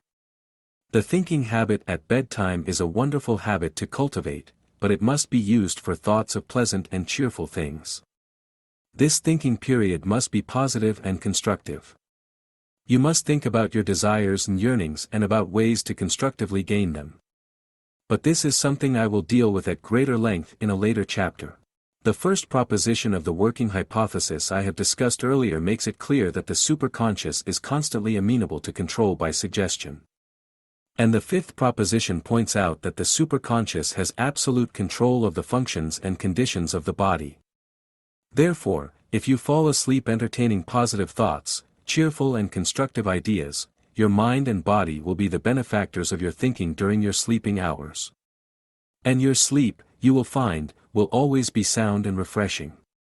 But, if you lie down to sleep with your mind troubled by the trials, pettiness and stresses of your workaday existence, have you any reason to wonder why you awake in the morning feeling tired and listless? You have seen how worry will sap vitality and destroy health.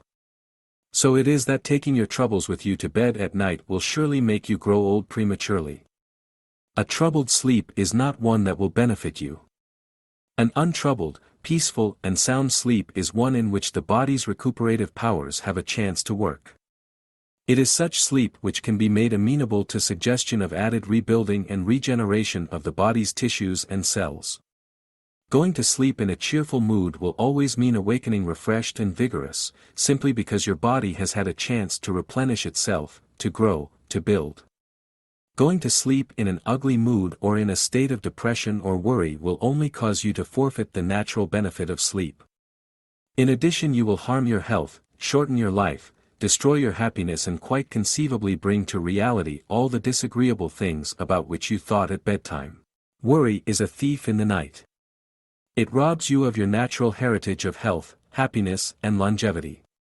The problem you must solve is, how do I stop worrying? The answer is given in 5 simple words. Cultivate a well-balanced mind. How? Simply by replacing every negative thought with a positive one. Do you remember the popular song of not so many years ago, "Accentuate the positive"? The positive must dominate, the negative must be quelled. Your mental process that produces the phenomenon called thinking is caused by the interaction of the feeling attitudes and your reasoning conclusions. But your feelings must not dominate your reason, for feelings can be negative, and domination under these circumstances is the making of your downfall. Learn to test the reasonableness of each thought or contemplated act before you indulge in it. Learn to ask yourself, is this right or wrong? Constant testing consciously will lead you to constant testing unconsciously, so that eventually your mind will tell you right or wrong without a moment's hesitation. In the beginning, when you test consciously, if your sense of reason tells you that you are wrong, do not rationalize the desire or feeling attitude by attempting to make black appear to be white, as it were. Instantly dismiss the entire idea from your mind by deliberately thinking about something else. The simple reason this technique is such a practical one is that your conscious level cannot think of more than one thing at a time. It is therefore quite easy to dismiss any bad or undesirable thought from consciousness by simply thinking about something else. In due time the process will become automatic. You will instantly dismiss those thoughts or actions that are classified as negativisms. You will start living a positive life and will reap the benefits of good living. The value of this technique depends upon the diligence and persistence with which you practice this mental exercise. You must learn to do it once today, and twice tomorrow. The day after tomorrow you must do it 3 times and continue to increase it by 1 time each day so that your positive thinking will become automatic. You will find after practice that right thinking will be a conditioned reflex of your mind. It will be a habit resulting in a noticeably rapid mental and physical improvement. So you now have a concrete example of how you can use the golden gift for one of the many powers it was intended. By this practical and simple method you will be able to train your own superconscious to be a good servant rather than an unconsciously bad one. The involuntary functions of your body can be brought under conscious control by this simple technique, if you persevere. But you must persevere. It is not sufficient to remember one day and forget on others, and then try to catch up with what you carelessly missed by forgetting. Conscious perseverance in this pursuit is of the same necessity as constant practice is for any athletic pastime or mental exercise if perfection is to be achieved. Before you go on, reread the fundamental principles of this therapeutic phenomenon. 1. The superconscious exercises complete control over the functions and conditions of the body.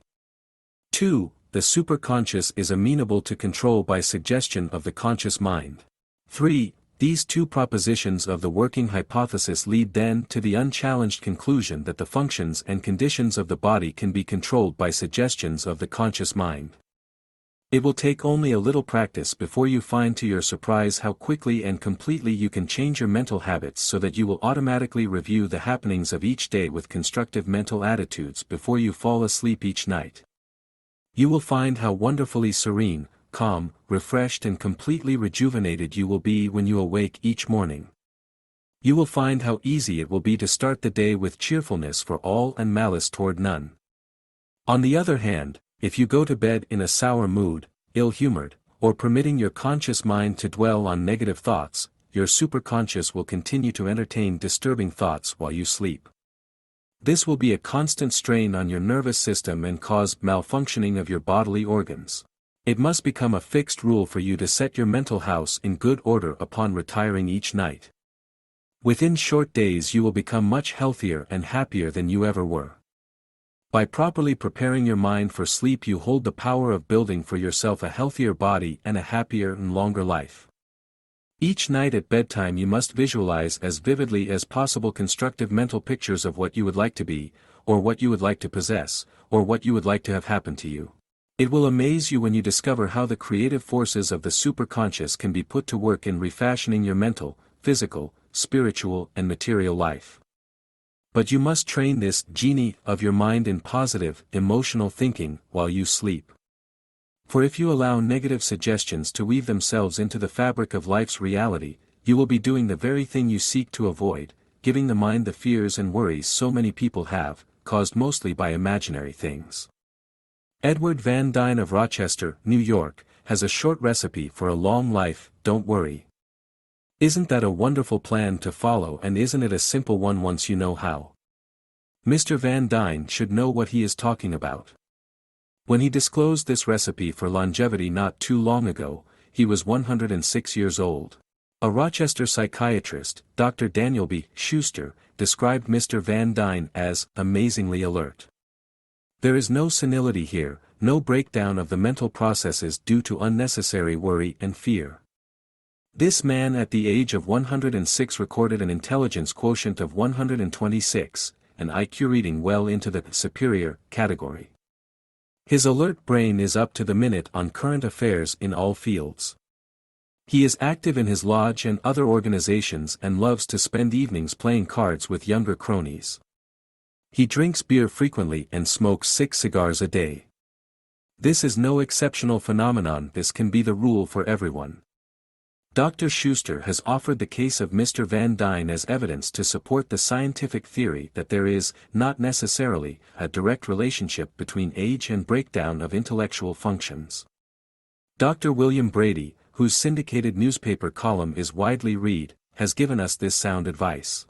You should endeavor to learn more about life, physical life, biology, physiology, growth, development, maturity and degeneration, physical degeneration. With an intelligent view of these vital processes, your attitude toward life in all these phases will become less squeamish, more philosophical and conducive to peace of mind. Knowledge is the antidote to fear. This is probably what Dr. P. Merrill of St. Barnabas Hospital in New York City meant when he said recently that it might be possible for man to live to be 115 years old if chronic diseases were to be wiped out. Someday, he said, it may be possible to go to the deathbed of a man of 65 and tell him, there has been a mistake, you have another 50 years to live.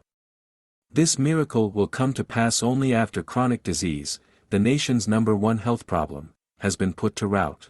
My good friend Jacques Romano, in New York, claims that people could live to be 120 years old if they would learn to think sanely and live wisely.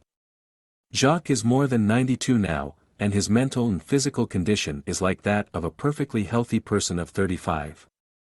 Through persistent practice and conscious control of his emotional life, this amazing man has proved that even the involuntary functions of the human body can be consciously controlled. The mental faculty of stopping the pulse, stopping the blood circulation in parts of my body, stopping and starting digestion, raising and lowering the blood pressure, has come with practice, he has said. It has nothing to do with religious beliefs or soul development. Learn to understand with humility instead of superiority. Hate is a confession of fear and lack of confidence. Avoid those who spread propaganda of hate, regardless of what religion they profess or what position they hold. The true Christian does not degrade the teachings of the Master by stooping to hate, bigotry or bloodshed. True development rises from one's mental attitudes. Self-discipline, self-control and self-mastery are the basic principles of self-development. Only when you have attained these can you experience the exaltation of what the great Master meant by saying, "Peace be with you." As for health, my mind does not permit my body to recognize the proverbial 70. With neither worry, envy, hate nor malice toward anyone, my physical structure is beyond disorder. Such men as Mr. Van Dyne and Mr. Romano have learned how to meet life stresses with perfect tranquility.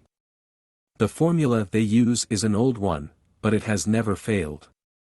And this formula will work for you, if only you conform to the laws governing human nature. This formula recognizes that the primary emotions of fear and rage are the biological roots from which all destructive emotional reactions stem. The antithesis of these destructive reactions is the feeling attitude of love. The great modern mystic Joseph Sadhguru has made this pertinent statement.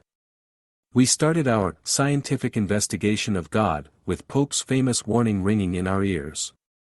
Know then thyself, presume not God to scan. The proper study of mankind is man. But we soon found an answer to it. Seek thou within, seek not for God above. The proper name for God in man is love. No less an authority than the late Dr. Alexis Carrel pointed out the basic similarity of the rules of mental hygiene and the moral law as expounded by Christ when one of the Pharisees asked, Master, which is the greatest commandment in the law? Jesus said to him, Thou shalt love the Lord thy God with all thy heart, and with all thy soul, and with all thy mind. This is the first and great commandment. And the second is like unto it. Thou shalt love thy neighbor as thyself.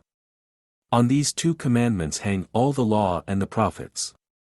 If you wish to witness the greatest of all miracles, the operation in your own life of the great law that governs human nature, just use the formula of love.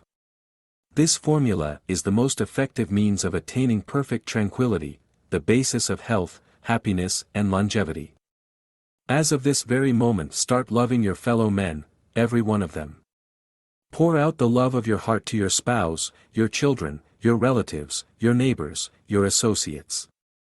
Above all, this outpouring of love, this feeling attitude that will bring you the perfection of tranquility, must be lavished on those persons about whom up to this minute you care least. And don't feel that your love must be confined only to your fellow man.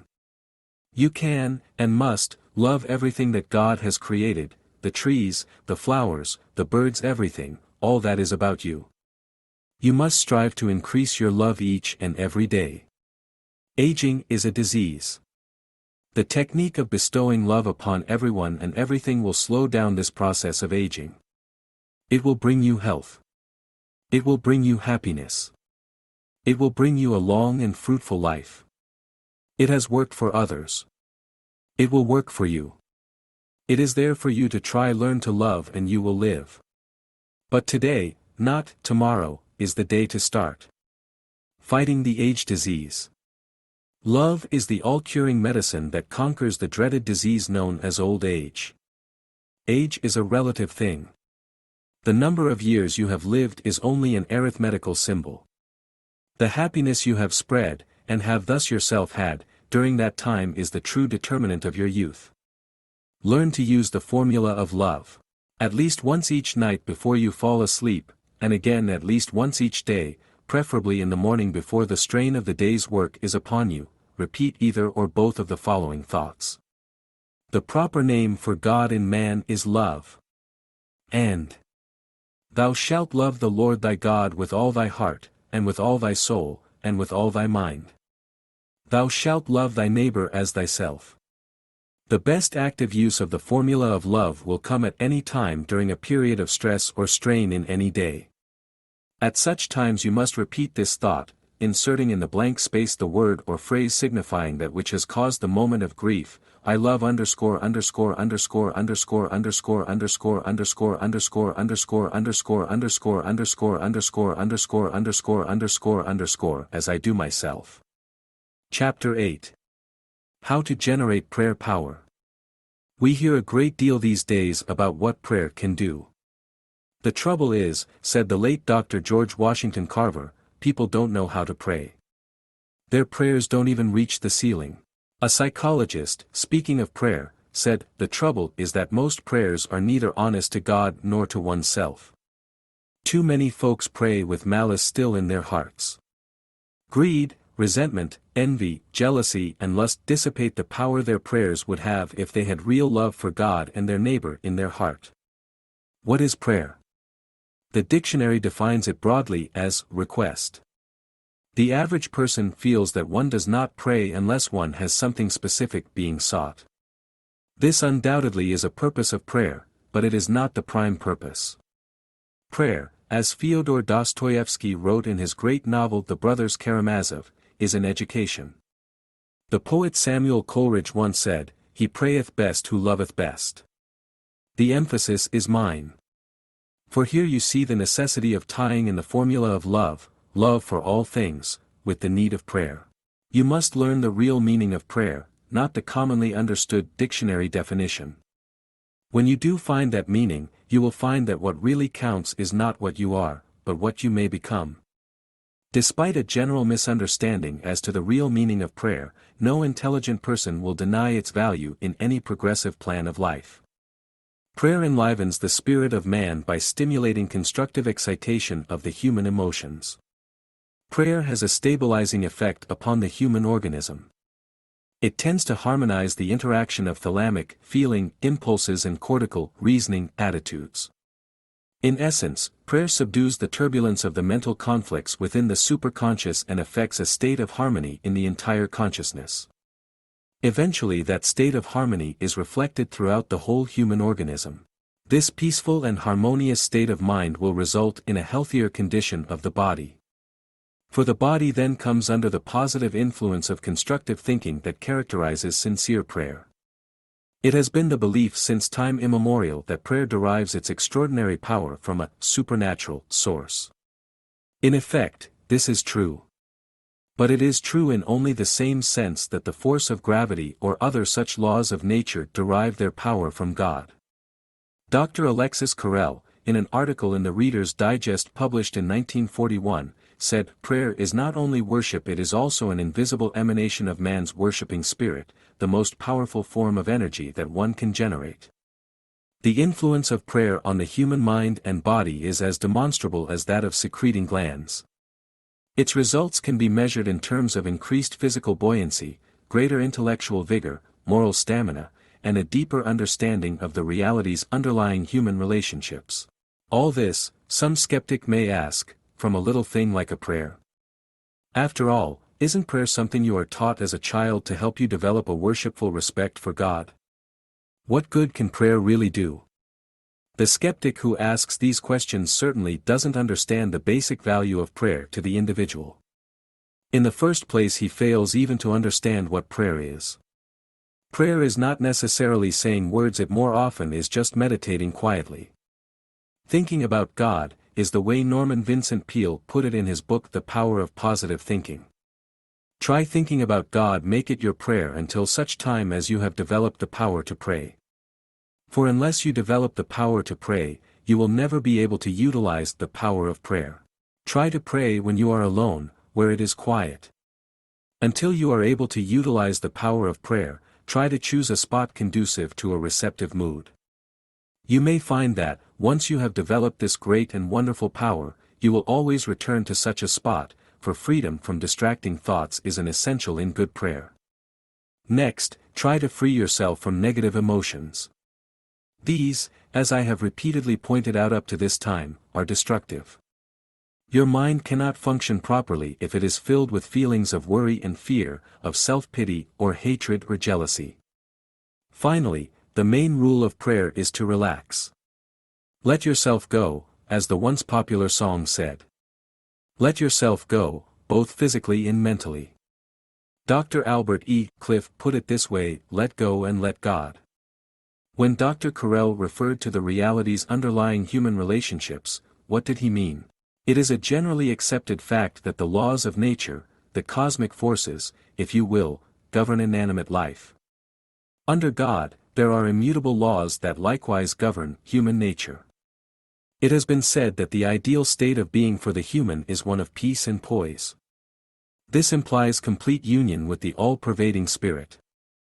The obvious relationship between the psyche that is the soul of the mind and the psyche that is the mind of the body is proof of how negative thinking can produce an ill soul. Psychosomatic ills, as it has been pointed out, are the end products of some malfunctioning of the human nervous system. They are states of the mind of the body produced by negative thinking at either the conscious or the superconscious level, or both. The collective unconscious of the superconscious mind's level is a veritable jungle of conflicting memories.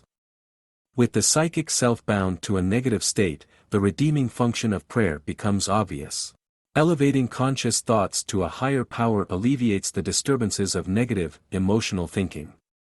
It sublimates emotional conflicts, which are the irritating causes that underlie psychosomatic ills and human aberrations. One of the most effective means of substituting positive conscious thoughts for the negative, emotional thinking, which destroys us, is prayer. In the words of psychological organ language, which I have mentioned before, we say, to lift one's heart in prayer. And that is almost exactly what happens. The heart, as the pump of life, beats more quickly in response to the greatness of good. The heart is virtually lifted with prayer. The effect of prayer is to remove the burden of troublesome feeling attitudes from the superconscious mind. The resultant harmony brings peace of mind. Peace of mind is true happiness. This peace, this poise, this power of the integrated whole consciousness constitutes the invisible emanation of man's worshipping spirit. And that spirit of man's is the most powerful form of energy that can be generated in the human. That Mahatma Gandhi, the great prophet of India, recognized this practical aspect of prayer is obvious. Prayer, he said, can work miracles, but it should not be considered only in terms of miracles. And let us not think that it is concerned solely with spiritual salvation. That is a common error, perhaps the commonest, and if we fall into it we have lost a good part of the meaning that prayer should have for us. It brings us an awareness of God, yes, but also it nourishes the one who prays, both mentally and physically. The holy men of the ages, the savants, the sages, and the prophets, all did discover that there is a hidden power within man that has a constructive, as well as a destructive, force. They didn't know how it worked. But that wasn't important as long as they knew enough to abolish negative states of mind by stimulating positive emotional forces through the power of prayer. In this day of enlightenment, of rapid communication of scientific fact and education, there are many people who are not content with knowing simply that right thinking will be beneficial. These people have experienced the effect. Now they want to comprehend fully the cause of this phenomenon.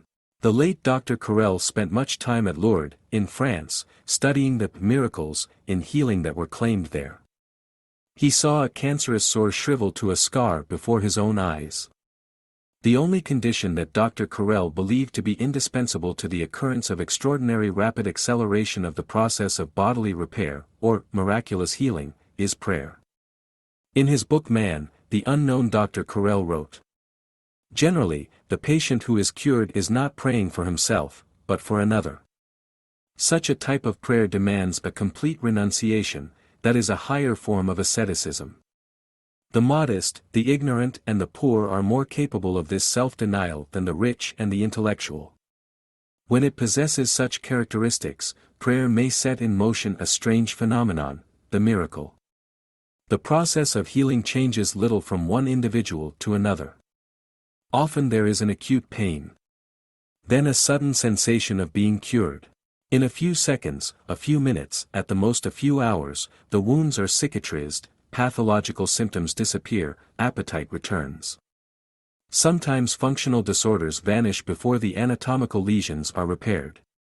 The skeletal deformations of Pott's disease, the cancerous glands, may still persist 2 or 3 days after the healing of the main lesions. The miracle is chiefly characterized by an extreme acceleration of the processes of organic repair. There is not a doubt that the rate of cicatrization of the anatomical defects is much greater than the normal one. But there is no need for the patient himself to pray, or even to have any religious faith. It is sufficient that someone around him be in a state of prayer. Such facts are of profound significance. They show the reality of certain relations, of still unknown nature, between psychological and organic processes. They prove the objective importance of the spiritual activities, which hygienists, physicians, educators, and sociologists have always neglected to study. They open to man a new world. Miraculous cures seldom occur, but despite their small number, they prove the existence of organic and mental processes that we do not know. They show that certain mystic states, such as that of prayer, have definite effects.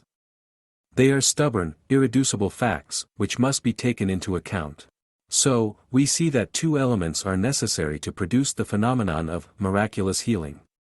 First there is the deep, subjective faith. Secondly, There is extreme acceleration of the processes of organic repair. There is a great deal of evidence throughout the ages that faith is the one essential prerequisite to the successful exercise of the catalytic power of the superconscious. It is recorded that Christ himself did not hesitate to acknowledge his inability to heal the sick in the absence of that favorable mental attitude called faith. His reproof to his followers when they returned to him and announced any failure of their powers to heal the sick was that they lacked faith.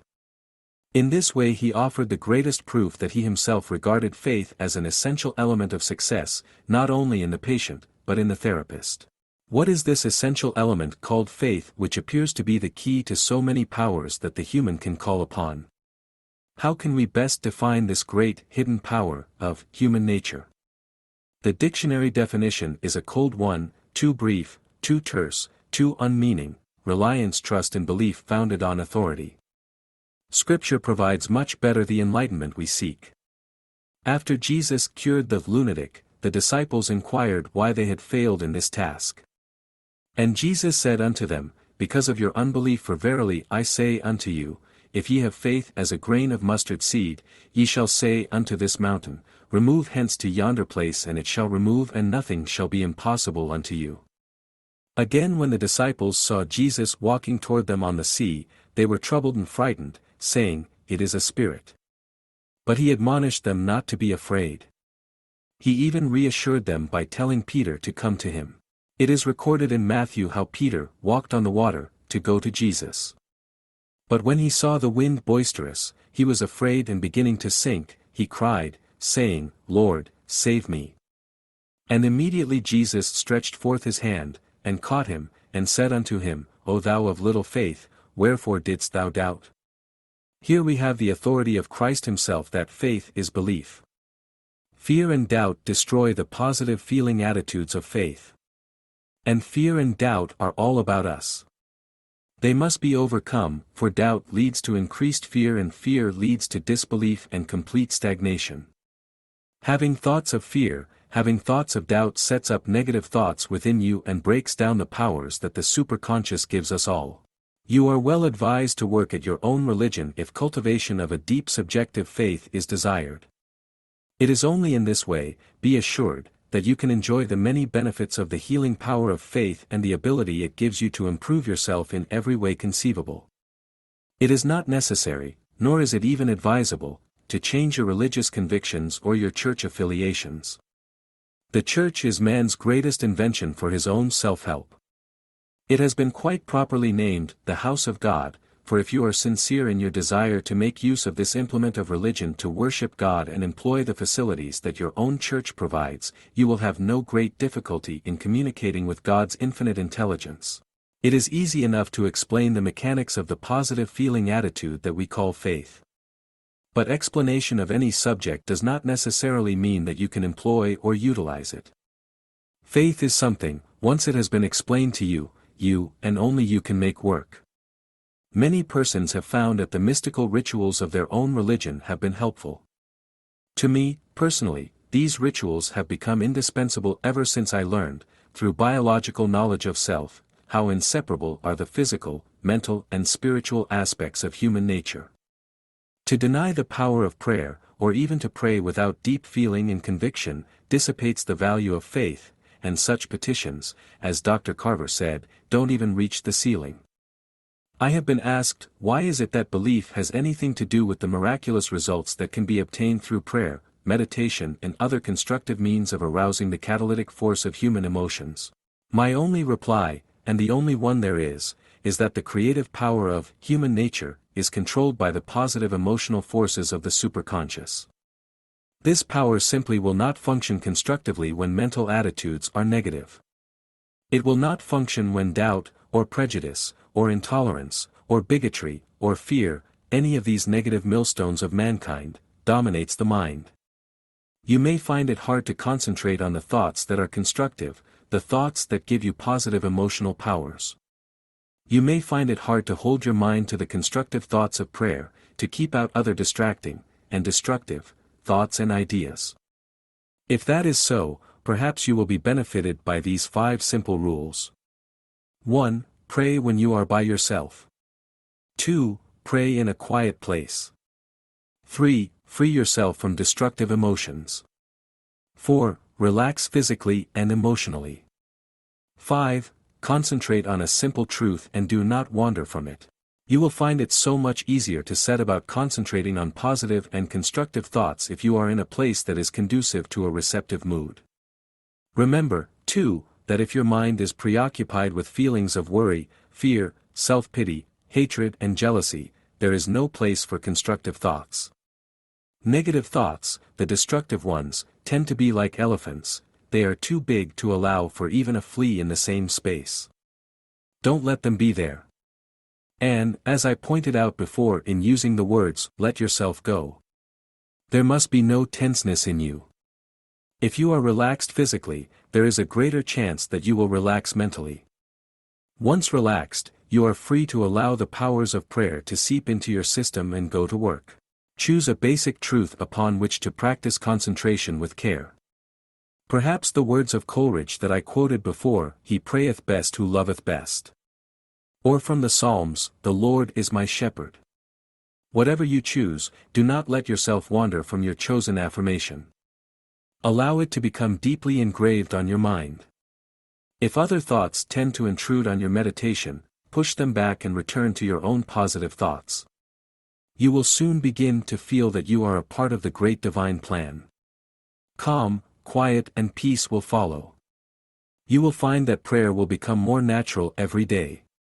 You will discover that you, too, have the power to concentrate and touch deep into the powers of the mind. You will find the way to use the golden gift. The primary purpose of prayer is to fill your mind with such constructive mental images that you will change your attitude from a discordant one to a harmonious one. Your life will first change inwardly. Then, as the inward changes take place, you will yourself be able to change outward conditions.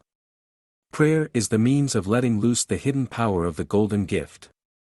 Prayer is the essential agent in bringing to yourself the required insight to the divine plan. Prayer is the master power that will help you to develop the powers of the superconscious, powers which were meant to be yours. Don't expect miracles overnight. You must practice how to pray. When you have acquired the technique of praying, you must practice praying so that you may generate the power it has. Remember the rules of praying. Pray when you are by yourself. Pray in a quiet place. Free yourself from destructive emotions. Relax physically and emotionally and concentrate on a simple truth. One of the hardest daily tasks is waiting patiently, being content with one small step at a time on the road to a cherished goal. Patient waiting is a part of life. Prayer will give you patience while it prepares to generate power. Setting your prayer power. Generator in motion. In order to use the power of your superconscious, you must learn to set this power in motion. To accomplish this, there are 5 easy rules. These rules must be memorized and used constantly. With them you can concentrate on all the constructive aspects you seek in life. Without them you will constantly flounder along a winding and bumpy road that most often ends right back where you started from. 1. You must pray when you are by yourself. 2. You must find a place of quiet in which to pray. 3. You must free yourself from all destructive emotions. 4. You must relax yourself both physically and emotionally. 5. You must concentrate on a simple truth and never wander from it. Chapter 9. How to use your faith for accomplishment.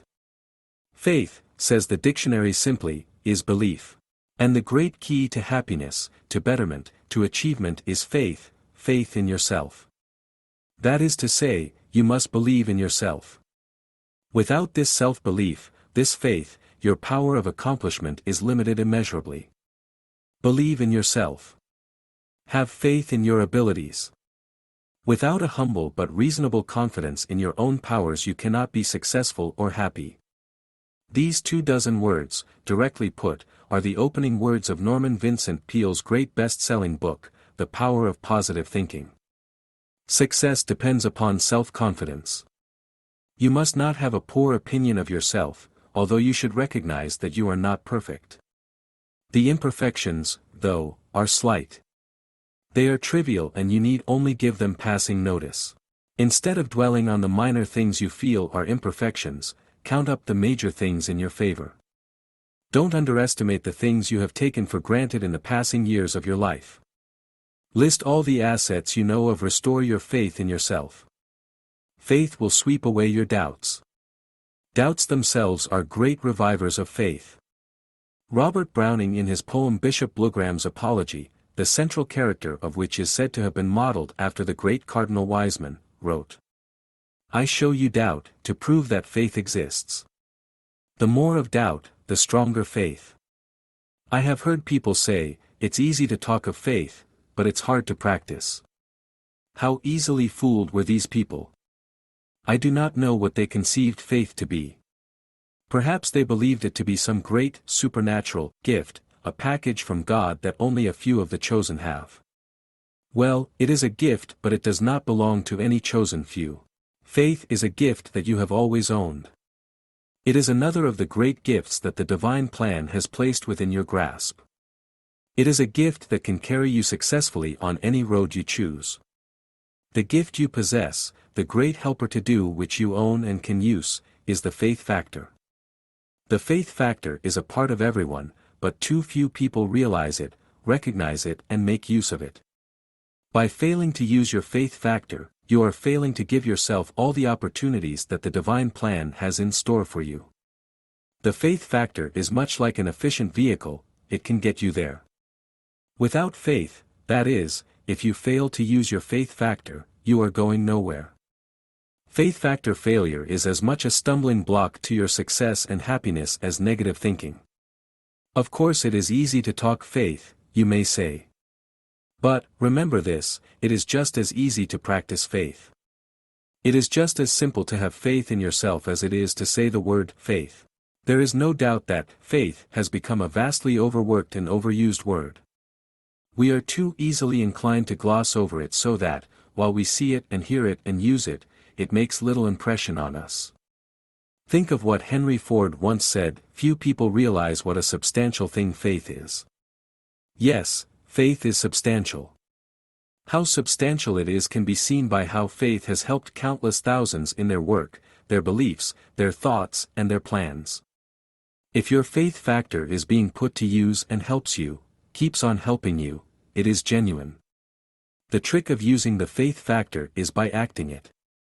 Elmer Wheeler, author, lecturer and business consultant, in his book The Wealth Within You, says, "You must act as if you knew your success were already assured." That, he says, is faith.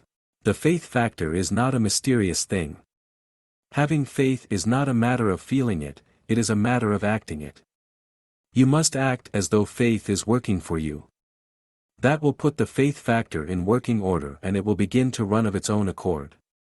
Don't fall into negative thinking that the faith factor will prove a substitute for work. Nor is it a substitute for preparation.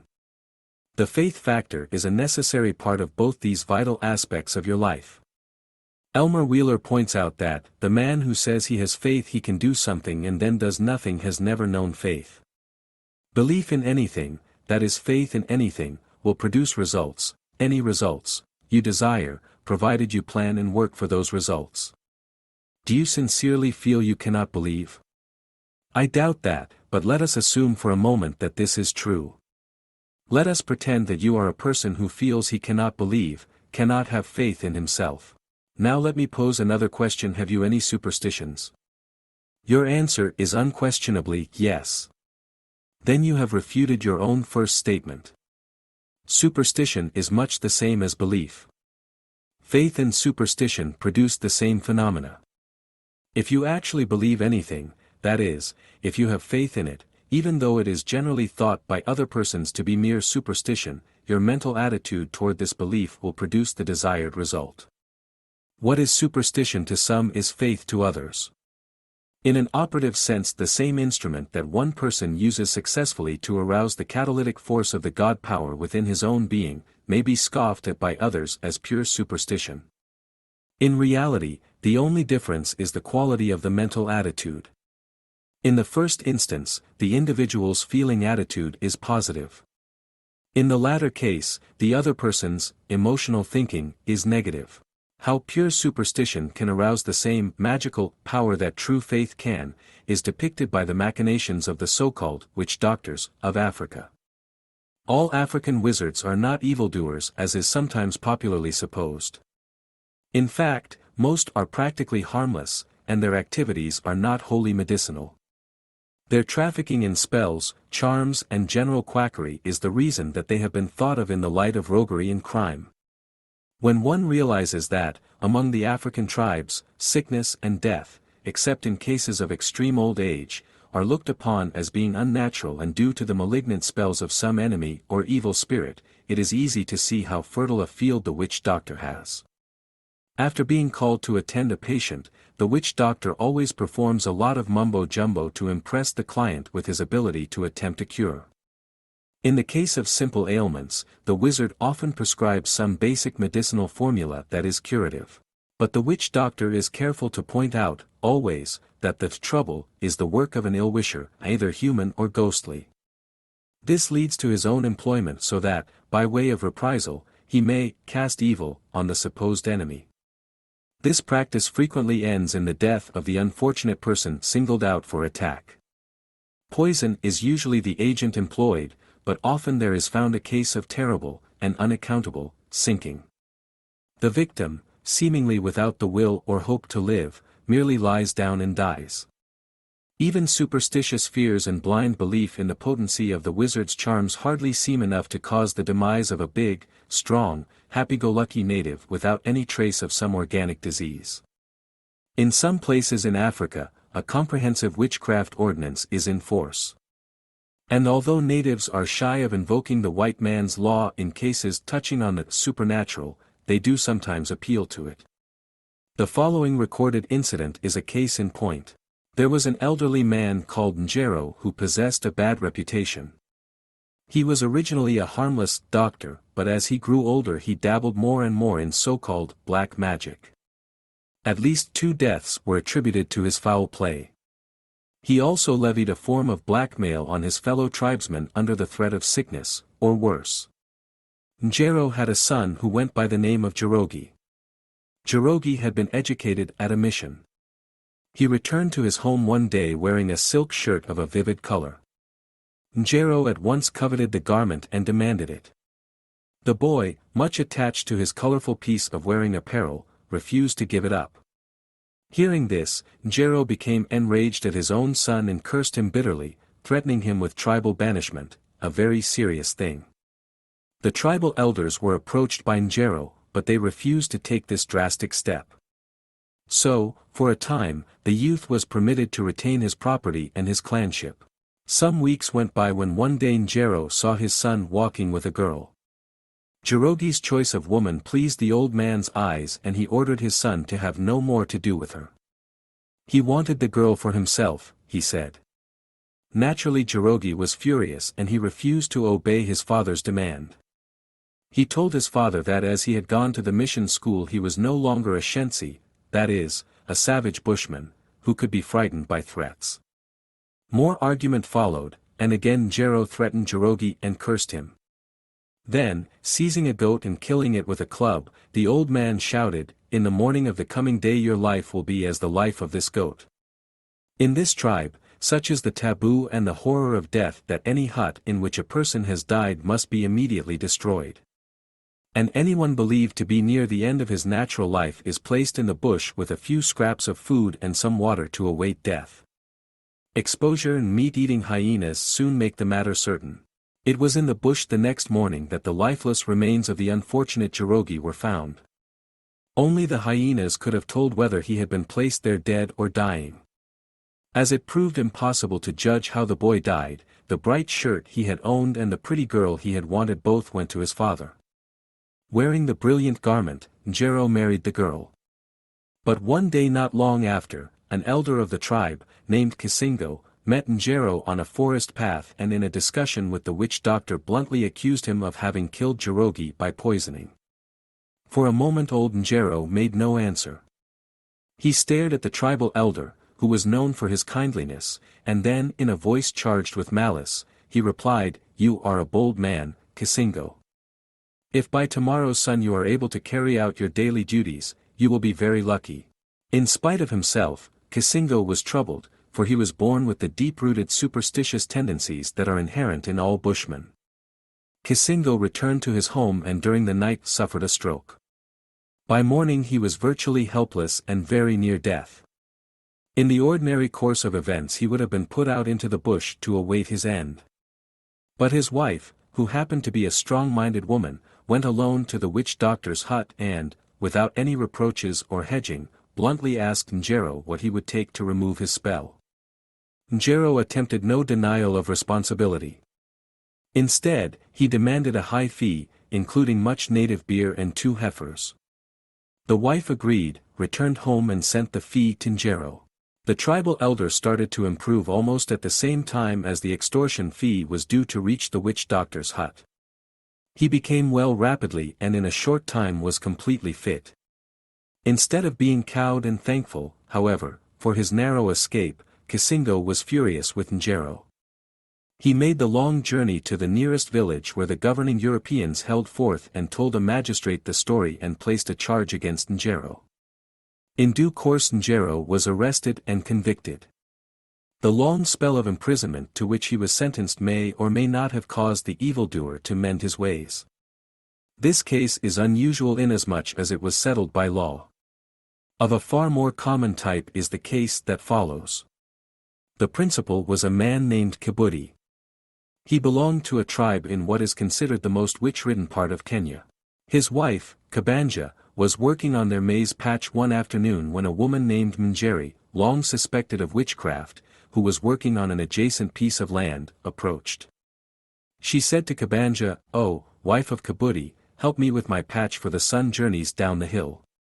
Kabanja, having quite enough to do on her own land, denied Njeri's request in short order. The other woman went away but soon returned with another request, "Oh, woman of Kibudi, lend me your hoe." Kibudi's wife lost her temper, "If I lend you my hoe, might I not as well work for you? Stop pestering me, fool." At that Njeri became furious and cursed Kabanja, finishing with the ominous words. "You, who named me fool, will soon sit among the spirits. Under the sun you refused me help, but under the moon you will give it to me. Alive you revile me, dead you will work for me." Knowing Njeri's sinister reputation, other women toiling nearby were horrified at what they heard. Kabanja, however, appeared to be stunned. Actually, it turned out later, she had been quickly hypnotized. Soon Kabanja collapsed and her companions were too frightened to go to her aid. In fact, they were so scared that they did not tell Kibudi of what had happened to his wife until well after sundown. Kibudi, on hearing the news, was torn between fear and anger. He took his bow and a quiver of poisoned arrows and went out to the maize patch with a friend. There he found his wife apparently lying dead. She was really, as we know, in a state of hypnotic coma. Unfortunately Kibudi's friend lacked courage. And what little he did have soon deserted him and he fled. It is unfortunate, because from this point on, the story is based on the unsupported evidence of Kibudi alone. Kibudi said he found his wife lying stiff and dead. He tried to move her, but being unable to, he decided, with considerable courage, to post himself close by and ward off any hyenas. The moon was full and he was able to see quite clearly, when, suddenly, he said, he saw Njeri approach. He kept out of sight as well as he could and watched. She failed to notice him and squatted down beside the prostrate body of Kabanja.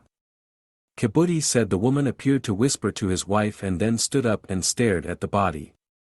After a few minutes, to Kibudi's utter horror, he saw his wife get up, take her hoe, and with glazed and unseeing eyes follow the other woman to her maize patch. Though he was virtually completely overcome with terror, Kibudi did not forget his mission. He fitted an arrow to his bow and fired at Njeri. The witch spun around with a poisoned arrow in her heart and at the very moment she crashed lifeless to the ground, his wife's body collapsed. With a wild yell of terror, Kibudi fled. Of course Kibudi's wife was not dead. She was only in a state of trance or suspended animation, a state I have discussed earlier in this book. This trance was brought about either by the other woman's ability to hypnotize or by her own fear-induced autosuggestion.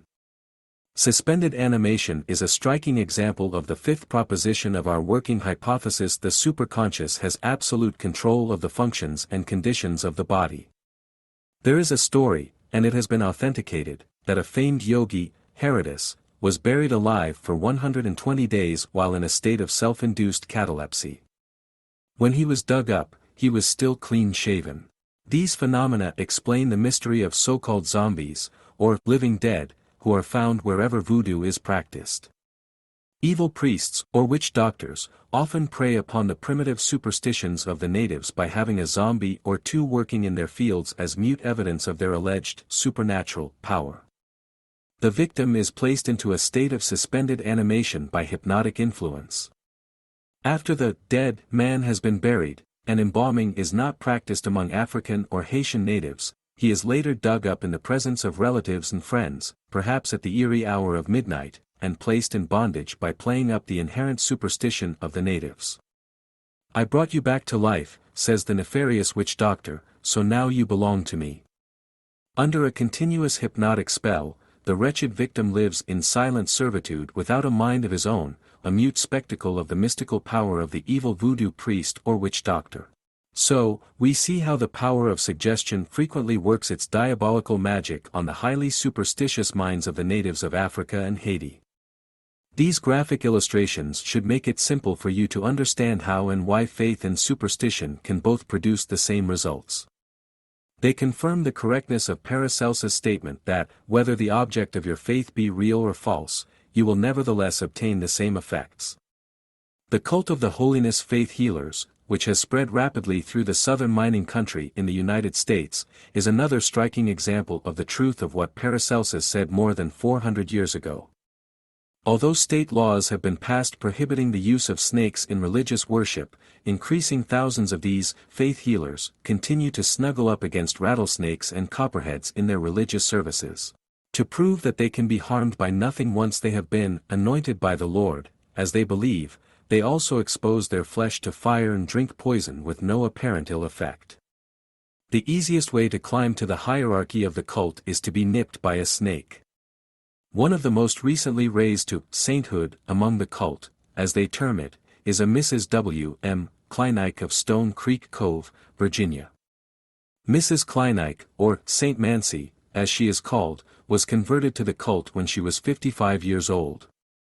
She was about 85 at this writing and had been cuddling snakes for years during the rites, singing to them with the rest of the congregation, petting them, even kissing them, but nothing happened until one day she was bitten in the hand and achieved her sainthood. "'Twarn't nothin'," she said. "Didn't even know it until the next day when my hand swelled. Felt like a briar had stuck into it." There is nothing new in the use of snakes for worship.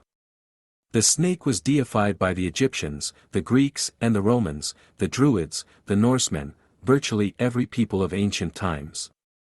Today the snake is venerated by the Chinese, the Japanese, the Hindu and many tribes of Africa. The American Indians in the southwest United States still hold snake festivals. But, perhaps because of the biblical story of the snake in the Garden of Eden, many peoples abhor reptiles. Yet the faith healers base their rites on the Gospel of St. Mark, 16:18. "They shall take up serpents, and if they drink any deadly thing, it shall not hurt them. They shall lay hands on the sick, and they shall recover." During their revival meetings, the leaders of this cult gradually work themselves into a state of near frenzy. They pick up snakes as though they were pieces of rope, wind them about their bodies, put them on top of their heads, let the darting forked tongues touch their lips. Mothers in the congregation bring babies forward to touch the snakes. Some babies do so gleefully. There is no record of a baby being bitten. In the fulsomeness of their zeal, the worshippers seem almost to be begging the snakes to sink their fangs, perhaps because of aspirations to what they believe is sainthood. Yet it is seldom that a snake makes any attempt to bite these frenzied cultists. One of their number, Paul Dodson, has been bitten 9 times in 7 years, and his only comment is, "'Pears like I'm getting closer to heaven all the time." This dramatic illustration has been recounted to show how belief constitutes the fundamental difference between superstition and faith. It is only one of many ways in which this can be shown. Science has shown that we can now trace the progress of the human more than 1 million years. During this long trek of man's progressive evolution, our primitive forebears lived in constant fear of the many dangers that threatened their very existence. For the most part, the human instinct of self-preservation stems from a primordial environment in which the only philosophy was, kill or be killed. The more highly man developed above the wild animals with which he had to compete daily for mere existence, the more superstitious he became. This was due to an almost constant feeling of fear. In the long road man took from savagery to civilized ways of living, our forebears, surrounded by dangers, developed the instinctive habit of appealing to their gods for protection from harm, both real and fancied. As we have seen in the case of the present-day natives of Africa, primitive people are extremely fearful of evil spirits as well as human and animal enemies. Because of these constant fears, generation after generation through countless ages, superstition has become one of the most active forces of the collective unconscious. In our own time its emotional force sometimes is wisely and constructively used for the moral and spiritual uplift of human nature.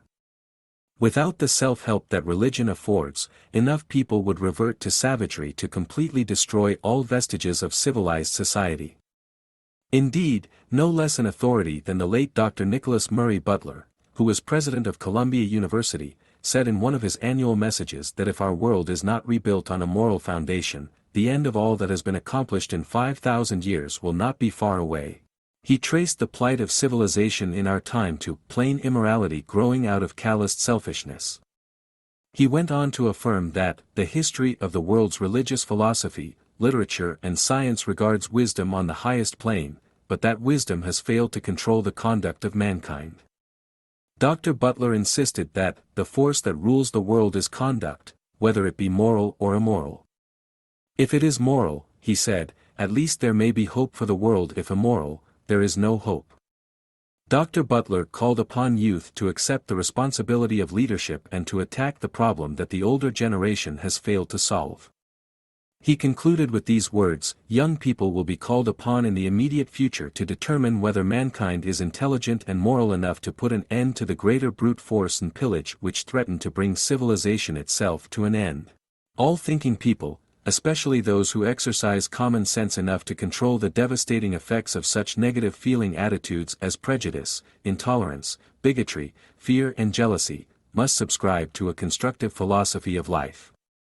This philosophy is that any and all religious convictions that help man hold in check his animal and savage tendencies are quite indispensable to further human progress through the progressive evolution of man.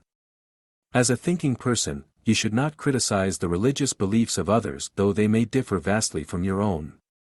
As a thinking person, you should be completely fair-minded in conceding the logical fact that if one is sincere in the practice of his religion, he is at least displaying wisdom in utilizing man's greatest invention and implement of self-help. Man's inherent beliefs can be used just as easily for constructive purposes as for destructive purposes. Witness the wonderful therapeutic work being done in curing habitual drunkenness on a countrywide basis by an organized group of self-admitted former drunkards who call themselves and their therapeutic technique Alcoholics Anonymous. 3 men sat around a bed of an alcoholic patient in the psychopathic ward of a large city hospital. The man in the bed, a complete stranger to them, had the drawn and slightly stupid look that inebriates get while being de-alcoholized after a bender. The only thing noteworthy about the callers, aside from the obvious contrast between their well-groomed appearance and that of the patient, was the fact that each had been through the same process many times himself. They were members of a band of ex-problem drinkers who have made it their avocation to help other alcoholics to beat the liquor habit, members of Alcoholics Anonymous. The man in the bed was a mechanic. His visitors were a Princeton-educated salesman, a Yale-educated lawyer and a University of Pennsylvania-educated publicity man. Less than a year before, one had been in shackles in the same ward. Another had been what is known among alcoholics as a sanitarium commuter. He had moved from place to place, bedeviling the staffs of the country's leading institutions for the treatment of alcoholics. The third had spent 20 years, all outside institution walls, making life miserable for himself, his family, his employers and sundry well-meaning relatives who had had the temerity to intervene. These three men made it plain to the man on the bed that if he actually wanted to stop drinking, they would leave their work or get up in the middle of the night to hurry to wherever he was, whenever he required help. If he did not choose to call, however, that would be the end of it. By nature touchy and suspicious, the alcoholic likes to be left alone to work out his puzzle. He has a convenient way of ignoring the tragedy that he inflicts upon those who are close to him. He holds desperately to a conviction that, although he has not been able to handle alcohol in the past, he will ultimately succeed in becoming a controlled drinker. One of medicine's oddest animals, the alcoholic is as often as not an acutely intelligent person. He fences verbally with professional men and relatives who attempt to aid him, and he gets a perverse satisfaction out of tripping them up in argument.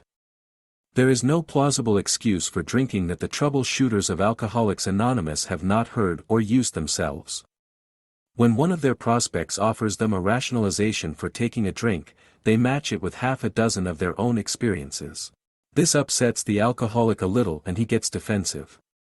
He looks at their clothing and smoothly shaved faces and charges them with being goody-goodies, who don't know what it is to struggle with drink. They reply by relating their own stories, the double scotches and brandies before breakfast, the vague feeling of discomfort preceding a drinking bout, the awakening from a spree without being able to account for the actions of several days, and the haunting fear that possibly they had run down someone with their automobiles. Why people become alcoholics is a question on which many authorities disagree. The consensus, however, seems to be that there is one element common to all alcoholics: emotional immaturity. No matter what may have been the external cause for the excessive drinking, if indeed there was one, the immaturity factor seems to be found in all alcoholics, very much as it is found in most persons who eat their way to excessive obesity. Dr. Leonid Kotkin, New York physician and obesity specialist, in his book Eat, Think and Be Slender, says eating makes the immature obese person temporarily forget his problems and unhappiness. He feels normal in identically the same manner as the alcoholic finds normality and comfort in alcohol, and the drug addict in morphine. In seeking escape from some factor or combination of factors that the emotionally immature person dreads, he may immerse himself in business and drive himself 12 or 15 hours a day. Another such immature person, to escape from off-center home atmosphere, such as one unduly cruel parent and the other overindulgent, may find outlet in excessive sports activities. The neurotic so driven may find an outlet in an artistic field. Often the escape is in food, as Dr. Kotkin points out in his book. By the use of this theory, he has helped thousands of people to reduce. There is also the outlet, the escape, in liquor. To alcoholics, there is no more pleasant way to escape from the hardships of life around them. The spoiled child grown to adulthood chronologically but not emotionally is often eased through the cruelties of life, on the wings of a drink, and two, and more. The warmth that alcohol gives helps the neurotic bolster his opinion of himself. It temporarily wipes away any feeling of social inferiority he may have. Light drinking soon leads to heavy drinking. Friends and family are alienated and employers become disgusted. The drinker smolders with resentment and wallows in self-pity. He indulges in childish rationalizations to justify the excessive drinking. A whole flock of excuses comes to mind as he tries to rationalize his actions. He has been overworking and needs to relax, his throat hurts and he needs a drink to ease the pain, he has a headache, his wife does not understand him, his nerves are jumpy, everybody is against him. On and on and on, the excuses so old they are moldy. Unconsciously, the drinker becomes a chronic excuse maker for himself.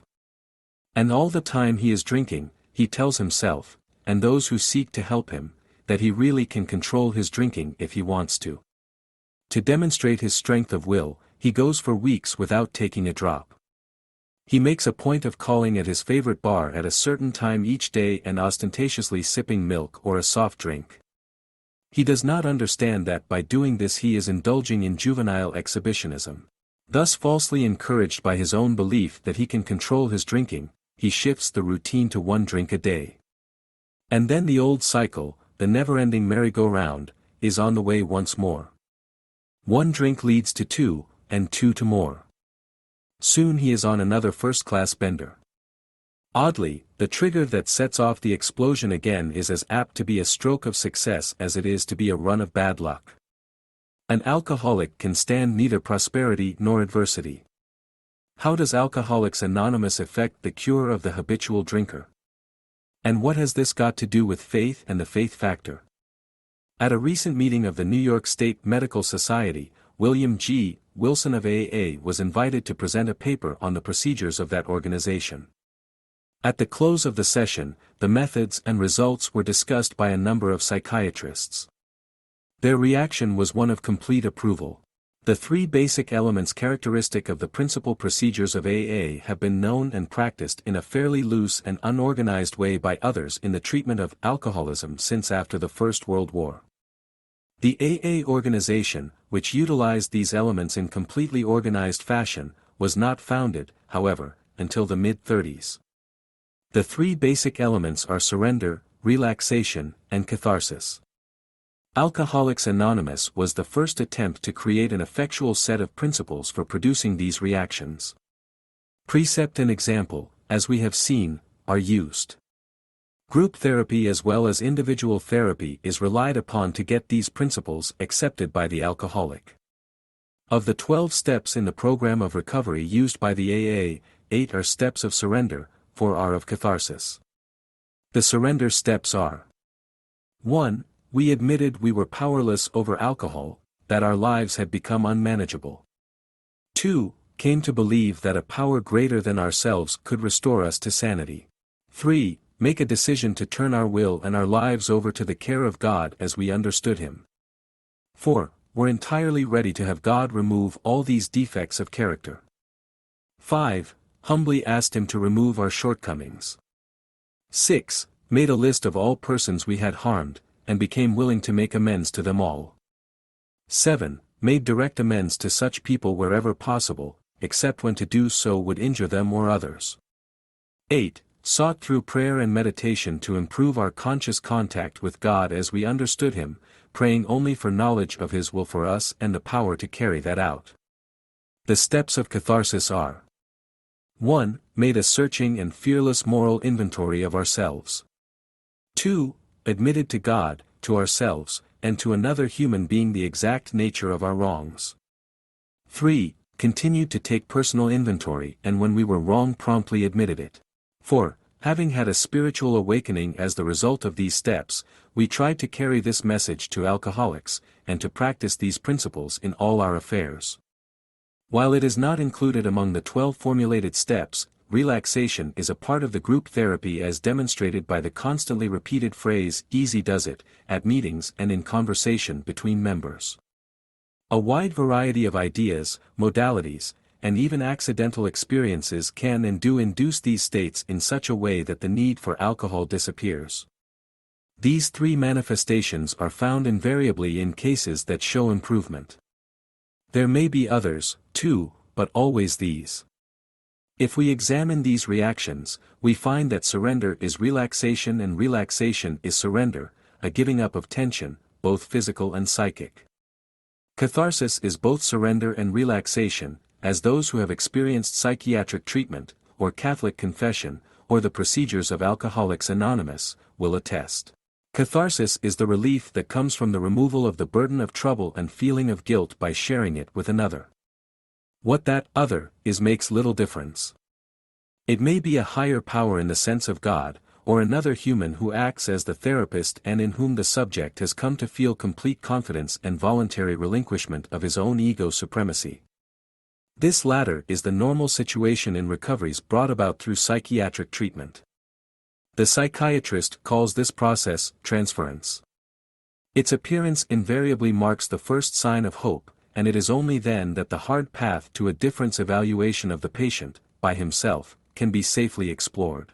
All therapy, no matter of what kind, must bring the subject at least to see himself as only a part of a larger world rather than as the central figure in a world that exists primarily to serve the purpose of his inner self.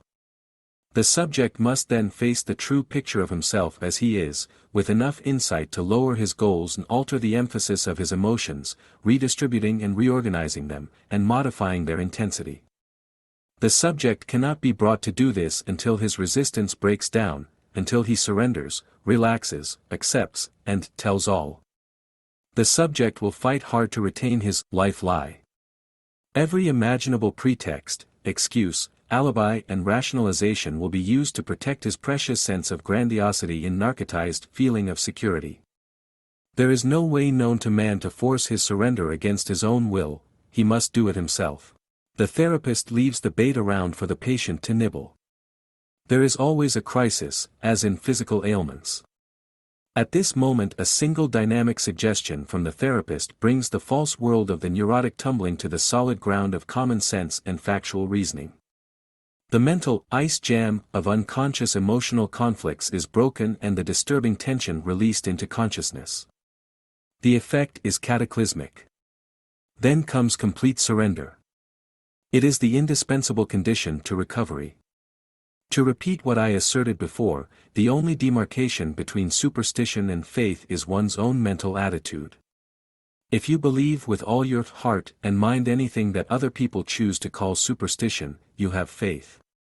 But remember, too, in order to arouse the catalytic force of human emotion, which is the instrument God has placed in your hands for literally performing miracles, your faith must be subjective. It is not enough to accept the idea in your consciousness only. At the conscious stage, which is the objective stage, the idea is merely an opinion. Not until it is accepted by the superconscious level of the mind and absorbed into the brain system can it change your habits of thinking and doing. Once your thinking and doing habits are changed at the subjective level, the faith you have achieved can virtually accomplish miracles. Don't forget the faith factor. It can change failure to fruitfulness, making the faith factor function. Faith is action. To believe, you must do. Allow no day to begin without reading the sentence printed below. Read it aloud at first. When you realize its fullest significance has reached into your superconscious, you may read it silently. But allow no day to begin without reading it. I can only be successful and happy yet I have humble but reasonable confidence in my own powers. Clip from the back of the book the card with this affirmation printed on it. Place it in your shaving mirror, your dressing table, the sun visor in your car, or some other place where you will see it early each and every day. Chapter 10. How to develop the happiness habit. Are you happy? That is not a silly question. Nor is it an impertinent one. It is, rather, a very pertinent question. Without happiness, your life is virtually meaningless. No success is truly a success unless it brings with it happiness. No segment of your everyday life has true value unless happiness accompanies it. The Greek philosopher Epictetus, who arrived at many truths during his full lifetime many centuries ago, said quite plainly, God hath made all men to enjoy happiness and constancy of good. But do you enjoy happiness? Not just momentary happiness, small happinesses, temporary happinesses, but full and complete happiness at all times. If you are inclined to say that such a thing is impossible, that is only a rationalization. Happiness is possible and should always be with you. Charles Darwin, the naturalist whose theories of evolution were discussed in the first chapter of this book, was also a great philosopher. He wrote much about the hard struggle for existence, yet he also arrived at the same conclusion as Epictetus. All sentient things have been formed so as to enjoy, as a general rule, happiness, wrote the British thinker. And he went further to say, happiness decidedly prevails. The right to be happy is yours, but I repeat the question with which I started this chapter: are you happy? From my experience with thousands of people in my dealings with them, as well as in just passing acquaintanceships, I have discovered that all too few people are happy. In fact, many people do not know what happiness is, for they have never experienced it. Whose fault is it that some people have never known happiness, I asked myself. I read the philosophers, I read the teachers, I read the religionists, all agreed that man himself is responsible for his happiness. It was Abraham Lincoln who perhaps summed it up so well when he said that people are as happy as they make up their minds to be. Yet you have only to look around you to see how people try to hide their feelings to cover up their unhappiness. People are too often unhappy, depressed and worried. This is not as it should be. Wherein lies the trouble then? Epictetus comes to our rescue again. If any be unhappy, let him remember that he is unhappy by reason of himself alone. And from this truth we can come upon another, and far more important, truth. If man creates his own unhappiness, then he can create his own happiness. To create your own happiness, you must learn a great lesson and use it often.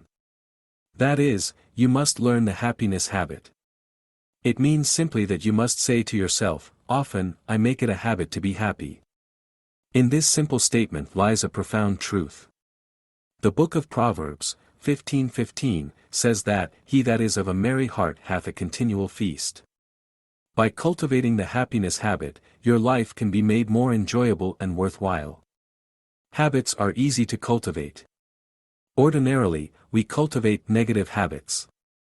But happiness is a positive habit. It is a habit that can bring you a happy life. By realizing this simple truth, and by learning and utilizing the happiness habit, you can change your entire outlook on life. No longer will you face yourself in the mirror and say, I want to be happy, but things that happen to me won't let me be. What happens to you does not have the power to create either happiness or unhappiness. What does create the negative or positive happiness feeling within you is how you react to circumstances. The happiness habit will teach you the one basic philosophy of reacting to circumstances. You may not be able to do much about things that happen to you, but you can do very much about how you take them. You cannot demand happiness. That is almost surely courting disaster. It is one of the many paradoxes of psychology that the pursuit of happiness defeats its own purpose, said a British psychotherapist, J. Arthur Hadfield. We find happiness only when we do not directly seek it. The secret is not in seeking, but in expecting. Developing the happiness habit, using it unconsciously, gaining the glory of happiness from it, these things will make happiness an everyday occurrence for you. You will expect it as you expect to eat and sleep daily. One of the first things that the use of the happiness habit will bring is the destruction of an enemy of nature, monotony. Nature abhors monotony as it abhors a vacuum. Monotony can destroy your youth and bring on age prematurely. The truly happy person does not find life monotonous. And a life that is filled with happiness is one in which the mental faculties are not allowed to rust. So many persons who have lived beyond the century mark have admitted that they were able to do so because of one simple fact: they kept their minds young by keeping themselves busy with new interests. For these centenarians, life was rarely monotonous. For them, life proved happy. The concepts are the two sides of a coin. Happiness banishes monotony, monotony hinders happiness. Is this, then, the secret of longevity? Is the life that is filled with happiness, filled with new interests, filled with mental activity, the life that is going to be the longest and healthiest? The answer is yes. Again I recall the complaints of persons with whom I have come in contact. How often have I heard people say that if happiness depends on such things as new interests and mental activity, it must be a difficult thing to achieve. Nonsense. Pure and simple nonsense. Anyone can achieve happiness with little more than his own constructive reflections. This is the very basis of the therapeutic value of mystical religion. Anyone who attains self-mastery through subjective therapy, prayer, meditation, affirmation, will never find life monotonous. An important factor in achieving victory in the battle against monotony is knowing what I call your monotony limit. It is virtually impossible for your entire life, every waking hour, to be constantly in a progressive phase. There are all manner of minor monotonies in life. These are the monotonies brought on by necessary repetitions of daily tasks, repeated occurrences of required duties. These small monotonies, if allowed to accumulate without any interceding break of constructive activity and thought, can grow to a point where they will outweigh the happy moments of life. Monotony tends to become top-heavy when it grows, for it develops on a small base and broadens at the top. The first monotony limit is that point at which your monotony accumulation starts to become top-heavy. The second monotony limit is the point at which your entire psychological structure will topple due to this top-heaviness. Monotony, frustration and tension are the basis of much unhappiness and mental ill health, says Dr. Lawrence Kolb of the U.S. Public Health Service. A large number of people turn in upon themselves and suffer from such conditions because they do not know how to make proper use of the native impulses and energies that they have. Rousing latent faculties for the appreciation of art, and promoting a wider indulgence in hobbies, in religion, will help these frustrated, tense people by giving them ease through activities that relieve tension and dispel monotony. You have to recognize your own monotony limit. Make a small chart, on a card that you can carry in your pocket, to determine at what point your general welfare begins to break down due to undue monotony. I call this an unhappiness chart. This is how it works. Divide the card as a chart, with divisions from left to right representing the days of the week from Sunday through Saturday, and divisions from top to bottom standing for each hour of your waking day. For the first week, evaluate every hour as it ends. Decide whether the monotonous things you were forced to do during the hour outweighed those activities and thoughts that were not monotonous. If your decision is that monotony filled more than 20 minutes of that hour, blacken the square with your pencil. If the hour was less than 1/3 filled with monotony, leave it empty. At the end of the first week you will have a chart that resembles a checkered pattern of uncertain design, although it is possible you may at times find a very definite pattern on your card. If this is the case, it means your days follow a set formula and should be changed. Now total the number of filled-in squares and total the number of white squares. If the white squares are not twice as many as the black, you have exceeded the first monotony limit. If the white squares are fewer than the black, you have exceeded the second monotony limit. For example, let us say you spend 16 waking hours a day in the 7-day week. This will give you a total of 112 squares. If more than 56 are black, you are well beyond the danger limit. If more than 37 are black, you have passed into the danger zone. Keep up this unhappiness chart until your hours of excessive monotony are less than 25% of your waking day. Work to cut the percentage daily, so that you can eventually build up your periods of happiness to 90% or more of each and every week. After the first week or two, you should be able to give up marking your chart hourly. You will find that at bedtime you will be able to recall your day quite accurately to fill in the chart. But keep on recording your unhappiness until you find you have achieved a true level of living, that is a maximum amount of happiness constantly. Aim for 90% or greater as your level of living. Accept nothing less. Work until you reach that level and work to keep it until it comes automatically, for your superconscious will adjust to happiness as quickly as it adjusts to monotony. Watch your monotony limit carefully. Don't let it crowd you out of living a happy life. Possibly you will find, as I mentioned before, that the same hours of each day will be the black spots on your chart. If that is the case, analyze why they are there. Determine what causes these periods of general monotony at any particular time in every day. Rooting out the cause will help you overcome the monotony of some particularly boring aspect of your work, or your daily routine. Too often you do not know consciously what things are apt to grind you down. Conscious recognition will make for conscious combat, and conscious combat for ultimate victory over monotony. Human nature is so constituted that the average person will find it difficult to enrich his life through psychological understanding of himself without spiritual growth to keep pace with the physical and mental development.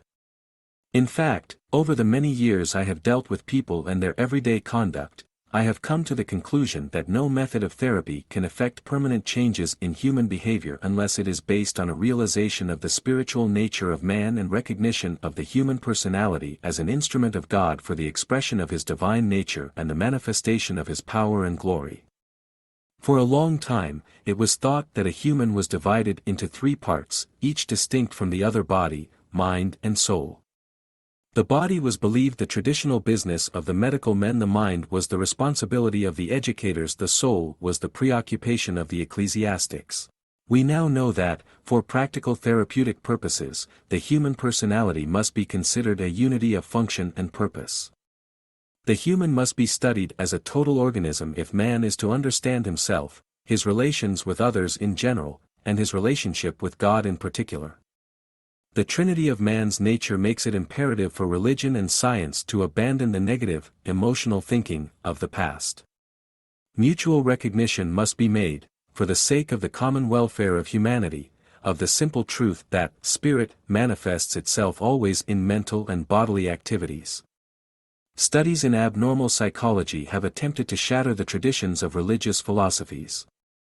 Not content with labeling as merely psychopathic hysterias all the phenomena of religious conversion, the old psychology has ridiculed the visions of the great religious mystics as merely hallucinations in a self-hypnotic or traumatic state. It has been said that humans are 99+% a symbolic type of life. If one's interpretation of these symbols, or their reactions, is constructive, such conclusions should not be classified as abnormal.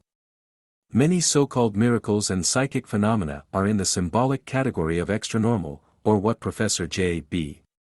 Rhine of Duke University has labeled extrasensory perception. Be equally sure of this: religion is not without its own prejudice, intolerance and bigotry. Many ministers will not concede the value of the new psychology, preferring superstition to faith and attributing the phenomena of extrasensory perception to supernatural causation. This preference continues despite the fact that Jesus himself said, "And greater works than these he shall do." Will Rogers, in his straightforward philosophic way, said what we should all perhaps subscribe to, when he talked of religion. I have sometimes wondered if the preachers themselves have not something to do with this bigotry.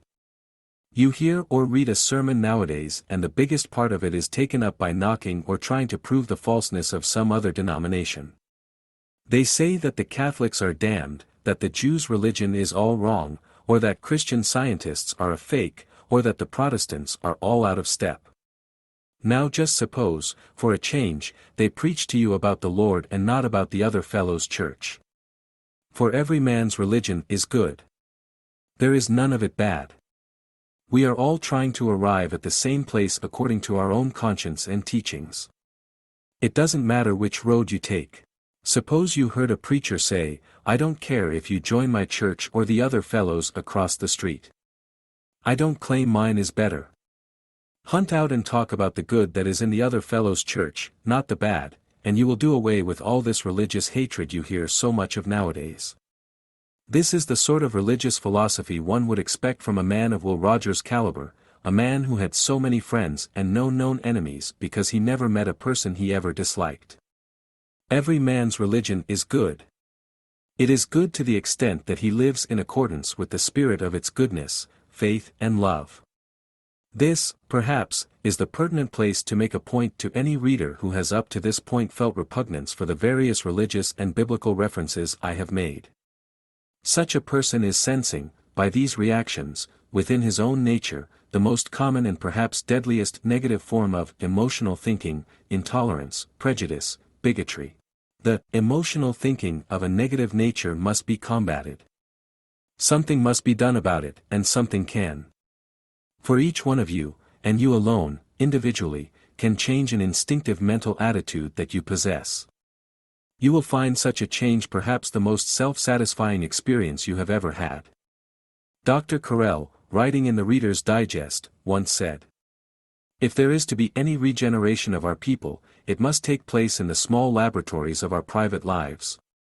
We must realize with all the intensity we can command, that refashioning our own character is not only the most satisfying and rewarding preoccupation of man, but is also the most important contribution we can make to society.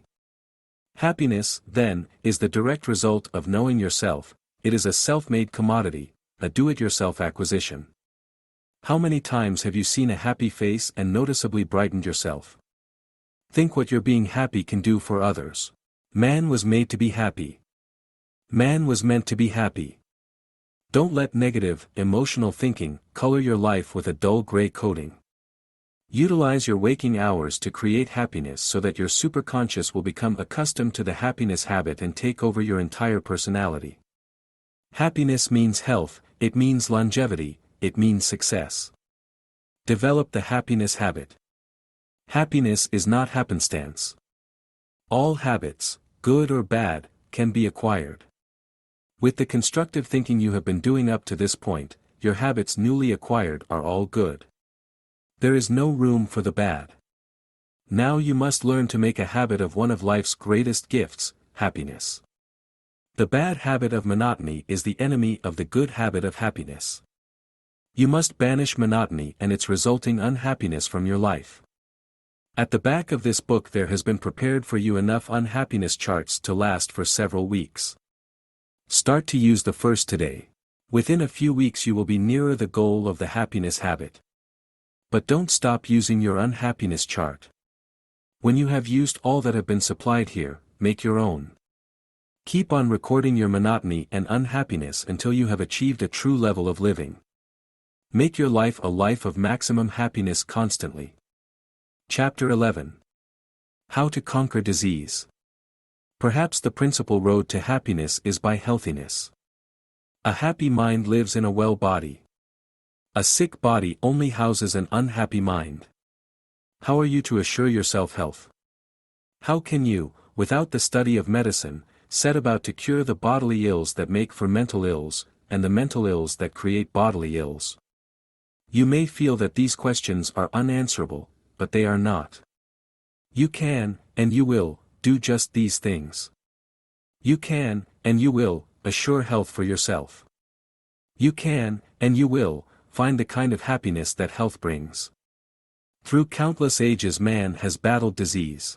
From mumbo-jumbo, to witch doctors, to the first glimmerings of science, and through to modern medicine, there has been a great battle to overcome the painmakers and killers of mankind, the diseases that struck from within. Medical men have searched, delved and dug. They have carved up cadavers, experimented with injections, searched for drugs and miracle cures, and come a long way in combating the diseases that cripple, pain and kill.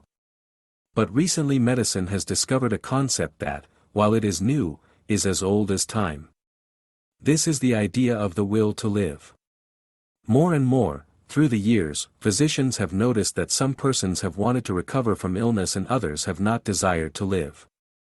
The former group almost always did live. Among these people were affected what might be termed miracle cures.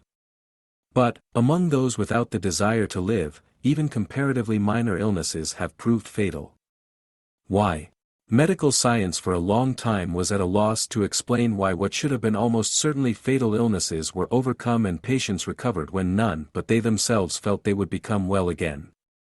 Nor could scientists explain why seemingly minor ailments proved fatal to others, when everyone but the patient was positive that a cure was possible easily and quickly. It was psychiatry that finally began to investigate the so-called will to live. Did a patient's mental attitude have anything to do with his recovery? Could a patient aid himself toward recovery, or could he prevent himself from becoming well again? The results are well known to you. In earlier chapters you have read what has been discovered about psychosomatic illness. You have learned how the mind has been able to control the body. The fifth and first propositions of the working hypothesis have served to show that it is possible to control your illness and to cure it, if you have the will to do so. The fifth proposition, as you will remember, is that the superconscious has absolute control of the functions and conditions of the body. Therefore, there is no condition over which your superconscious has not the ability of control, if you want it to control. The first proposition, that the superconscious is constantly amenable to control by the power of suggestion, means that desiring to get well strongly enough is all that the superconscious requires to help the organic system rid itself of that which is ailing you. You must think of disease as something that creates discomfort for you. Think of it not as the word you know, that is, disease meaning illness. Think of it as the opposite of comfort, the opposite of ease, that is, as disease. What is your immediate physical reaction to something that makes you uncomfortable? You remove that thing, or move yourself away from it. So it should be with disease. You have to move toward ease, with the power of the superconscious. A physician friend of mine set me straight one day when I seemed to be borrowing trouble about some prospective calamity. He said he always drew consolation from an old fanner's observation. "Meb, 'tain't so. The idea behind that little phrase is the entire key to the idea of utilizing the superconscious to bring to you that God-given power and wisdom to have health, happiness, and success. The idea that it isn't so is an important one in combating disease. It hinges on the very plan of substituting every negative thought with a positive one. Suppose you try this experiment in a little notebook. Every time you find something disturbing, or annoying, or irritating, or aggravating you, write down what it is. Then, above it, after a moment's clear thought, substitute a positive idea for the negative one. Let us say that you are a motorist who is irritated by the fact that other motorists tend to make too much use of their horns, instead of their brains, in driving. In your notebook your entry will at first appear thus. Excessive horn blowing drives me wild. After you think about how to combat this annoyance, your entry will now take on the added word, while having the negative thought crossed out, thus. Nothing drives me wild. Excessive horn blowing. Perhaps you're a little irritable at your healthy, happily noisy children. Your intolerance of their happy overloud voices may make you enter in your notebook.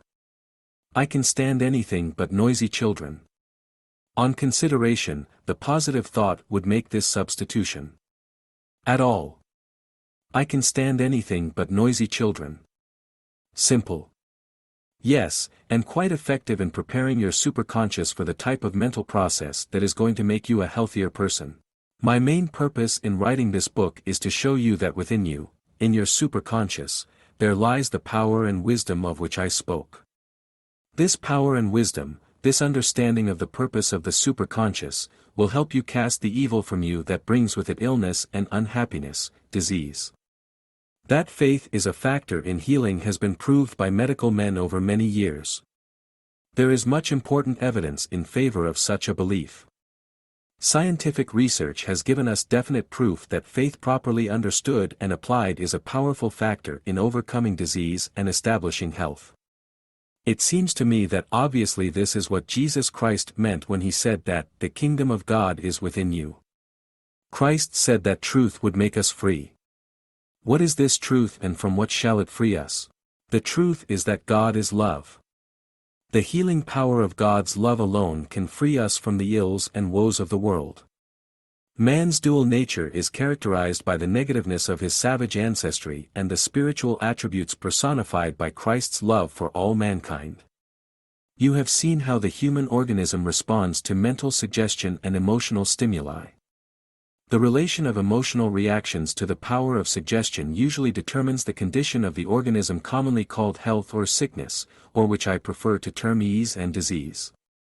If the human organism is functioning properly, it will resist the germs of disease as well as the negativeness of disease. But if your resistance is lowered by negative emotional reactions, you are highly susceptible to ill health, organic and mental. It is quite generally recognized now that most illness, disease, comes from within you. As I have discussed earlier, these ills are termed psychosomatic. They are caused by emotional disturbances which disrupt the harmonious functioning of the human organism. The one man who has had perhaps the greatest influence in modern times on women's concepts of childbirth, Dr. Grantley Dick Reed, makes an astounding assertion in his famous book Childbirth Without Fear. For my own part, he writes, after 30 years of close association with physical and mental derangements of health, I am persuaded without a shadow of doubt that, with the exception of unforeseen accidents, the origin of every form of disease, both surgical and medical, whether hereditary or not, can be traced by careful investigation to the influence of fear upon the human mechanism. Earlier in this book you read how the body reacts under the emotional stimulus of fear or anger, of which worry and resentment are the most common modern counterparts. You also read how negative responses can be caused by traumas of which you may have no conscious awareness. The feeling mind, which controls and directs bodily functions, has no reasoning power. Its reactions are largely instinctive and it responds to negative feeling attitudes just as it would to any physical danger or threat to the security of the organism. The response is either a flight or a fight reaction. Just as the cause of most disease is within, so is the cure. Once you know this plain fact, the remedy is simple. You have learned how the organism changes its vibrational rhythm from harmony to discord in response to emotional disturbances. You must therefore learn to control your emotions. This control is the best way to keep the organism functioning harmoniously. This control is also the best way to guard against the encroachment of disease and disease. While cure is important once a healthy state has been lost, prevention of that loss is of greater importance by far. Sometimes it is necessary to cure both functional and organic ills. When this becomes necessary simultaneously, the most effective way is to attempt harmonizing the human body. You must bring into play nature's own way of healing the diseased and diseased body. That is by spiritual therapy. What is spiritual therapy? Its mechanics are quite simple. The most commonly used means of achieving this double healing is by prayer. An example of the so-called miraculous power of prayer is given by Dr. Rebecca Beard in her book Every Man's Search. Then we came to the great hurdle, the headless horseman, that frightening thing which still holds the majority of the people of the world in the grip of fear, cancer. Our thought was, perhaps we can do everything through prayer but this, and yet, in our intuitive knowing we realized we dared not step out into the world of spiritual healing until we were absolutely sure that there was no barrier, and no hurdle that could not be overcome through God's healing power. Because we had seen so many cancer sufferers, we found this a tremendous hurdle to pass. We needed conviction, and we prayed, Father, show us a condition that is unquestioned, about which no one can rationalize. We want to see something that is so evident in its outward manifestation that everyone can see it. We want to see something that is called incurable.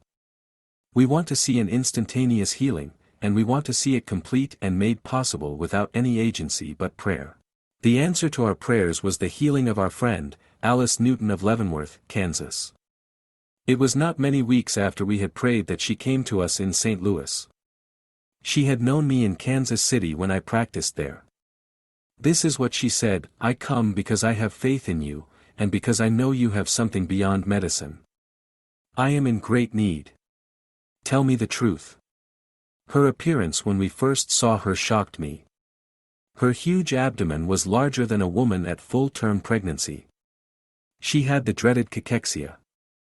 Her emaciated body was scarcely able to carry the great burden. Her question was, do you think that I can be healed with prayer and nothing else? For just a moment I felt a sinking feeling. This is it, I thought. You have asked for it. You wanted it. You see, I did believe with my conscious mind, but my subconscious said, help thou mine unbelief. Then I heard myself saying, yes, Alice, I believe. But I want to see it. I need to see it. All right, she replied, I'll do it for you and for my husband. I will go home and map out a program and a schedule. I will follow it every day, and I have absolute faith now that our prayer will be answered, and the Lord will heal me. She went home, cancelled all social obligations, did simple things about the house, rested, walked in the open air, read her Bible, sang hymns, and prayed. Every day she repeated the same pattern. She wrote to us often, and in none of her letters did she ever suggest failure. She confidently awaited the moment of her healing. You have no idea how this strengthened our faith. The unswerving faith of one person is a tremendous factor in building the certainty of God's power in their lives. Nor knowest thou what arguments thine own life to thy neighbor's creed hath lent. Among Alice's friends was a wonderful doctor who visited her often, not as a doctor but as a friend. His medical knowledge made him insist that she permit him to tap her. It was curious, but the relationship of doctor and patient seemed to be reversed between them. It was she who would say to him, "Don't you worry about me, doctor."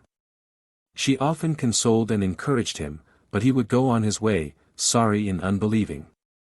A spiritual conviction and certainty such as hers is not easily gained. It is necessary to pay the price. Her constancy of purpose lasted over a period of 2 years. Finally, one night, with no special preparation, the miracle happened. At the time, her husband, a guard at the Leavenworth prison, was working from midnight until morning. Alice retired shortly after he left for work, and went to sleep as usual. As she slept she had a vision of the disciples asleep as Jesus came down the mountainside from his lone vigil of prayer. His face was full of sorrow as he looked at the sleeping men, then he glanced over and smiled at her. Immediately the scene changed. It was the day of the crucifixion. The cross was being lowered into the hole that had been dug for it, the Master's body already nailed upon it. Torn with the thought of how the jar would hurt him, she cried out, "O my Jesus," putting up her hand to steady his body and ease the suffering. At that moment her hand dropped to her abdomen and she awoke. Only then she realized that her abdomen was perfectly flat. The huge accumulation was gone. Immediately she felt all around her for moisture, thinking surely something had passed, but the bed was dry. There was no pain. Her spirit rejoiced, and she knew something wonderful had happened. So she turned out the light and waited. Her husband came home rather early that morning. He felt somehow that something had happened. His excitement was so great when he heard the news that, to relieve him, she asked him to go for her friend, the doctor, cautioning him not to tell. Alice was a woman with a marvelous sense of humor, so before the doctor came she slipped a pillow under the bed covers. She wanted to hear him scold. As he came in and stood at the foot of her bed, he shook a warning finger, saying, "Alice, I told you to let me tap you." She only smiled at first, then she said, "Yes, doctor, and I told you that God was going to take care of me. See what he has done," and she pulled the pillow out and dropped it to the floor. The doctor was speechless for a moment, then he rushed around the bed and knelt at her side. His questions came short and fast in his excitement. What passed? What came away? Was there water? Was there blood? Did you perspire heavily? Finally, his questions ceased, for her answers continued to be. No, nothing passed, nothing came away. At last he said quietly, "No one but God could perform a miracle like that." She stayed in bed for a week because they thought it was wise. People passed through the house constantly to see her in the days that followed. At the end of the week she was weighed, and it was found that she had lost 38.5 pounds. That had disappeared overnight. And that was the answer to our prayer. That was a condition which no one could say had not existed. It could not be rationalized away. It was an instantaneous healing. No one could explain it. Where did 38.5 pounds of actual weight go in 3 hours? That was the miracle. I had wanted to see something which I could not explain. God has answered my prayer. Later, Alice came to St. Louis and asked if I wished to examine her. This I did, and found every organ fresh and virginal as though she had never been ill. She lives today. This happening has had a strange sequel. During the past 12 years the Leavenworth paper and the Kansas City Star have mentioned this remarkable recovery each January on the anniversary of Alice's healing. Dr. Beard, who practiced medicine for 20 years before entering the healing ministry of spiritual therapy, has said that a better understanding of our own emotional selves and a return to religious faith seem to form the combination that holds the greatest promise of permanent help to any of us.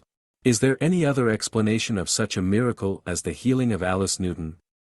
Medicine has discovered that in the normal course of events it takes the body almost a year to organically renew its cells. Yet you have read earlier how so-called miracles of faith healing appear to result from an accelerated process of organic repair. The extremely high vibrational rate of the thalamus, which quickens the processes of organic repair, usually is marked by some vivid mental picture, commonly known as a vision. Visions stem from the practice of visualization, usually the practiced habit of praying with such deep feeling or subjective faith that mental pictures are formed in the mind's eye, the occult site of the superconscious mind. Visualization is a sign of increased acceleration of the vibrational frequency of the thalamus. Spiritual therapy is not alone confined to the ministry of healing. Its greatest service to man is in furthering God's plan of evolution. Civilization is again at the crossroads of destiny. The only hope for the survival of man is the attainment of the goal for which he was created, the attainment of psychological and spiritual, as well as physical, evolution. Such a development was predicted by the late French scientist Pierre du Nouillet, in his Human Destiny. The moral perfection latent in a small minority will blossom in the majority, as will the universal comprehension and love radiated by Christ. They whose souls have been perfected in the course of their passage through their bodies, who have fully understood the conflict between the flesh and the spirit of which they have been the stage, have triumphed over matter, and they alone represent the evaluative group who are the forerunners of the superior race which is to come. Too long have the mysteries of life been hidden behind the veil of mysticism. The human organism derives no power or benefits from the soul. The soul can do nothing for mind and body. Its purpose is to carry over after the death of the physical organism. Mind determines the condition of the body. The soul is conditioned by the quality of mind, in its passage through the body, as a great French scientist said. Miraculous cures seldom occur, wrote Dr. Alexis Carrel in Man, the Unknown. The reason is obvious. It takes a heap of loving. Alice Newton prayed daily for 2 years, to increase the vibratory rate of the thalamus enough to induce the phenomenal cataclysm that does the healing. In other words, you must give before you can receive. This is the only basis on which the law of love works. Remember Christ's answer to the question, which is the greatest commandment in the law. Mankind has obviously retrogressed morally, mentally and physically. The evidence of this is the ever-widening spread of degeneracy, moral, mental and physical. Crime has increased, immorality has increased, disease has increased. All this is evidence of the fact that we have failed to comply with the law of love. We have ceased to progress psychologically and spiritually. If we continue to move in this direction, we are heading further and further away from the good that is God. God works his wonders, be they good or bad, through laws governing all his handiwork. Laws governing human nature are just as immutable as the laws that control cosmic forces. You would do well to heed the admonition of the Scriptures, God is not mocked. For whatsoever a man soweth, that shall he also reap. In spiritual therapy you find that universal comprehension and love radiated by Christ. Universal comprehension can be acquired by cultivating the hidden power and wisdom of the collective unconscious. The key to this deeper intelligence is the love radiated by Christ. You must learn to use the power with which God has endowed you through the progressive process of evolution, just as Jesus used it. Did he not say, "He that believeth on me, the works that I do shall he do also, and greater works than these shall he do"? Spiritual therapy affords one of the best means of preventing the ills of mind, body and soul, of making sure that we have ease rather than disease. You must emulate the love radiated by Christ through the media of prayer, meditation and visualization. Dr. Beard, talking of the discovery of the psychosomatic causes of high blood pressure and diabetes, said, "The medical world can give relief in disorders like these, but they do not offer complete cure. The answer," she continued, "is in the healing teachings of Jesus. That moral aberrations, which are called sin, and physical ailments, or psychosomatic ills, stem from the same psychological source is disclosed by the following verses of Matthew 9:3-8. "And, behold, they brought to him a man sick of the palsy, lying on a bed, and Jesus seeing their faith said unto the sick of the palsy, Son, be of good cheer, son, thy sins be forgiven thee. And, behold, certain of the scribes said within themselves, This man blasphemeth. And Jesus knowing their thoughts said, Wherefore think ye evil in your hearts? For whether is easier, to say, Thy sins be forgiven thee, or to say, Arise, and walk? But that ye may know that the Son of Man hath power on earth to forgive sins, then saith he to the sick of the palsy, Arise, take up thy bed, and go into thine house. And he arose, and departed to his house. But when the multitude saw it, they marveled, and glorified God, which had given such power unto men." Norman Vincent Peale, in his The Power of Positive Thinking, tells of investigations he has made into successful cases of spiritual therapy. He said he found 5 factors present in all such cases. First, a complete willingness to surrender oneself into the hands of God. Second, a complete letting go of all error such as sin in any form and a desire to be cleansed in the soul.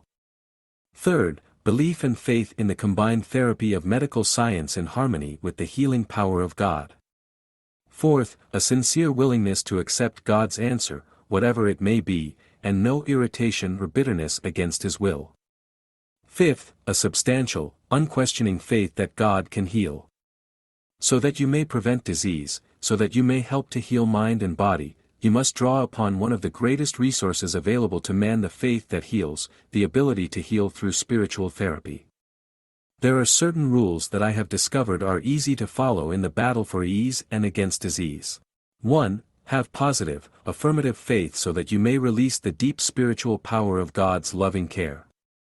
2. Remember that spiritual forces as well as the scientific techniques of medicine are important in healing.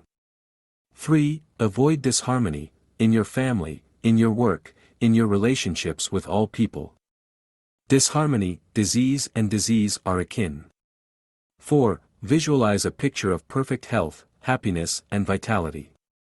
Let this picture sink into the superconscious so that the superconscious level of the mind can control a positive thought pattern of healing. 5. Never become upset, worried or panicky in illness. This will only set up a pattern of negative thoughts which will be destructive and only create greater disease. They are 5 simple rules. They are easy to learn and easy to remember. They are simple, but between merely understanding them and following them there is as great a difference as there is between black and white. Spiritual therapy can bring you new freedom from disease. It can show you for the first time what true ease means, not ease in the sense of leisure, but ease in the sense of love, the goodness of God, the happiness and wholesomeness of life and living. This is the power of the superconscious. This is the wisdom of the superconscious. This is the power you have. This is the wisdom you have. It is yours to develop. It is already within you. It needs only to be discovered and encouraged. Fighting the bogeyman of disease. Disease is often the result of disease. Emotion results in chemical and physical changes in the body. These changes are the feeling of everything you think. Pleasant emotions produce changes that make you feel good. Unpleasant emotions produce symptoms of illness. To battle on the side of ease against the warring emotion of disease, remember these 5 rules. 1. Have positive, affirmative faith so that you may release the deep spiritual power of God's loving care. 2. Remember that spiritual forces as well as the scientific techniques of medicine are important in healing. 3. Avoid disharmony, in your family, your work, your relationships with all people. Disharmony, disease and disease are all related. 4. Visualize a picture of perfect health, happiness and vitality for yourself. Let this picture sink into the superconscious so that this wonder worker of your mind can control a positive thought pattern of healing. 5. Never become upset, worried or panicky in illness. This will only set up a pattern of negative thoughts which will be destructive and only create greater disease. Chapter 12. Discovering the new psychology. Has the anxiety of tomorrow spoiled today, and tomorrow? Do you panic at the idea of facing another day? Certainly by this time you have realized the power of control you have over yourself. You now know that with this control no situation can become your master. You are the master of any situation. With this realization, then, tomorrow, every tomorrow, is fully within your control. Your destiny is completely in your grasp. Its successes are all yours to achieve. And you can laugh at its anxieties, its fears.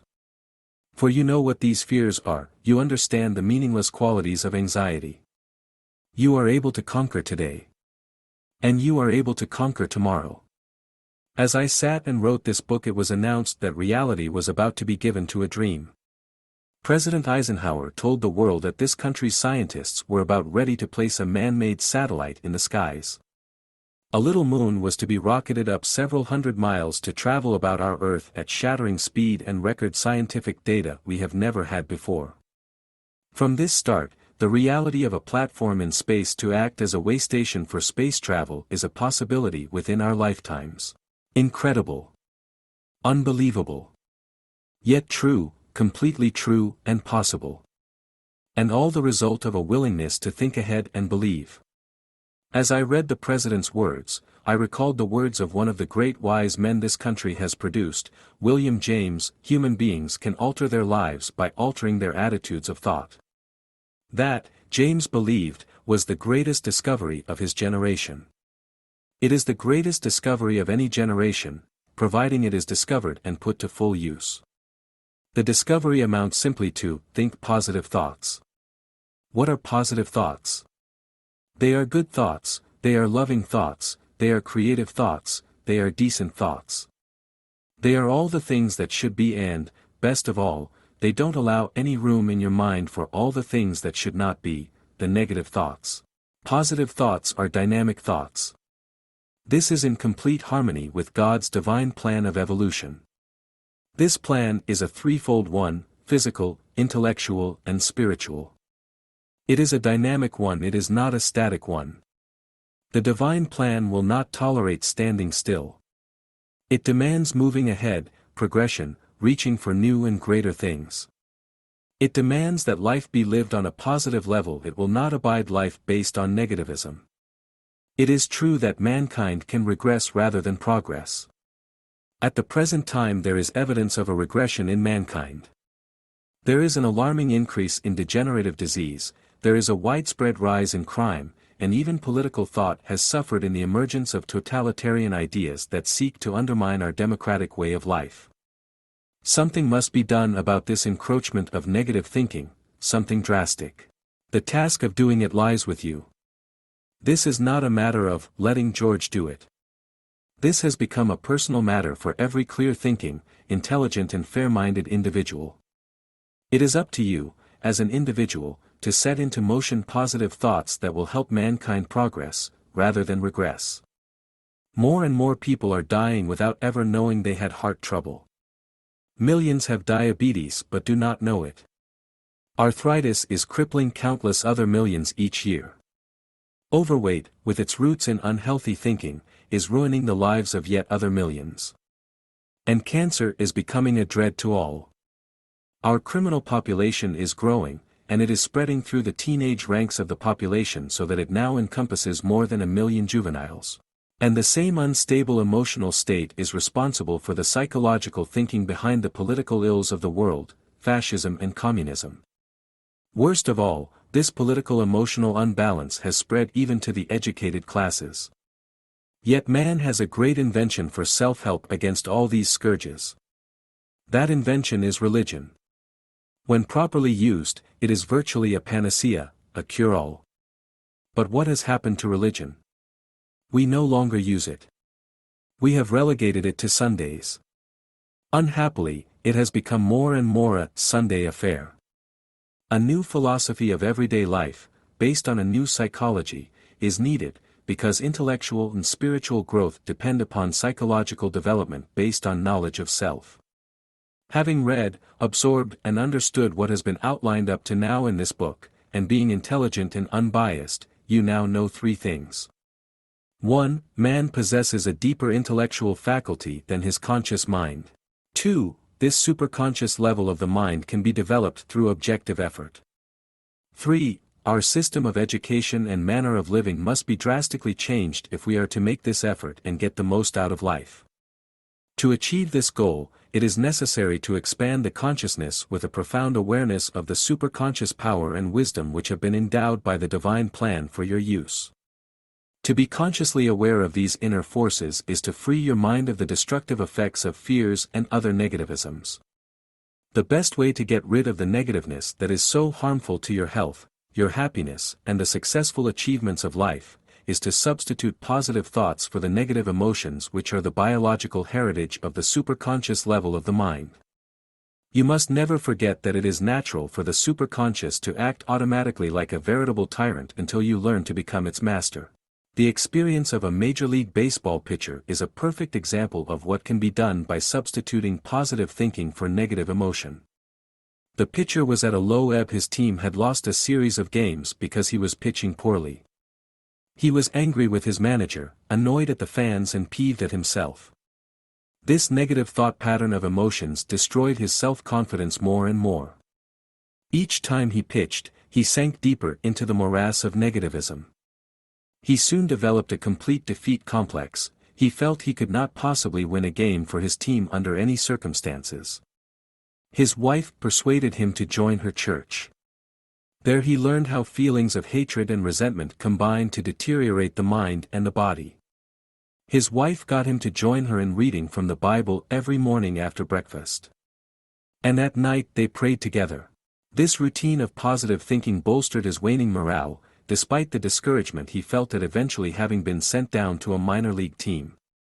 Then one day the idea occurred to him that he might use his newfound religious feeling in the business of baseball.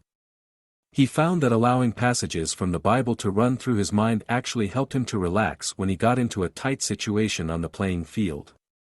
Whenever he felt himself tiring, or felt that he lacked confidence to go on, he would step from the pitching mound and repeat to himself, "But they that wait upon the Lord shall renew their strength. They shall mount up with wings as eagles. They shall run, and not be weary, and they shall walk, and not faint." By applying this spiritual therapy to baseball, it wasn't long before this hurler was back in the major leagues. In addition, he opened an insurance agency in New York City and found that the same spiritual principles that worked for him on the diamond did the trick in selling insurance as well. They shall run, and not be weary. This quotation from Isaiah 40:31 is a fitting summary to a story told to me by Dr. Gerald M. P. Fitzgibbon, whose experiments in hypnosis were described earlier. When I met Dr. Fitzgibbon, during the course of our conversation I asked him how he had happened to become a professional hypnotist. He related this experience. "Many years ago I was participating in a marathon race and I had my heart set on winning it. I planned my pacing on the 26-mile run carefully, but when I got a little beyond the halfway point I realized that I had not followed my plan carefully enough. I knew that I had set too fast a pace. So fast, in fact, that there seemed little hope that I would even last the entire distance. I slowed down a little, but soon, just as I figured, I started to tire. Then I started to pray. I prayed that I might have the strength to go all the way. Within a short time my prayers seemed to have been answered. I got my second wind, and then as I tired again, I seemed to get third wind and fourth wind. I won the race." He told me that later he often thought about the miracle that had happened during that long run of 26 miles, 385 yards. This experience interested him in the study of psychology. Eventually he found an answer to the phenomenon which brought him to start giving public demonstrations of the power of suggestion as an educational program. Another extraordinary demonstration of the extranormal powers of the superconscious level of the mind is this story of a true happening which was published not too long ago in a widely read magazine. At that moment, a husky Negro appeared out of the darkness. "Can I help?" he asked. Deputy Sheriff Don Henry shook his head. Nobody could help if 3 trucks and a wrecker couldn't budge that cab, and by the time cutting torches and fire apparatus arrived it was going to be just too bad. The Negro calmly walked over to the cab, put his hands on the door and wrenched it off. Speechless, the crowd watched the Negro reach in the cab and tear out the burning floor mat. Then he put out the flames around Gabby's legs, with his bare hands. "It was just about then that I caught a glimpse of the big fellow's face," said one of the witnesses. "At first I thought he was in a trance. Then I saw that set expression for what it was, cold, calculated fury. I'd seen it before, at Pearl Harbor, on Okinawa.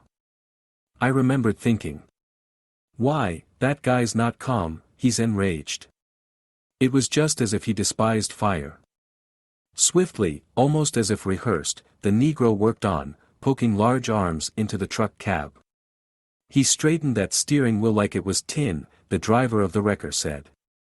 With his left hand on the brake pedal and his right on the clutch, he all but uprooted the whole works to free Gabby's feet. But the crucial job wasn't done. The victim still lay encased in what witnesses called a squashed sardine can over a bonfire. Patiently, then stubbornly, the big man struggled to squeeze in beside Gabby. The space was too tiny.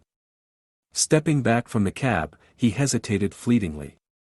The flames were growing. He glared at them, slumped to a squatting position and began pushing into the cab, fighting crazily. At long last he was in far enough to rest his feet firmly on the floorboard. He started rising slowly.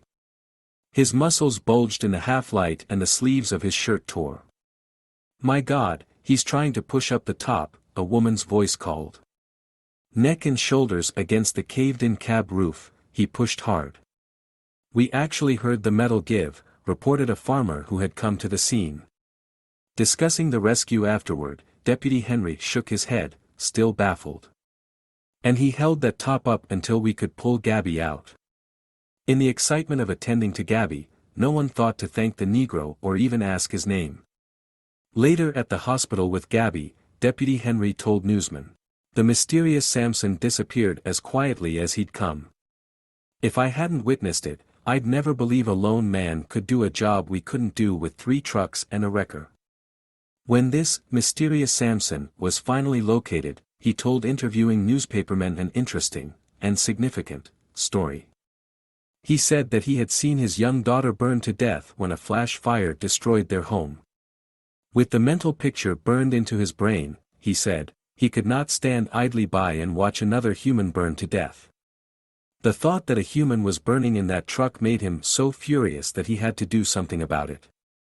Where did he get the superhuman power to accomplish such an extraordinary feat of strength? He told his interviewers he did not know, "unless God gave it to me," he added. He was right. God had given him that strength. But it was in no way a supernatural miracle. God has endowed everyone with the same power. This is the result of the processes of evolution. You have that power, if you have but the will to use it. All you need is the desire to bring this power, and all your other great powers, into use. Often it is easiest to have some external occurrence trigger the machinery that will set loose your hidden powers. In the case of the man who saved the truck driver, the trigger obviously was his hatred of fire which robbed him of one of his children. The sight of flames made him furious, for again he envisioned a human life being consumed, wasted. The savage rage in this man's case was the emotional trigger that released a surge of extranormal strength that lies dormant in the superconscious level of the mind of every human. It was no different in its effect from the desire to win that triggered the emergency energy that enabled Dr. Fitzgibbon to win the marathon race. There are hundreds of examples that could be cited as further evidence that you, as do all humans, possess much greater power and wisdom than you ordinarily use. It is unnecessary to cite more examples to you. You undoubtedly have read many in various publications and have heard of others, possibly involving people you know. The first step toward making the greatest use of these deeper faculties of mind is to be fully convinced that these forces of the superconscious are extranormal, but not supernatural. It is the responsibility of education to effect this major change in popular thinking. Like human evolution, education must be progressive if we are to be taught how to live successfully in a changing world. It was in comparatively recent times that people were thought bad because of the innate evil in their natures. It was believed that people did wrong because they were influenced, or even possessed, by the devil. That idea was the very basis of the goodness-badness theory of human behavior. As education opened up more minds and people generally began to think for themselves, that age-old theory was supplanted by the idea that people could be taught to do right. This was the knowledge-ignorance theory. The advocates of this second traditional behavior theory were convinced that people could be taught the difference between right and wrong. Once people were armed with this knowledge, they believed right would be done. As the science of the mind began to unfold, however, it became evident that factual knowledge is no assurance of good behavior. The two old theories were obviously based on erroneous foundations. A third theory was promulgated. Where goodness-badness and knowledge-ignorance failed, the designers of this new theory said, their idea would prove more than adequate. They called it the maturity-immaturity theory. The academic sponsors of this psychological theory concluded that all forms of misbehavior were the result of immature ways of solving problems. So-called bad people, they agreed, were immature people. That is to say, they had failed to grow up emotionally. Consequently, they behaved as do children, even to displaying childish, or immature, judgment and lack of self-control. As sound as this theory seemed to be, it failed really to reach the root of the overall problem. It did not answer the question completely, for it is quite apparent to even the most casual observer that many people, who apparently exercise excellent judgment in their private and business affairs, will at times do foolish things. These people, particularly during times of stress, are prone to exhibit judgment that is completely immature. They are said to be emotionally immature people. They fall into the same category as the bad people we mentioned before. They fail to grow up emotionally. I feel strongly that there is no such thing as an emotionally immature person. The people we have labeled that way are in reality emotionally unstable. What is the difference? The emotionally unstable person allows negative thoughts to usurp his sense of reason. This is exactly like the uncontrolled emotional state that the celebrated neurologist Dr. C. Judson Herrick calls thalamic dominance.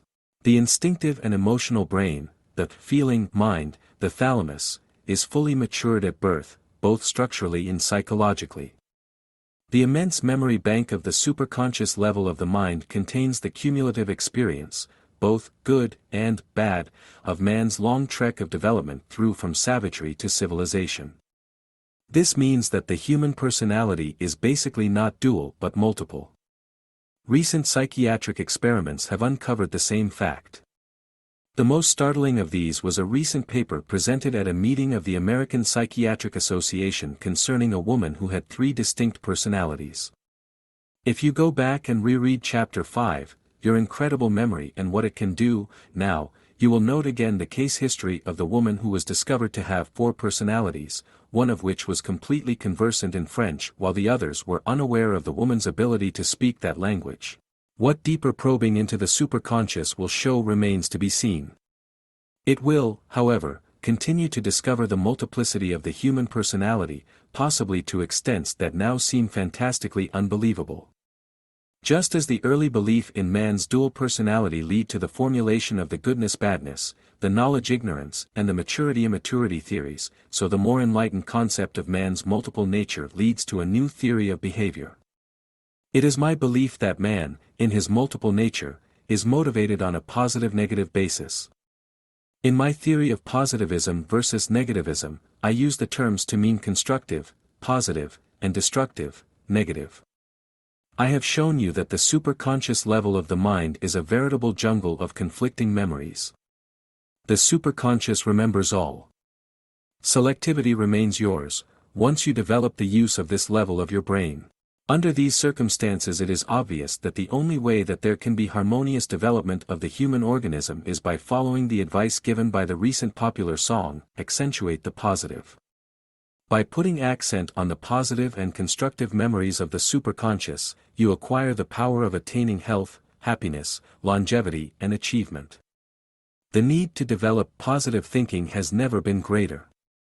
The emotional fear being pounded into every one of us with the threat of atomic warfare is enough to keep our adrenal glands in a constant state of emergency. This, added to the many other stresses and strains of modern living, makes for almost complete emotional unbalance and resulting physical unbalance and ill health, mental and organic. Just how the primary emotions of fear and rage cause glandular disturbances that lead to various degenerative diseases when chronic feeling attitudes, such as anxiety or resentment, upset the harmonious functioning of the endocrine gland system, has been fully outlined in an earlier chapter. 2 University of California scientists, Dr. C. H. Lee and W. O. Reinhardt, recently discovered new evidence that the growth of the pituitary gland may be the cause of arthritis.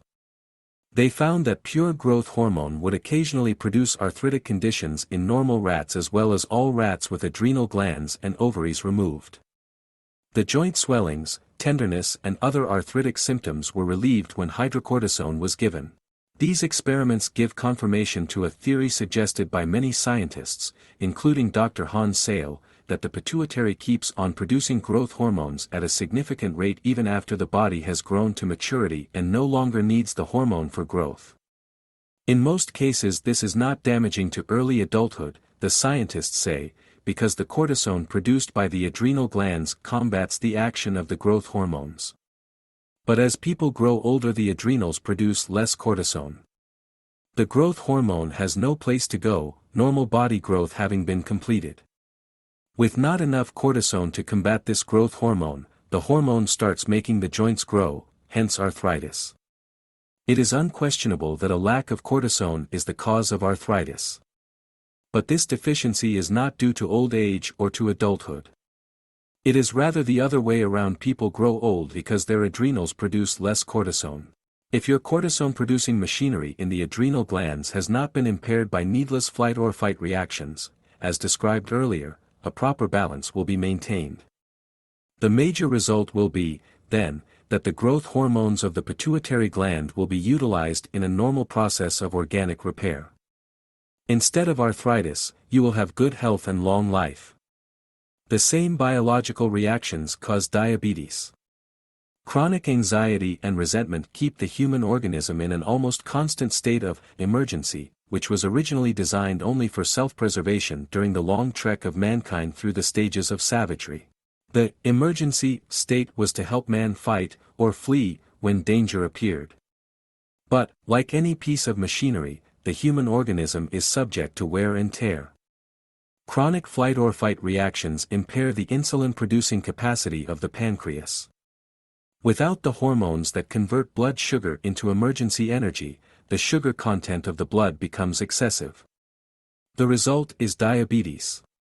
The explanation of most heart attacks is similar, and just as simple. The biological processes of preparing the human organism for these unreal emergencies place needless strain on the heart and cause that organ to wear out prematurely. The result is a heart attack. One of the most widely mistaken notions is that heart attacks are caused by hard work, overexercise, and the fast tempo of present-day living, says Dr. Paul D. White of Boston, the cardiologist who took care of President Dwight D. Eisenhower. Heart specialists have found that half of all heart attacks occur while the victim is asleep, when the body is at rest.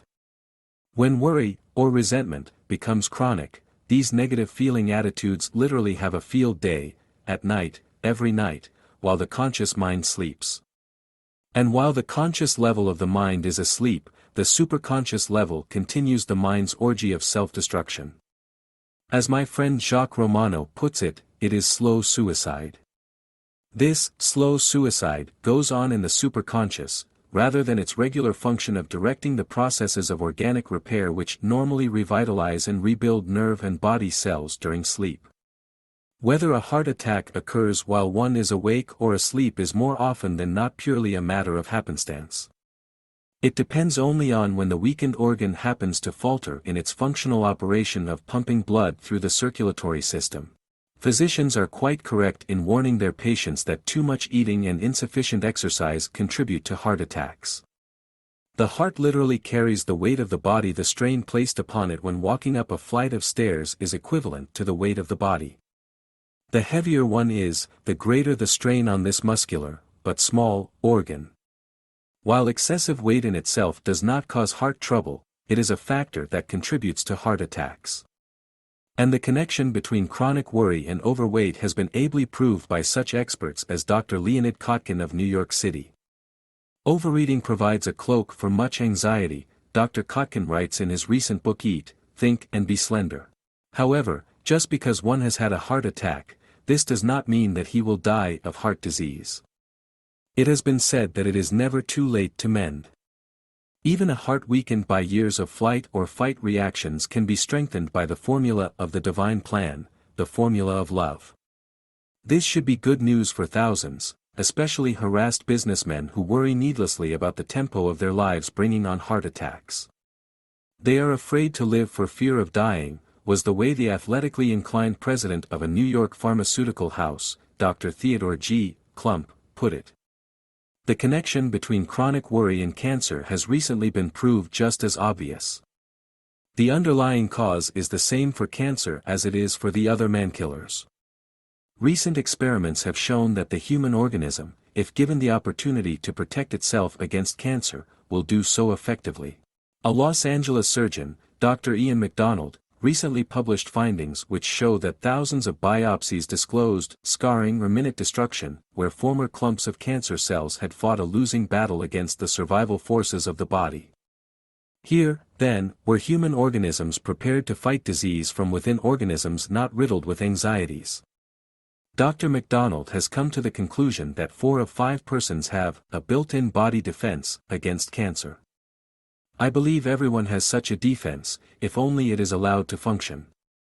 It has been my observation that people who are afflicted with cancer have gone through a lengthy stage during which they were afflicted by worry or grief, envy or resentment. Although they may have been unaware of this basic anxiety and the devastating effects of the negative feeling attitudes they have harbored, such has been the case. Medical science is convinced that others of the dreaded man-killing diseases have their roots in similar trouble, the flight or fight, the emergency, processes of the body being too constantly used and the consequent wearing out of the body's healing ability. Generally speaking, it seems quite obvious that you can become afflicted with a degenerative disease when imbalance or deficiency of the endocrine gland hormones allows the process of organic repair, called metabolism, to slow down. Your mental flower garden is no different from the garden in front of your home. If you neglect to cultivate it, weeds take root. Utilization of positive, that is constructive, thoughts on the conscious level of intellect will uproot the mental weeds of negative, destructive, emotional thinking at the level of the superconscious. Therein you have the formula of harmonizing the functional operations of the entire human organism. All truly great men have consciously or unconsciously developed these deeper mental and spiritual values. The case of Abraham Lincoln is typical. Unexpectedly, he had the power to pay back with interest those who had discredited, discounted and ridiculed him. Lincoln showed no sign of wounded vanity or pride, however. In the fires of suffering, his nature had been purged of all vindictiveness. When asked why he did not repay his enemies in kind, he answered those who urged him to disregard his innate feeling of clemency. You have more of the feeling of personal resentment than I have. Perhaps I have too little of it, but I have never thought it paid. You, be you 16 or 60, can learn now to use the positive-negative theory of living. First, remember that your greatest enemy is anxiety. In any of its forms, envy, resentment, worry, grief, it is the killer. Second, realize that anxiety is the result of negative thinking. Third, and most important, understand that positive, constructive, thinking is the natural enemy of anxiety. It is the perfect antidote for the poison of panic that seeps into the human organism and kills by slow suicide. It is never too late to repair, to mend, to regrow, to rebuild. That is to say, it is never too late to start living. The best technique is to set a conscious check on yourself 4 times daily, a radar trap, to spot any poison of panic that may be slipping through into your system, so that it can work its killing effects on you through your superconscious when you are asleep. Make the first checkpoint your hour of awakening every day. Do you feel bright and cheery? Willing to face the day and whatever it may hold? Well rested from your slumber? Happy at the prospect of living longer, being more successful? Your radar check should show a yes, and a truly meant one, for each question. A no anywhere along the line means that negativism crept into your superconscious during the night. Watch out for it tonight. At noon, make radar check number 2. Before you start your lunch, ask yourself, was the morning successful? Have you been able to prevent any reverses, no matter how large, from upsetting you? Have you been able to allow no one to irritate you? Do you really feel like eating? Will you enjoy your meal and not suffer indigestion because of an upsetting morning? Again, obviously, the answers must be yes, or else trouble is beginning to brew for you. Before heading for home in the evening, check out a third time: has the day been satisfactory? Did you achieve harmony with everyone with whom you came in contact? Did you overcome all the problems that cropped up? Are you looking forward to returning to your home and family? Snare any little no, no matter how small it is. If you don't, it will grow quickly out of bounds. A no is like a weed, its roots are deep, it strengthens quickly and grows speedily. Before falling asleep comes the most important checkpoint of the day. Are you looking forward to tomorrow? Only one question, but such an important one. The poison of panic grows in yesterdays. The flower of felicity grows in tomorrows. Make all your tomorrows happy todays, so that your life will be long and healthy, successful and vital. The laws of the new psychology. The new psychology is formulated on the fact that man's dual nature is based on positivism versus negativism. Its 3 rules are 3 steps to intellectual and spiritual growth in both health and long life. 1. Anxiety is the killer. In any of its forms, as envy, resentment, worry or grief, it is your greatest enemy. 2. Anxiety is the result of negative thinking. 3. The natural enemy of anxiety, therefore, is positive thinking. Positivism is the perfect antidote for the poison of panic that seeps into the human organism and kills by slow suicide. The 4 times a day radar check is your best guarantee against the encroachment of negative thought and anxiety. 1. Every day when you awaken, ask yourself, am I bright and cheery? Am I willing to face the day and all it will hold? Am I well rested from my sleep? Am I happy to be able to live longer and be more successful? Every answer must be yes, truly meant. Even the slightest inkling of a no means that negativism has made some headway during the night. Watch out for it tonight. 2. At noon every day ask yourself, was my morning successful? Did I prevent any reverses, no matter how large, from upsetting me? Did I allow no one to irritate me? Do I really feel like having lunch now? Will I really enjoy my meal and not have indigestion because of some upset this morning? Every answer must be yes, truly meant. If there is even a little no, there's trouble brewing for you this afternoon. Stop it. 3. Before you head for home every evening ask yourself, has the day been satisfactory? Did I achieve harmony with everyone with whom I came in contact?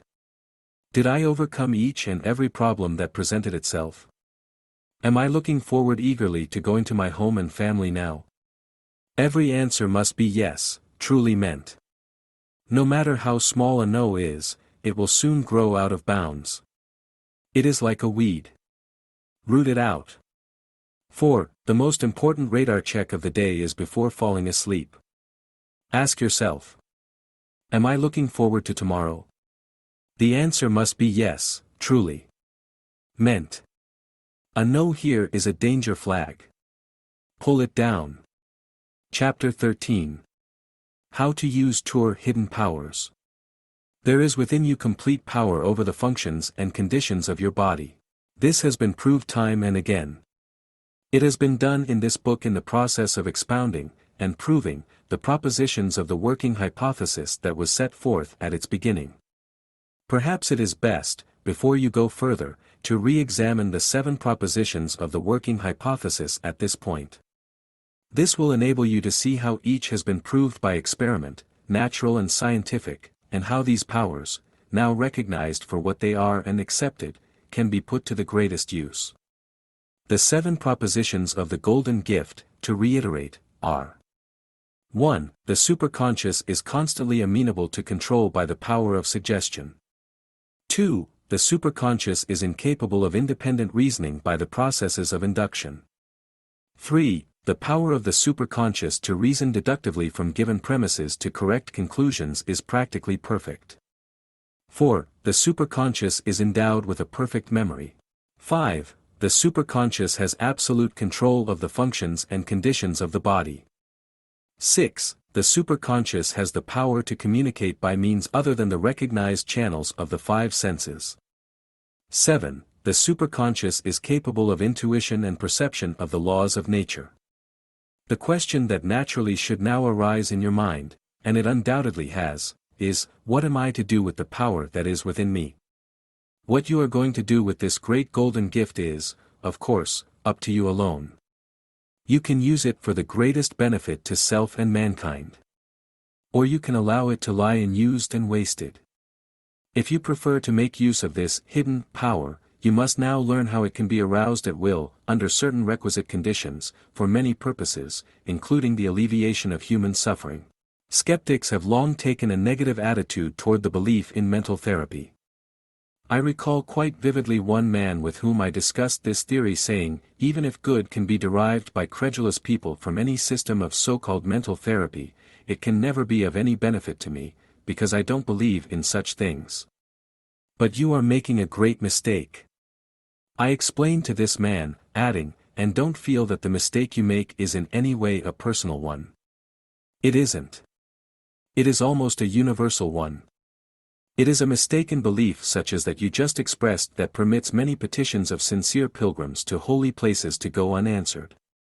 It is my own belief that the faith of the conscious mind has nothing more to do with the requisite mental attitude beyond consciously submitting thoughts to the superconscious level in accordance with the great law of suggestion that underlies all human relationships. The faith required for therapeutic purposes is purely a subjective faith, I explained further. It is only attainable upon the cessation of active opposition on the part of the conscious mind. This is the faith that is required by man to tap the great resources of the accumulated intelligence of mankind that is stored in the superconscious. I tried to explain to the man that in this modern age, subjective faith is the key to the hidden power of human nature. Subjective faith, then, as you term it, my friend said, is much the same as superstition was when it was the emotional force that induced the magic of ancient days. Exactly, I replied. The man was forced to agree that he had been the victim of mistaken thinking. It was not many months later that I had a letter from this man telling me that by using subjective faith he had succeeded in helping his wife overcome a lengthy and painful illness which had made life in his family miserable for many years. Under all systems of mental therapy, the perfect passivity of the patient is required as the first essential condition. Of course, it is desirable to gain concurrent faith both on the conscious and superconscious levels of the mind. That is the mental attitude attained by those who induce therapeutic cures through the medium of prayer.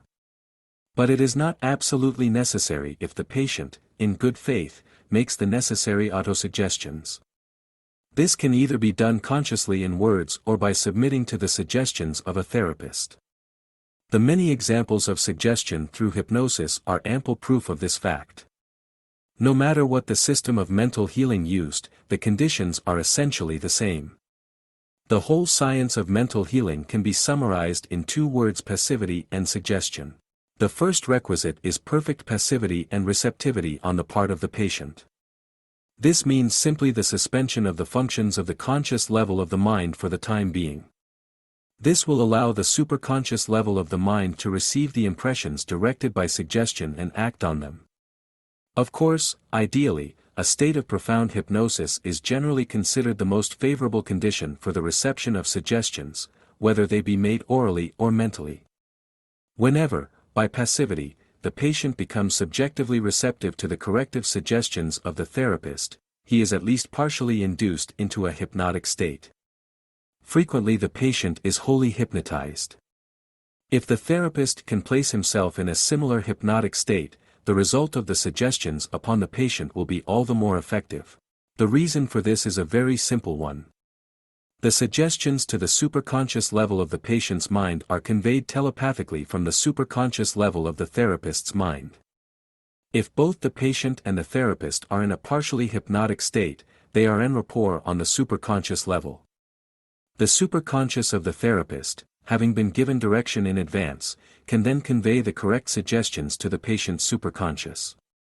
The superconscious level of the patient's mind, being controlled by such suggestion, exercises its complete control of the functions and conditions of the body to restore a normal state of health. Nonetheless, it is not necessary that either the patient or the therapist become even partially hypnotized. If the requisite element of faith or confidence has been established in the superconscious level of the patient's mind, the hypnotic state is not a necessity. But a concurrence of both objective and subjective faith is required in such cases to produce effective results. It has been claimed by some mental therapists that faith on the part of the patient is not an essential prerequisite to successful healing. Some people may choose to believe that. But a close observer will see that the statement is made primarily for the purpose of inspiring faith subjectively in a doubting patient. For example, a prospective patient approaches the therapist with an expressed lack of faith. The patient says, "I understand that it is necessary that your patients have faith before they can be healed. If that is the case, I cannot be helped by mental treatment because I am hopelessly skeptical." To this, the therapist may reply, "Faith is not necessary in my method. I do not care what you believe. I can help you nonetheless." This usually is satisfactory to a prospective patient. If he submits himself for treatment, then, he has all the faith essential for a successful cure, that is, subjective faith. And, oddly enough, the patient is undoubtedly quite unaware of this expression of faith. This is but a trick of the trade. It is a commendable one, for it gives the patient the required faith and accomplishes the therapy without any great struggle to re-educate the patient. Some therapists will not use such trickery. Jesus Christ, for example, refused to use any falsehood, even if the end seemed to justify the means.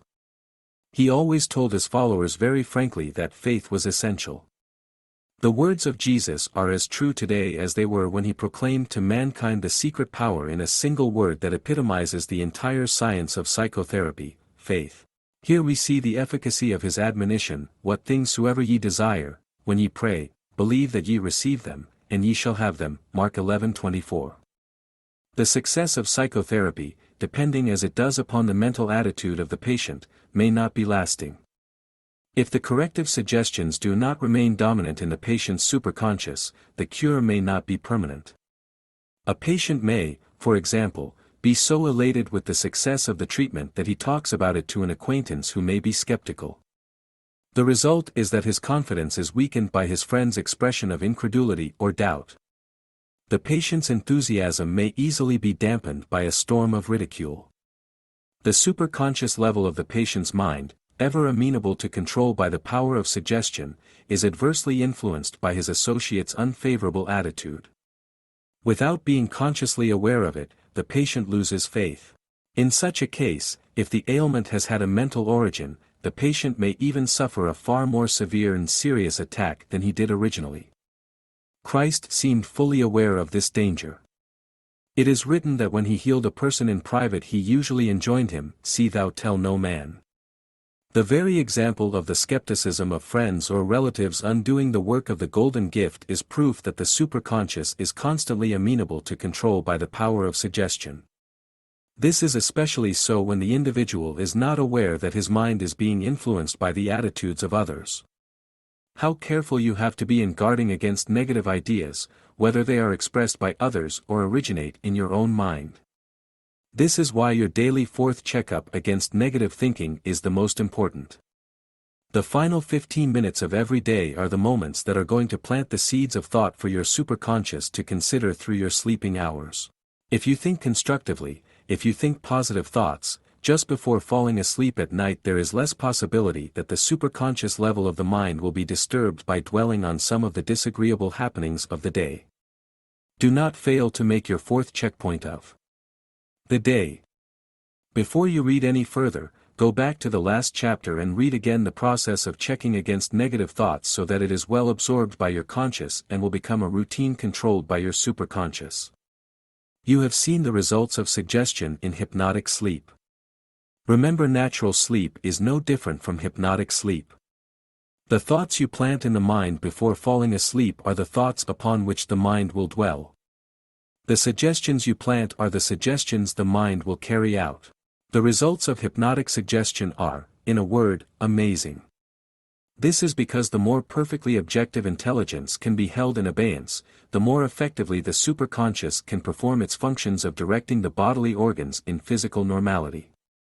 The superconscious level of the mind is as amenable to control by suggestion during natural sleep as it is during induced, or hypnotic, sleep. Therefore, the most favorable condition for the transference of therapeutic suggestions from the therapist to the patient is when both are in a state of natural sleep. Little need be said here regarding the mode of operation. The method is as effective as it is simple. All that is required on the part of the therapist is that he shall be possessed of an earnest desire to cure the patient, and that he shall concentrate his mind, just before going to sleep, upon the task in hand and direct his superconscious to occupy itself during the night in conveying therapeutic suggestions to the patient. The communication between the superconscious levels of the therapists and the patient's minds is achieved by mental telegraphy, telepathy.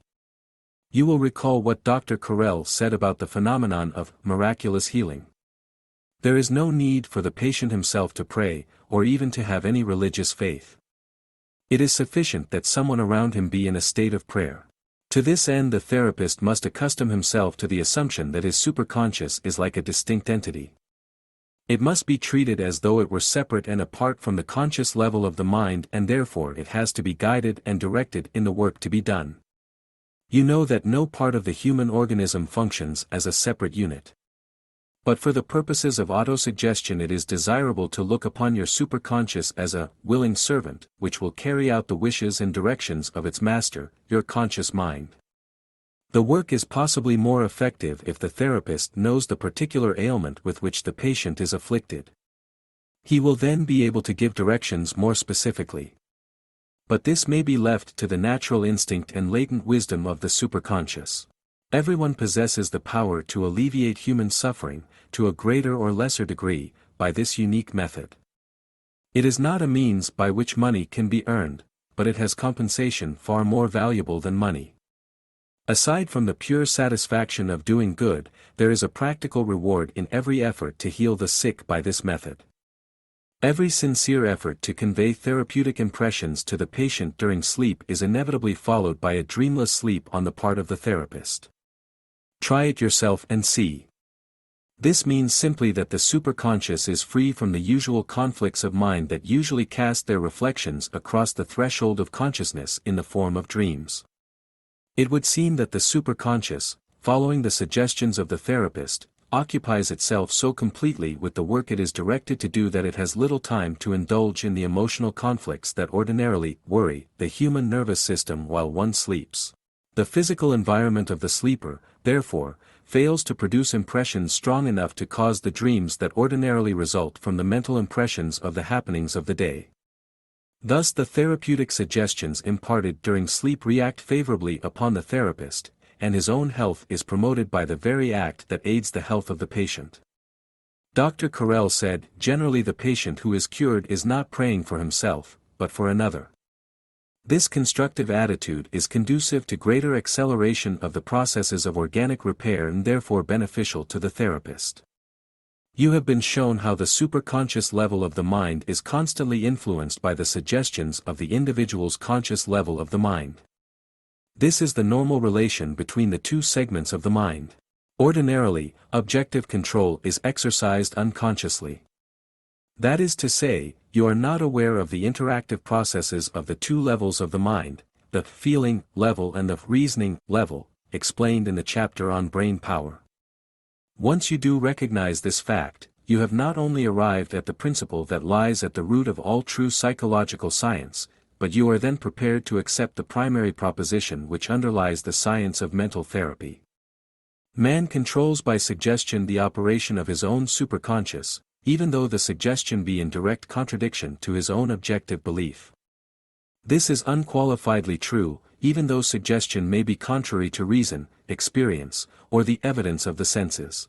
If, therefore, such drastic results can be produced when opposed by the strongest instincts of man's own nature, the instincts for survival, how much easier must it be to produce equally amazing results when operating constructively in harmony with these instincts?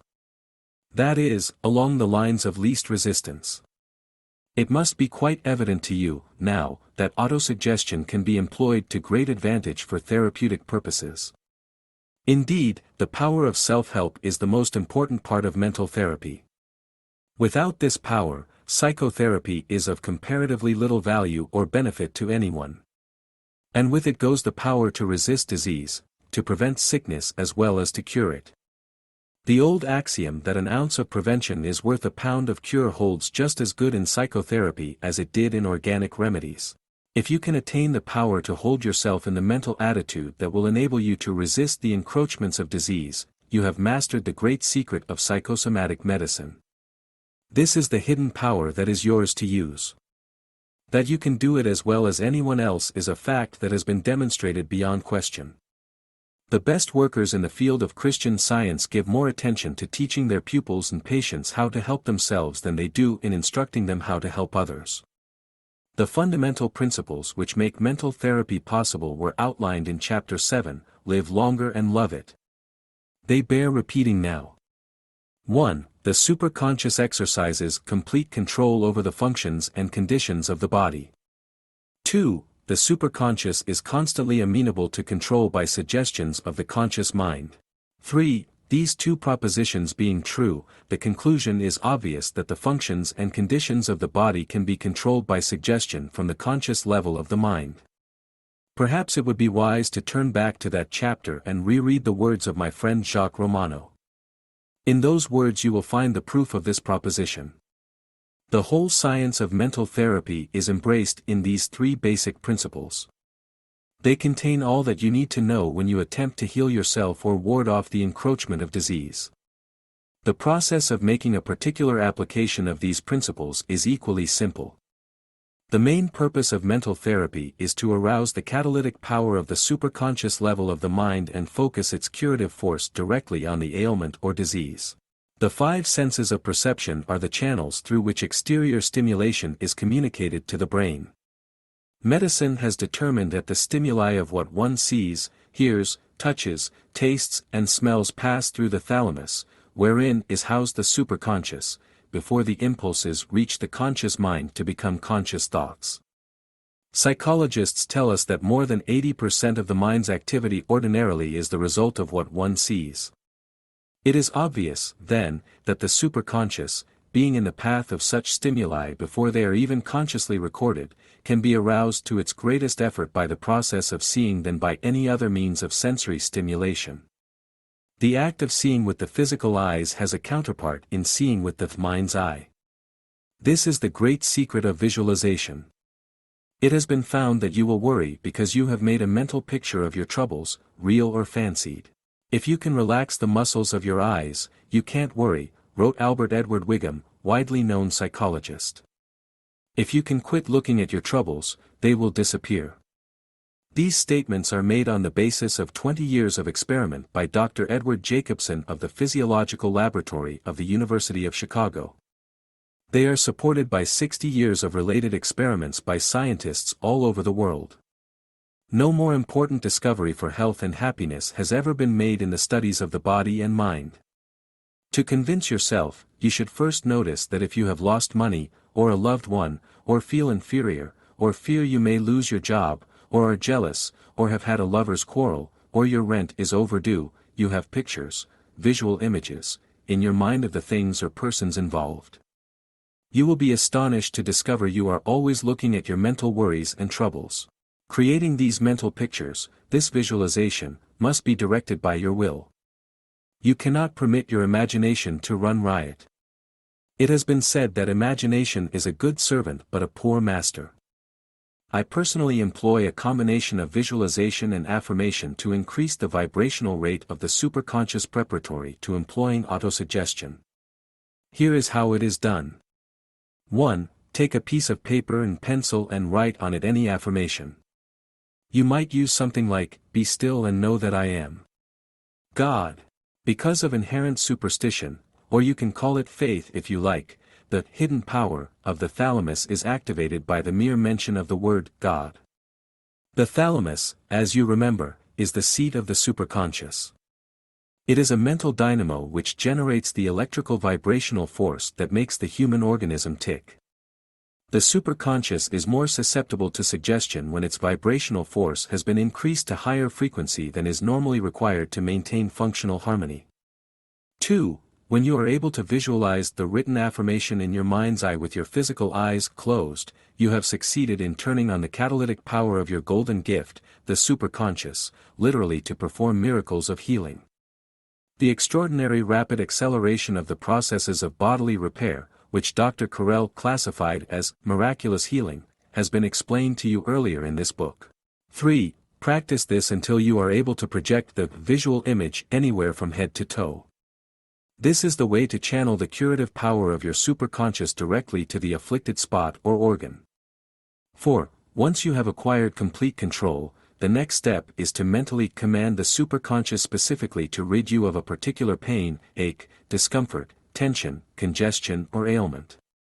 You must remember that the superconscious has to be treated as a separate and distinct entity. That, of course, it is not. It is inseparably united with the human organism as a whole. But it is essential that you treat it separately. Constant reiteration of the command to the superconscious will give you therapeutic aid and produce the desired results eventually. When this effect is distinctly felt, the matter should be dismissed from your mind and your attention directed to other things. If any remnants of pain or discomfort remain, ignore them, for the superconscious has been put on the job. Once your superconscious tackles a job, it will be completed.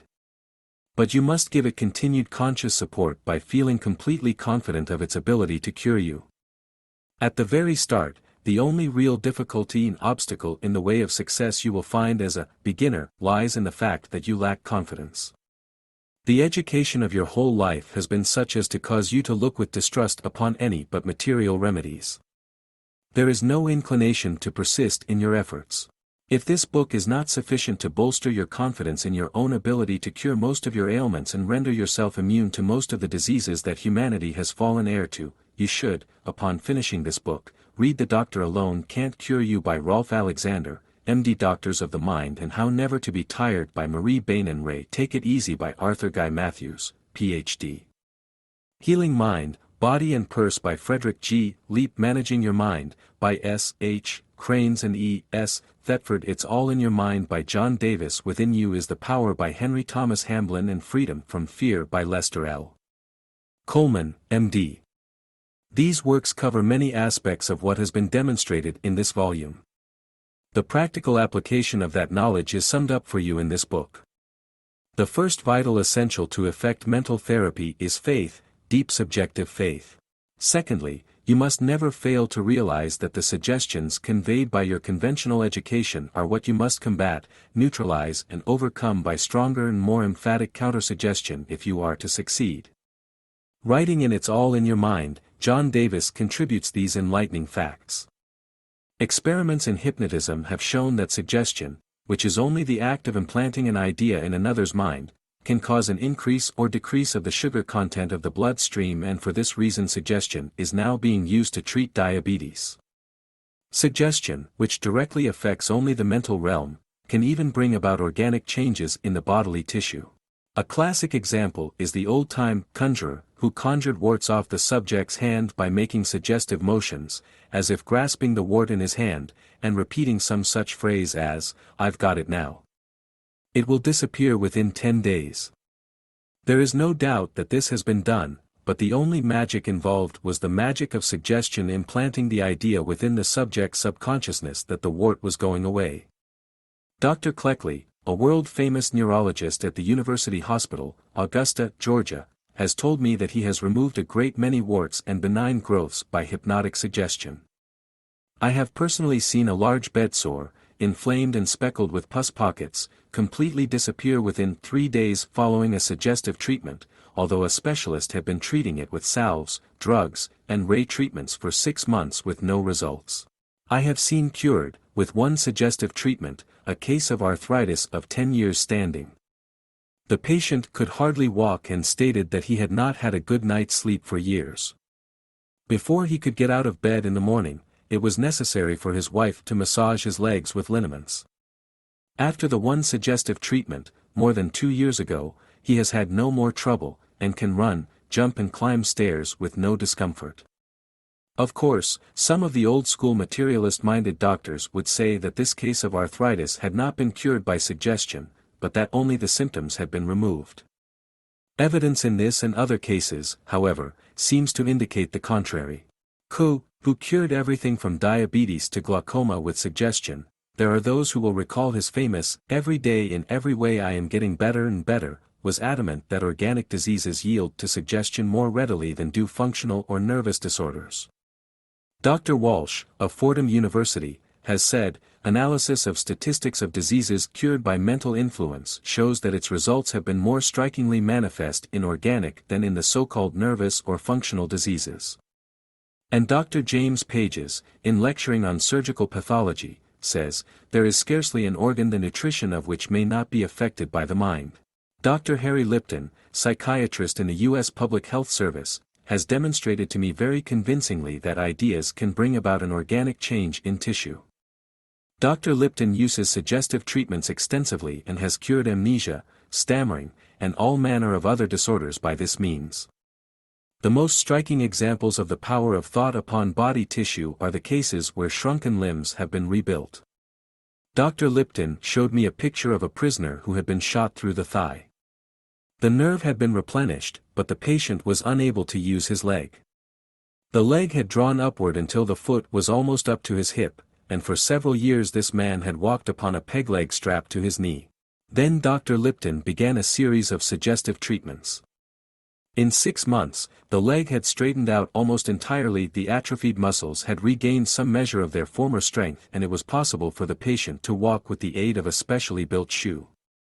The pictures of the before and after in this case would convince even the most skeptical person that thought can change tissue. Do not feel that it is necessary to resort to hypnotic treatment to change your thinking and improve your bodily health. As an intelligent person who has understood what you have read, there is no reason why you should not be able to accomplish the very same things others have accomplished. The examples of hypnotism are given only to illustrate just what the human mind is capable of. The reason that hypnosis often produces such spectacular results is that it affords an excellent method of implanting an idea in the superconscious. The superconscious is impersonal. It will not reason why or question any suggestion offered to it. As it is a creative organism, it will go to work immediately to transform the suggestion into fact. It makes no difference who plants the suggestion in your superconscious. There is no reason why you, as an intelligent being, cannot quite effectively plant any suggestion in your own superconscious. You can do so as effectively as any hypnotist, and there is no need for you to utilize hypnosis. Despite the years of background education you will have to overcome to get through to the superconscious, it is only the person of inferior intelligence who will require the help of a hypnotist to make contact with his superconscious. You must have confidence in yourself. You must not allow the slightest doubt to nullify the effectiveness of your suggestions. You must be prepared to combat all the counter-efforts of your habitual everyday thinking, for this and the emotions you entertain also filter down to your superconscious and have their influence on it. You must be prepared to combat the negative thoughts of your conscious. They, along with all your other thoughts, eventually filter through to the superconscious and work quite as effectively as hypnotic suggestions, but counter to your therapy thoughts. Praying without ceasing is merely keeping a constant watch over your thoughts. If you constantly think of ill health and constantly talk about your aches and pains and troubles, you are impressing the idea of ill health and trouble on your superconscious. For the superconscious, having the power to influence bodily functions, proceeds to realize these thoughts in your body.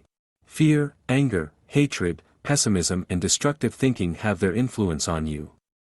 They make you ill, just as if you had transmitted a clear message to your superconscious saying, "Make me sick." You must not beg the subjective forces to make you sick. Yet some people do exactly that. You can utilize this knowledge so that you learn the importance of acquiring right thinking habits. Only with these habits will you learn how to control the creative forces of the superconscious. Then your autonomic, or sympathetic, nervous system will be within your own control. This power is yours. You have only to discipline the use of your reason. You have but to exercise properly your free will. The effectiveness of mental therapeutics has been proved by the countless number of so-called faith cures. You have read of many. The magazines and newspapers often wonder at these phenomena. Perhaps you, too, have wondered. Perhaps you have even been inclined to doubt. Yet such cures are possible, if only you have faith, patience and perseverance. Take, for instance, the case of Frederick Elias Andrews of Indianapolis. This man's story is a perfect example of the power of suggestion through the medium of repeated affirmation. I was about 13 years old, writes Mr. Andrews, when Dr. T. W. Marcy, since passed over, said to my mother, "There is no possible chance, Mrs. Andrews." I lost my own little boy the same way, after doing everything for him that it was possible to do. I have made a special study of these cases, and I know there is no possible chance for him to get well. She turned to him and said, "Doctor, what would you do if you were your boy?" And he answered, "I would fight, as long as there is a breath of life to fight for." That was the beginning of a long drawn-out battle, with many ups and downs, the doctors all agreeing there was no chance for a cure, though they encouraged and cheered us the best they could. But at last the victory came, and I have grown from a little, crooked, twisted cripple, going about on my hands and knees, to a strong, straight, well-formed man. Now, I know you want the formula, and I will give it to you as briefly and quickly as I can. I built up an affirmation for myself, taking the qualities I most needed, and affirming for myself over and over again, "I am whole, perfect, strong, powerful, loving, harmonious and happy," till I could wake up in the night and find myself repeating, "I am whole, perfect, strong, powerful, loving, harmonious and happy." It was the last thing on my lips at night and the first thing in the morning. Not only did I affirm it for myself, but for others that I knew needed it. I want to emphasize this point. Whatever you desire for yourself, affirm it for others, and it will help you both. We reap what we sow. If we send out thoughts of love and health, they return to us like bread cast upon the waters, but if we send out thoughts of fear, worry, jealousy, anger, hate, etc., we will reap the results in our own lives. Man is the sum total of his own thoughts, so the question is, how are we going to entertain only the good thoughts and reject the evil ones? At first we can't keep the evil thoughts from coming, but we can keep from entertaining them. The only way to do this is to forget them, which means substitute something for them. This is where the ready-made affirmation comes in. When a thought of anger, jealousy, fear or worry creeps in, just start your affirmation going. The way to fight darkness is with light, the way to fight cold is with heat, the way to overcome evil is with good. For myself, I never could find any help in denials. Affirm the good, and the bad will vanish. For the beginner, the battle will be hard. It is the first-time effort at controlling the superconscious that is the most difficult. And as a beginner, you must persist until you are cured. After that first time, you will find each successive time that there will be less resistance to overcome from the patterns of habit. Once you triumph over illness, mental or organic, the reasoning of the conscious level of your mind no longer interposes itself as an obstruction. Soon it concurs in the truth of your suggestion. Once you possess both objective and subjective faith in your own power, you will find that you can operate with your superconscious on a line of no resistance whatever. Once you attain this point, the rest is easy. You now have acquired the ability to effect, say, an instantaneous cure of a headache. For you can quickly put a stop to any pain. You are on the verge of being able to direct your own body to cure itself, to replenish itself, to regenerate and grow anew. How few illnesses there are that are not the result of, and encouraged by, psychosomatic disturbances. Certainly a broken bone will not be set by the superconscious, but its capacity to heal will be hastened. And so many of the illnesses that afflict man are amenable to control by the mental processes. Perhaps you have stopped for a moment and said to yourself, "This doesn't seem credible, it's impossible." Let us recapitulate then, for an instant. The process of applying the principles of autosuggestion of the cure of ailment and disease is completely demonstrable by scientific truths. You are not called on to deny the existence of matter. You are not asked to deny the reality of the disease that affects you. You are not advised to avoid a doctor. Quite the contrary, you are told directly to seek the aid and comfort of your family physician. It is the only logical thing to do, especially if an illness fails to respond rapidly enough to your own mental therapy.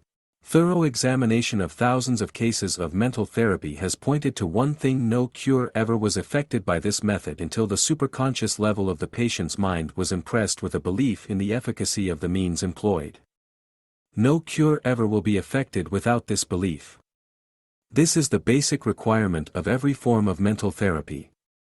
Christ enjoined upon his followers the simple scientific fact that faith on their part was a condition precedent to their reception of the benefits of his healing power. He compelled his followers to believe by publicly demonstrating that power. The few simple rules stemming from his teaching and laid down here are all that is required to become proficient, with a little practice, in the science of self-healing. They are simple rules, but they are rules you must believe. They are rules you must understand intelligently. They are rules you can understand because you are intelligent. They are not mere theory, without practice. The science of healing is as old as mankind.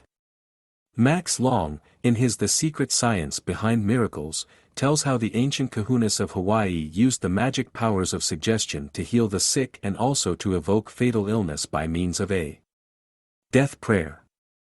Thomson J. Hudson, almost a century ago, successfully used a means of healing not unlike that described here. The science of healing has been demonstrated again and again. It is obviously eminently practical not only as a means of healing disease but also as a means of warding off their encroachment. Once you have mastered this hidden power of the golden gift, you will find its chief value in the almost unlimited power which it gives you to prevent disease. It is this very power that Dr. MacDonald describes in telling how the human body wards off cancer in 4 out of every 5 persons. You have only to retain the mental attitude of denying the power of disease to obtain mastery over you. When you recognize the first symptoms of approaching illness, start immediately a vigorous course of therapeutic suggestion. Direct the superconscious to focus its healing powers on the organ or section of the body involved. Prevention is far more simple than cure. By persistently following the course of attack outlined here, you will soon discover that you possess perfect mastery over your own health. This is one of the greatest of your hidden powers. Your hidden powers harnessed for health. The power of suggestion is so strong, so powerful, so mighty that it can bring to you bodily healing of a sort that can only be termed miraculous. Yet there is no miracle about this. By combining the powers of visualization and affirmation preparatory to employing autosuggestion, you can cure your own self-induced ailments and render yourself immune to many of the diseases to which mankind has fallen heir. Here are the rules of visualization and affirmation put to use. 1. On a piece of paper write any affirmation. 2. Visualize that affirmation in your mind's eye, with your physical eyes closed. 3. Practice this until you are able to project a visual image anywhere in your own body. 4. Thus being able to channel your visual image, the curative powers of the superconscious can be used to rid you of pain, discomfort, ache, tension, congestion or ailment. To effectively bring these powers into use by yourself, you must 1. Have confidence in yourself. 2. Allow no doubts to nullify the effectiveness of your suggestions. 3. Be prepared to counteract all efforts of your habitual everyday thinking that may be contrary to your curative desires. 4. Never beg the subjective forces to make you ill by using such phrases as such and such, or so and so, makes me sick. Chapter 14. How to live 24 hours a day. Are you always pressed for time? Have you ever felt that the days are too short? Or been annoyed that the weeks have too few days? Or found to your consternation that the months seem to disappear before you know where they've gone? Have you often wondered how much better off you would be if the days had more than 24 hours, if perhaps they were 28 hours long? Your days seem short because you are limited to using the waking hours for productivity. You, as do millions of your fellow men, believe that the powers of thinking, be they conscious or superconscious, are limited to those waking hours. Thus, even if you are an Edison with the ability to get by on only 4 hours sleep a day, you are able to utilize productively not more than 20 hours of your day. You are not alone in realizing how little time there is, even if you could use all 24 hours in every day. But, utilizing the powers of the superconscious, you can use all 24 hours in each and every day. Your gain can be phenomenal. Your life can be made 33% longer. This is the first step toward accomplishing the life limitless. The average person sleeps 8 hours a day. If you could make use of that 8 hours constantly, you would make an immediate gain of 1 whole day in every 3. You can earn more than 2 whole days in every week. You can have for your exclusive use months that are 40 instead of 30 days long. You can increase each year of your life to 16 months. The advantages of this new time power are endless. Your gains can be limitless. Is there some great secret to extending time and life?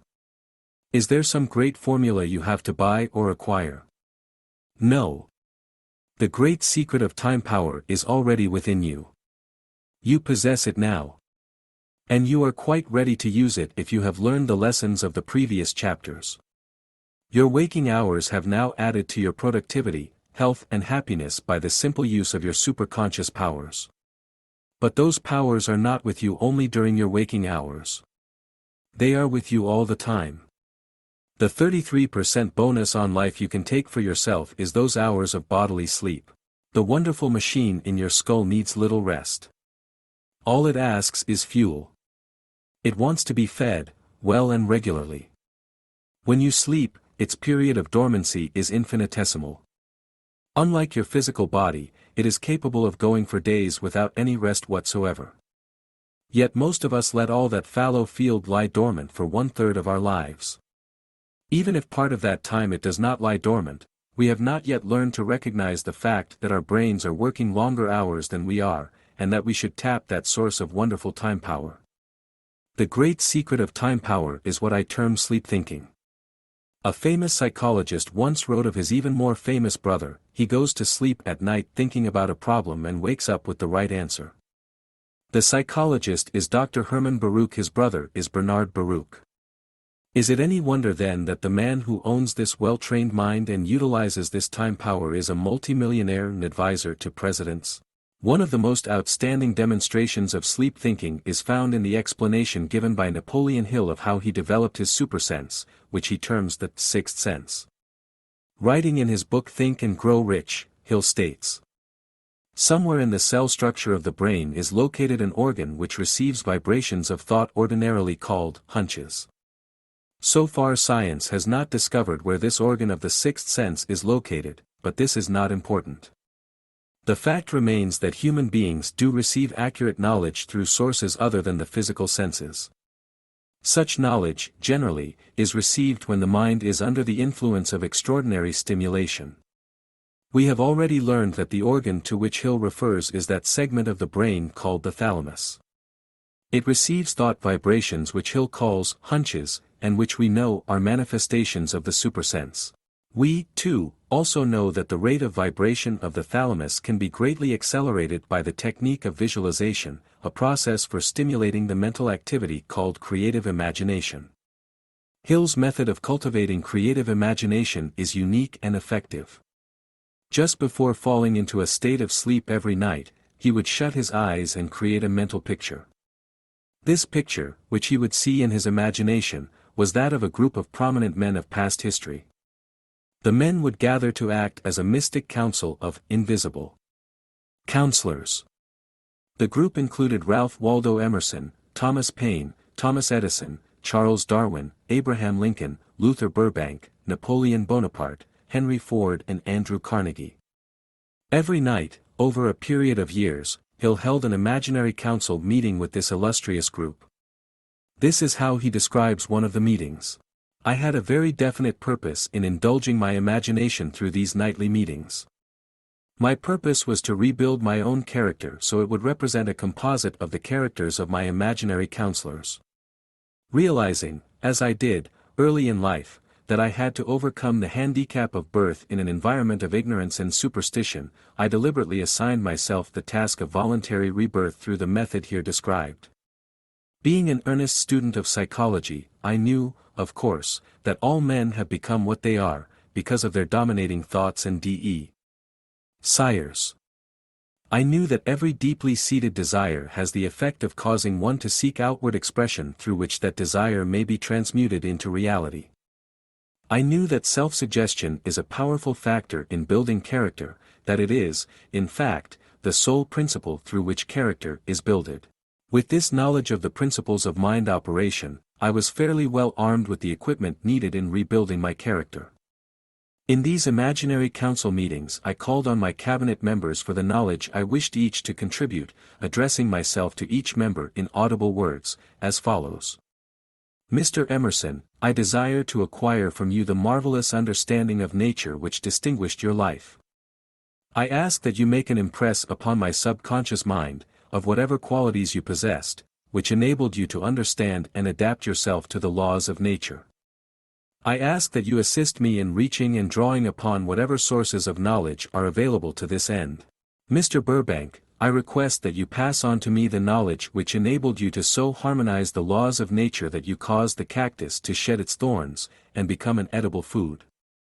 Give me access to the knowledge which enabled you to make 2 blades of grass grow where but one grew before, and helped you to blend the coloring of the flowers with more splendor and harmony, for you, alone, have successfully gilded the lily. Napoleon, I desire to acquire from you, by emulation, the marvelous ability you possess to inspire men, and to arouse them to greater and more determined spirit of action. Also to acquire the spirit of enduring faith, which enabled you to turn defeat into victory, and to surmount staggering obstacles. Emperor of fate, king of chance, man of destiny, I salute you. Mr. Darwin, I wish to acquire from you the freedom of thought and the courage and clarity with which to express convictions, which so distinguished you. Mr. Lincoln, I desire to build into my own character the keen sense of justice, the untiring spirit of patience, the sense of humor, the human understanding, and the tolerance, which were your distinguishing characteristics. Mr. Carnegie, I am already indebted to you for my choice of a life work, which has brought me great happiness and peace of mind. I wish to acquire a thorough understanding of the principles of organized effort, which you used so effectively in the building of a great industrial enterprise. Mr. Ford, you have been among the most helpful of the men who have supplied much of the material essential to my work. I wish to acquire your spirit of persistence, the determination, poise, and self-confidence which have enabled you to master poverty, organize, unify, and simplify human effort, so I may help others to follow in your footsteps. Mr. Edison, I have seated you nearest to me at my right, because of the personal cooperation you have given me, during my research into the causes of success and failure. I wish to acquire from you the marvelous spirit of faith, with which you have uncovered so many of nature's secrets, the spirit of unremitting toil with which you have so often wrested victory from defeat. My method of addressing the members of the imaginary cabinet would vary, according to the traits of character in which I was, for the moment, most interested in acquiring. I studied the records of their lives with painstaking care. After some months of this nightly procedure, I was astounded by the discovery that these imaginary figures became apparently real. Whether or not Mr. Hill has the right answer to the phenomenon of sleep thinking, there has been placed before you sufficient evidence in the preceding chapters that, somewhere in the cell structure of the brain is located an organ which receives vibrations of thought ordinarily called hunches. This faculty is the supersense. Mr. Hill says he is not a believer in, nor an advocate of, miracles, for the reason he has enough knowledge of nature to understand that nature never deviates from her established laws. Some of nature's laws are so incomprehensible, says Mr. Hill, that they produce what appear to be miracles. Mr. Hill says that the supersense comes as near to being a miracle as anything I have ever experienced, and it appears so, only because I do not understand the method by which this principle is operated. Mr. Hill says there is one thing he does know, that there is a power, or a first cause, or an intelligence, which permeates every atom of matter, and embraces every unit of energy perceptible to man. This infinite intelligence converts acorns into oak trees, causes water to flow downhill in response to the law of gravity, follows night with day, and winter with summer, each maintaining its proper place and relationship to the other. This intelligence may, through the principles of this philosophy, be induced to aid in transmuting desires into concrete, or material form. Mr. Hill says he has this knowledge because he has experimented with it and has experienced it. A famous psychologist once said, "There is a deep tendency in human nature to become precisely like that which you habitually imagine yourself to be." Apropos of this, Mr. Hill has said that he had the very definite purpose of rebuilding his own character as it might represent a composite of the characters of his imaginary counselors. The reason autosuggestion, as employed by Mr. Hill in preparation for sleep thinking, literally works wonders is explained fully in earlier chapters. Having grasped the full significance of these chapters, you now can see the true meaning of such phenomena as so-called spiritism.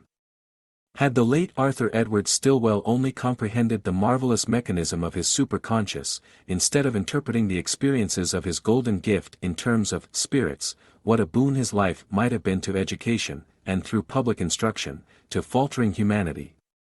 When people do not understand a phenomenon in the general category of extrasensory perception, they are prone to call the incident a miracle and attribute it to some supernatural cause. This is exactly what Arthur Stilwell did. He used his supersense to attain fame and fortune. This he managed to do through the medium of sleep thinking. But he insisted to the day he died that spirit guides were responsible for most of his extraordinary achievements. Arthur Stilwell was a sensitive and dreamy youngster. While still in his childhood, he acquired the habit of drifting into trances. In these self-induced hypnotic states he received extranormal knowledge which he believed came from a spirit world. When he was 15 he learned during a sleep-thinking session that in 4 years' time he would meet and marry a girl named Genevieve Wood. It was not long after his 19th birthday that he met Jenny Wood at a church festival. After a brief courtship they were married, just as his supersense had foretold. Following his marriage, he took a job as clerk with a trucking company. The inspiring voices continued to counsel him during his sleep. His sleep-thinking advisors told him to go west and build a railroad. Arthur Stilwell was a farm boy. He had hardly finished high school. He knew little about business and nothing at all about financing, and especially about railroading. Yet he felt impelled to venture westward under the continuous urging of his sleep-thinking advice. He quit his job and moved to Kansas City. There he worked at various jobs. With the help that came to him from sleep thinking, his success was uncanny. At the age of 26, he began building his first railroad after having acquired the necessary financial backers. Believing that he was being guided by superior intelligence from a spirit world, Stilwell insisted upon sleeping alone, to the bewilderment of his charming young wife. It is related that, when vexed by some engineering problem, he would place drawing material on a table at his bedside. In the morning he would recall exactly what his sleep thinking had told him, and details of the plans would be written on the paper. On one occasion, Arthur Stilwell was advised in a sleep-thinking session to build a railroad from Kansas City to the Gulf of Mexico. The logical terminus for the new line was Galveston, Texas. But the railroad tracks were laid to a point only 50 miles from Galveston when Stilwell had a strange vision. He saw a great tidal wave engulf the city of Galveston, crushing buildings and drowning inhabitants. Having learned the value of heeding the promptings of his sleep thinking, he construed the vision as a warning not to use Galveston as a port terminal for his new railroad. Stilwell ordered the location of the rail line changed. He directed that the terminus be at a new location, upon which site was later built a city named Port Arthur in his honor. A few days after the completion of the railroad, a tidal wave swept up the Gulf Coast. The city of Galveston was devastated, just as Arthur Stilwell had seen in a preview of the terrible disaster during his sleep.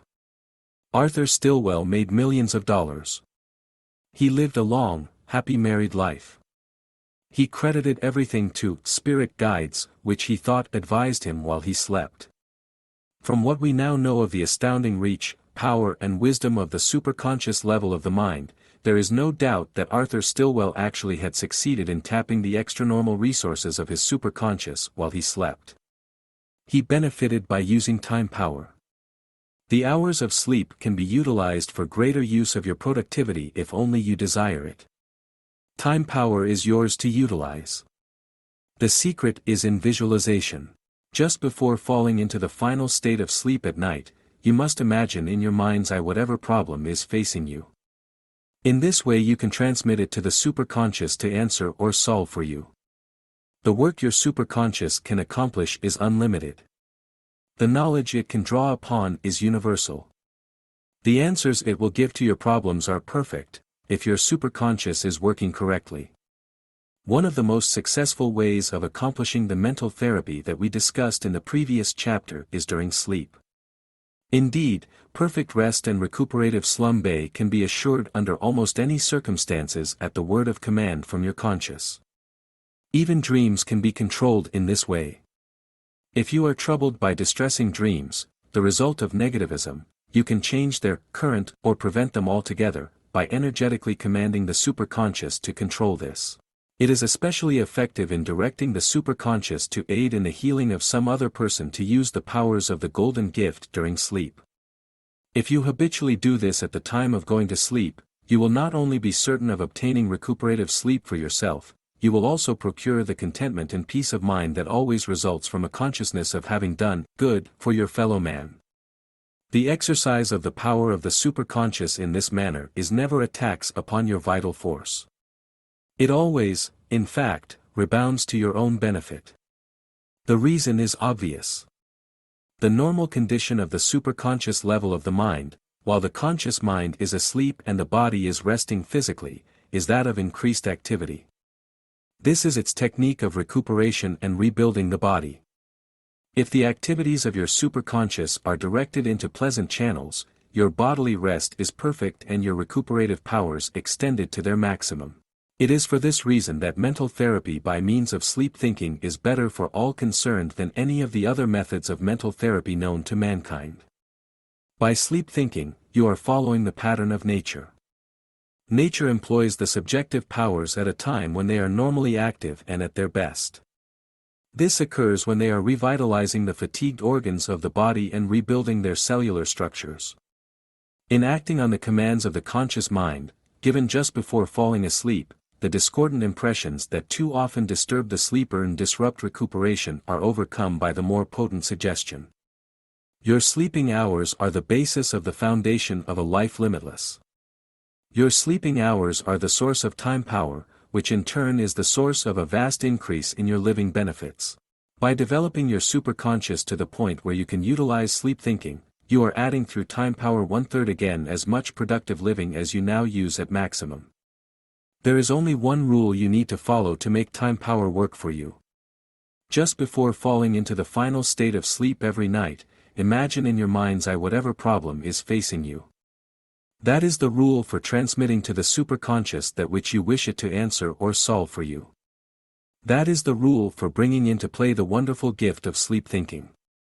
Giving your day its due. With the lessons on self-suggestion and the abilities you have now acquired in utilizing your superconscious, you have reached the great step of increasing your life by time power. If you can utilize every one of your sleeping hours for superconscious thought and planning, you are giving yourself a bonus of extending your life by making every day truly a 24-hour day. The gains of this new time power are limitless, once you use the powers of sleep thinking. There is only one simple rule to follow to utilize time power. Just before you fall into your final state of sleep at night, imagine in your mind's eye the problem to which you require a solution. Thus you will transmit to your superconscious the necessary information for it to work on through the night. Chapter 15. Making your life vital. The world is undergoing vast changes. A crisis is at hand.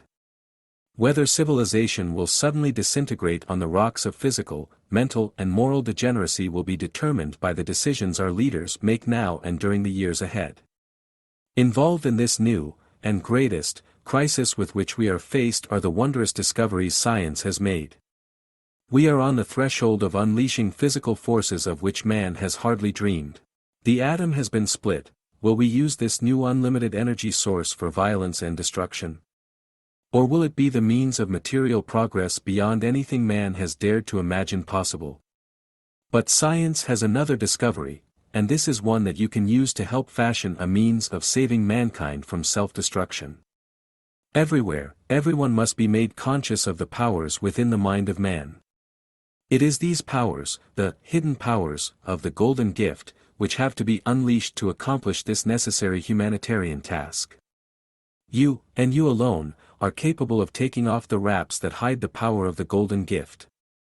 You must develop the powers of the superconscious, both for yourself and for your fellow man. You must demonstrate in your own life that there is an amazing power of vastly superior intelligence within every human being and that this power is of mammoth proportions compared with their conscious minds. Show the world you have discovered that a deeper intelligence permeates all things. Prove that we all are akin to the elements of the entire universe through the medium of natural laws.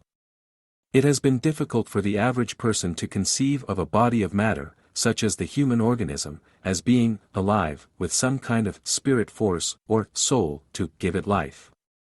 But life is a part of God's divine plan. Life manifests itself in an endless stream of magnetism from countless suns, which we know as stars, upon your planet. Life sets things in motion. No power known to man can stop it.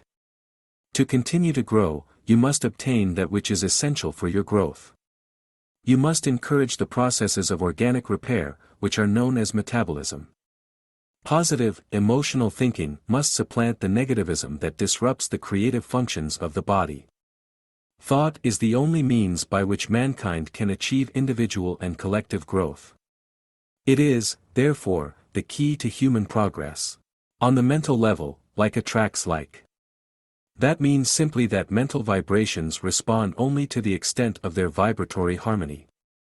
It should be clear, therefore, that thoughts of creative abundance will respond to similar thoughts of the subjective intelligence. In other words, you have to make mental images of the things you desire. Affluence from without will be attracted only if we can imagine affluence within. If you put your heart, that is, your superconscious mind, in your work, you are bound, by the law of attraction, to succeed. This God-given power depends upon a consciousness of power. Unless you are conscious of this power, you cannot use it. Unless you use it, you will lose it. The question people have been asking themselves and their counselors for generations is there really an unknown power, a force, an influence, that some people understand and are able to use to achieve success? Many of the questioners have thought that this power is luck. And obviously there is such a thing as luck. It is the combined power and influence of three elements of the laws of nature working creatively in conformity with God's divine plan of evolution. These are, 1. The law of suggestion, 2. The law of attraction and, 3. The law of compensation. To invoke the creative power of these elements of the laws of nature, you must assume a favorable mental attitude. 1. You must tell your superconscious mind exactly what you want. 2. You must desire it with all your heart. 3. You must have complete confidence that you will attain it. The reasons for this are apparent from what we have learned in the foregoing chapters. 1. The superconscious is constantly amenable to control by the law of suggestion and functions best through the technique of visualization. 2. Desire is the emotional force that arouses the creative power of the superconscious and causes the law of attraction to put into action the vibrational currents necessary as a means to the desired end. Or as one writer put it, the flame of desire supplies the heat for the steam of creative action. 3. Confidence, or faith, is the mental factor that governs the law of compensation. You can help make this very day the beginning of a new era. You can accomplish this by changing your method of thinking from an unconscious haphazard process that forgets or ignores individual responsibility to a systematic technique that puts you in conscious control of your inner creative forces. Until all of us become consciously creative, distribution of material things can contribute little or nothing toward the solution of individual world problems. Grandiose schemes for sharing the wealth can only lead to chaos. Inequality of wealth is not due to unequal distribution of possessions. It is due, rather, to unequal degrees of success in complying with the creative laws. The creative source is within you. It is not bound by circumstances beyond your control. You must remember this always, the creative source is within you. Think creatively. Train your mind to it. Form new habits of thinking. Shake off the negative influences of your past life or previous heritage. Train your mind. Remember that thoughts are not actually things. They do not actually create things. But thoughts do attract things and influence events. Remember the law of suggestion and the law of attraction. Remember the hidden power you possess. It is this hidden power, this golden gift, which can be made to work for you the wonders of God. Remember that Jesus Christ said, "He that believeth on me, the works that I do shall he do also, and greater works than these shall he do." Man has, unfortunately, in the past been inclined to explain the powers of the golden gift in terms of soul power. If, however, this great power was an attribute of the soul, it should only work for the good of mankind. Yet you have seen that this power can and does work for evil equally as well as for good. Constructive emotion is the stuff of which spirituality is made. For human emotion is the means by which the hidden power of the superconscious is released. And destructive emotion is a force which weakens the human spirit. The feeling mind, the thalamus, generates the electrical vibrations that constitute the life force of the human organism. This energy is set in motion by the impulse we call emotion. Spiritual force, then, is a higher rate of thalamic vibration than is necessary for normal functioning of the human organism. The power that highly accelerated vibrational force has is untold and tremendous. It is this power which you possess. It is this power which you can unleash for your own gain, your own happiness, your own health, your own longevity. You possess power to communicate mentally. You possess power to see mentally. You possess power to heal mentally. All these powers can be activated by your own efforts, by your emotions. It is your emotions which dictate the quality of the feeling mind. You produce your own results in life according to the quality of your thoughts. You possess a magic in your mind.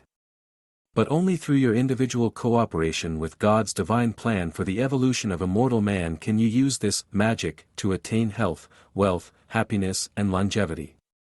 Only when you are ready to believe absolutely that there is magic in your mind, only when you are ready and anxious to make it work, can you achieve all that this magic is capable of bringing to you. Start to reread this book now. Study the nature of man once again. Study how this brain works. Learn of the magic that lies in the qualities of hypnotism, extrasensory perception, and the collective unconscious. Remember that all the things man has in the past called supernatural are natural. It is the nature of man's mind. These things are truly extranormal. They are part of the powers that belong to anyone who attains conscious control of his superconscious forces. Reread the chapters that outline how the mind influences the body, how powerful prayer is, how the mind can heal. Absorb these facts. Act on them. You, and you alone, must assume responsibility for your own spiritual development.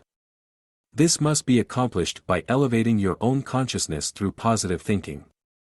You must also teach your children and family that they have within their minds these creative forces that will make them truly children of God and heirs of heaven.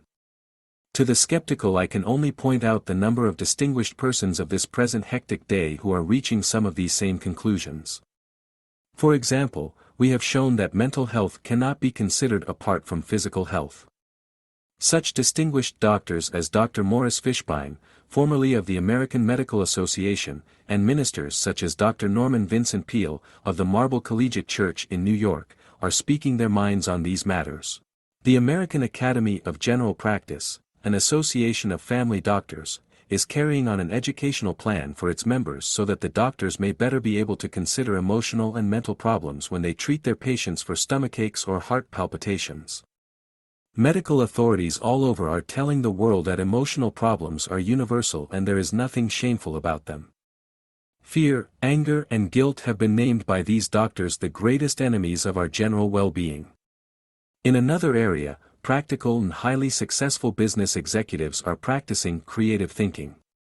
And a recent press dispatch quoted a corporation head as stating that religion is a practical thing and that there is a guidance above man's own intelligence and experience which can unfailingly be found by prayer and faith.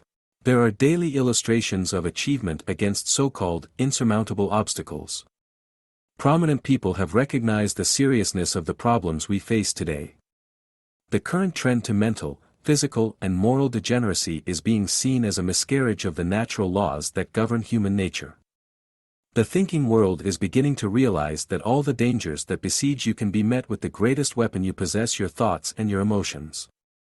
But you have to learn to use them. Concerning the power of emotions, Dr. Grantley Dick Reed, exponent of natural childbirth, wrote to me, "The mother who is afraid is chemically different in many ways from the mother who knows no fear." Dr. Reed said that the mother who has fears therefore gives a direct legacy of psychological inhibitions to her child. He added, stressing the vital importance of his work and of its relationship to the ideas inherent in the whole study of your magic mind, the nature of the birth of a child will lay the foundations for the nature of the generations to come. The primary purpose of the superconscious level of your mind is to keep the human organism functioning harmoniously. To maintain this harmony within yourself, you must bear in mind all the things which have been emphasized earlier in this volume. Two things are of prime importance in the practice of that magic, that creative force, that golden gift, with which you are endowed. The first is the working hypothesis of principles concerning the wonderful powers of the superconscious. 1. The superconscious is constantly amenable to control by the power of suggestion. 2. The superconscious is incapable of independent reasoning by the processes of induction. 3. The power of the superconscious to reason deductively from given premises to correct conclusions is practically perfect. 4. The superconscious is endowed with a perfect memory. 5. The superconscious has absolute control of the functions and conditions of the body. 6. The superconscious has the power to communicate by means other than the recognized channels of the five senses. 7. The superconscious is capable of intuition and perception of the laws of nature. The second is the suggestive affirmation to be repeated often and believed in. I am whole, perfect, strong, powerful, loving, harmonious and happy. This sums up best what you are trying to achieve. But any other affirmation that better suits an occasion may be used. The purpose of this suggestive affirmation is to keep negative emotions from usurping reason and destroying peace of mind. It will induce a high level of creative thinking through functional harmony of the whole organism. It works, like magic. Magic, said Carl Duprel, is nothing but unknown natural science. The eminent theosophist A. P. Sinnett said, the powers with which occultism invests its adepts include, to begin with, a control over forces of nature which ordinary science knows nothing about. Magic, wrote Jolivet Castellat, is by no means, as most outsiders imagine, the negation of science. Quite to the contrary, magic is science, but science with synthesis, almost integral science, its horizons being the absolute, the infinite in unity. It is not, in truth, science which will ever explain magic to the people, but it is magic which will progressively cause to be understood the doctrines of science which today are still in their infancy. It is magic which will develop in their true sense the apparent mysteries of nature. The academic knowledge you have acquired concerning your own evolutionary nature should convince you of the need, the necessity, of self-help. Once we are given the implements of self-improvement, God expects each one of us to develop the inherent qualities that constitute our spiritual beings. That means simply the exercise of your creative faculties and of the superconscious level of your mind to perfect yourself physically and intellectually. This can be accomplished by substituting positive feeling attitudes for negative ones and acting on the ideas generated in our transformed minds. As an individual, you must feel and take a common interest in and with all people, regardless of race, creed or color. You will profit best by helping others to succeed. World peace and a solution of world problems could be quickly realized if all the peoples of the world would simultaneously visualize a state of international social harmony with health, happiness and prosperity for all. The way can be found not only to enjoy health, wealth and happiness for yourself, but also to lead all mankind in the direction of intellectual and spiritual growth. You are constantly creating and recreating yourself by passing on every conscious idea to your superconscious. Psychologists say that 90% or more of your mental activity is unconscious. Therefore you must act upon your knowledge. In so doing, you can help recreate the world. This is what God has charged you with. You cannot, you dare not, escape thought. Proper creative thinking will make you free. It will make the world free. And it will make your life useful, purposeful and rewarding. The rules for a new living. You must have faith in the fact that you have the power within yourself to do with your life what you will. And you must use this power. The longer you allow it to stand idle, the less you will be able to use it. It becomes a matter of use it or lose it. The best way to use this power is to assume the most favorable mental attitude. 1. Tell your superconscious exactly what you want. 2. Desire it with all your heart. 3. Have complete confidence that you will attain it.